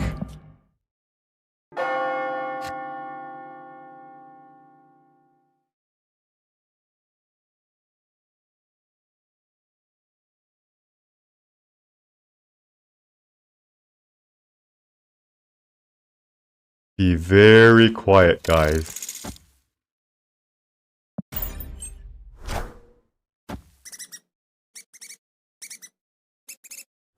Let's fill the board with squirrels.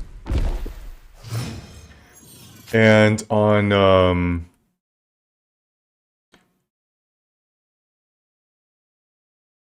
his turn 5. What are we afraid of? We play out Kazar.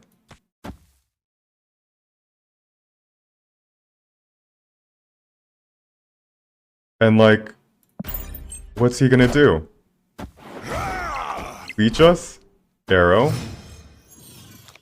Now we play Cosmo, right? We actually have to play Cosmo.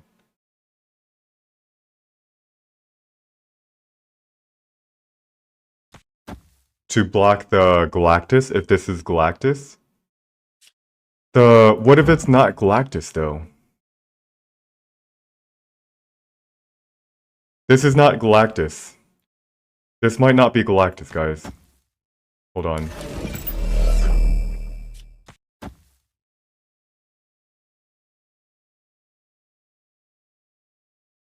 It could be a Doctor Doom.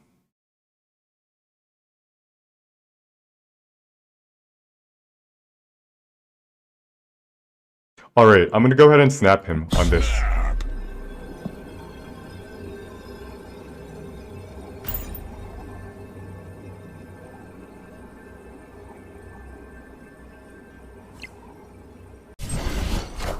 Cosmo. My lord and savior. Yeah! We got him, guys. We got him real good. And we end the game on a blue marble.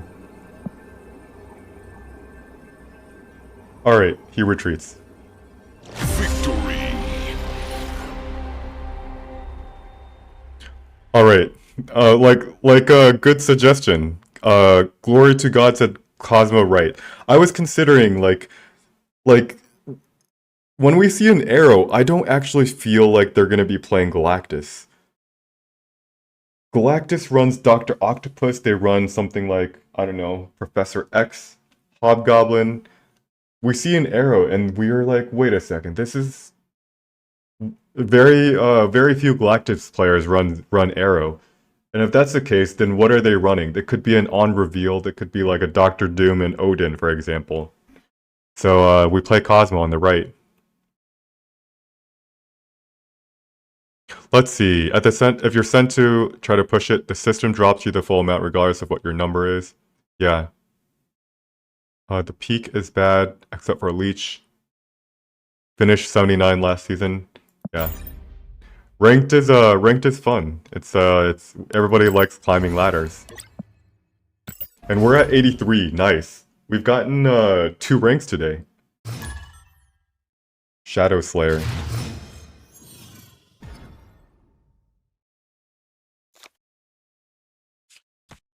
Do we snap on Syncton Simtoran and a turn 1 Nightcrawler? Has Angela been good in this deck? Yes, it has. Being able to put 6 power for a 2-drop is still very good.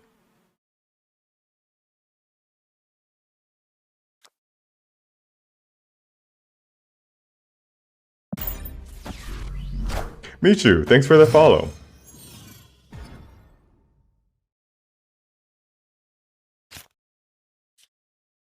Alright, now we'll play these two out. We want to match Sunspot for Sunspot, or do we want to play Sunspot into the darkness? Scorpion. Ooh.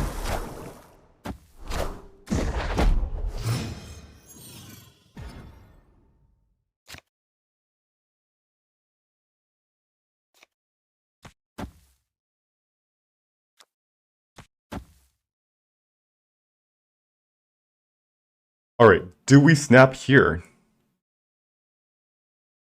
Do we snap on this? I don't know if we should be playing Squirrel Girl this turn, but I also still want initiative, right?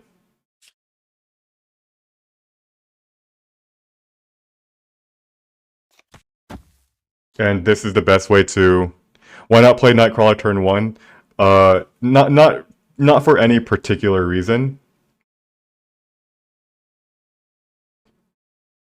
There's not like a downside or an upside to playing it. If I draw an Angela, for example, on turn 2, I could play Angela and then Nightcrawler on turn 3.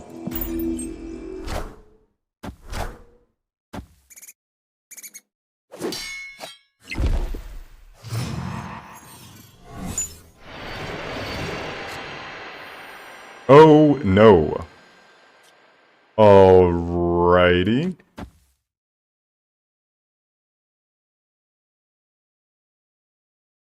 I'm so glad I didn't move, wow, hold on. We moved, this Nightcrawler moves over.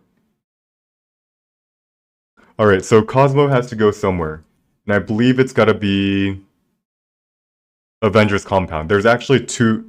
And I believe this might be good enough to snap. But let me think about this.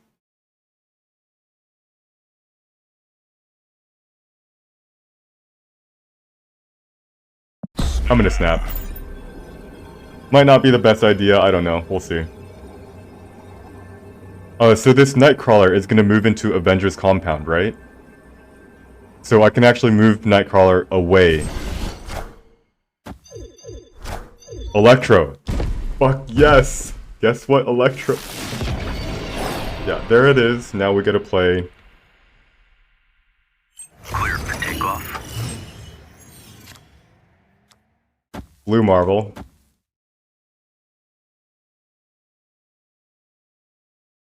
We're actually still in trouble, though.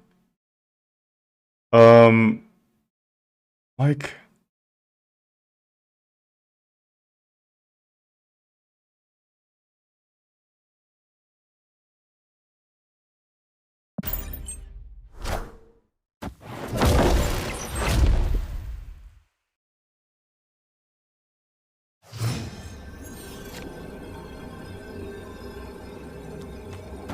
We play fantastic, we pass our turn.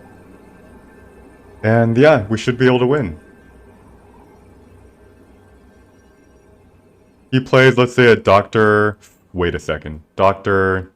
No, we should be able to win. We win the tiebreaker, right? Yeah.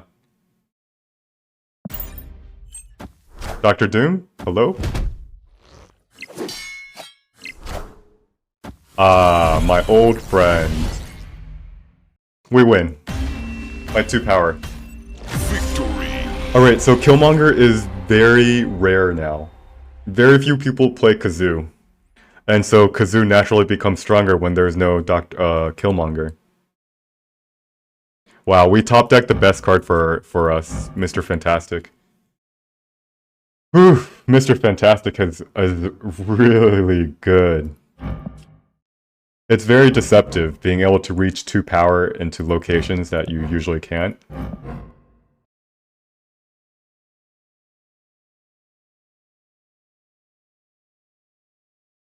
Us, Cosmoing Electro.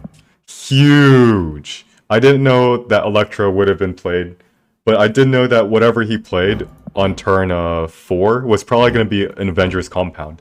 And something really, I feel like something unique I did was I played Squirrel Girl on turn 3. And the whole reason behind that is because Killmonger, you see it less. Alright, I gotta go. But, yeah. So like, the getting initiative was more important than just keeping Squirrel Girl.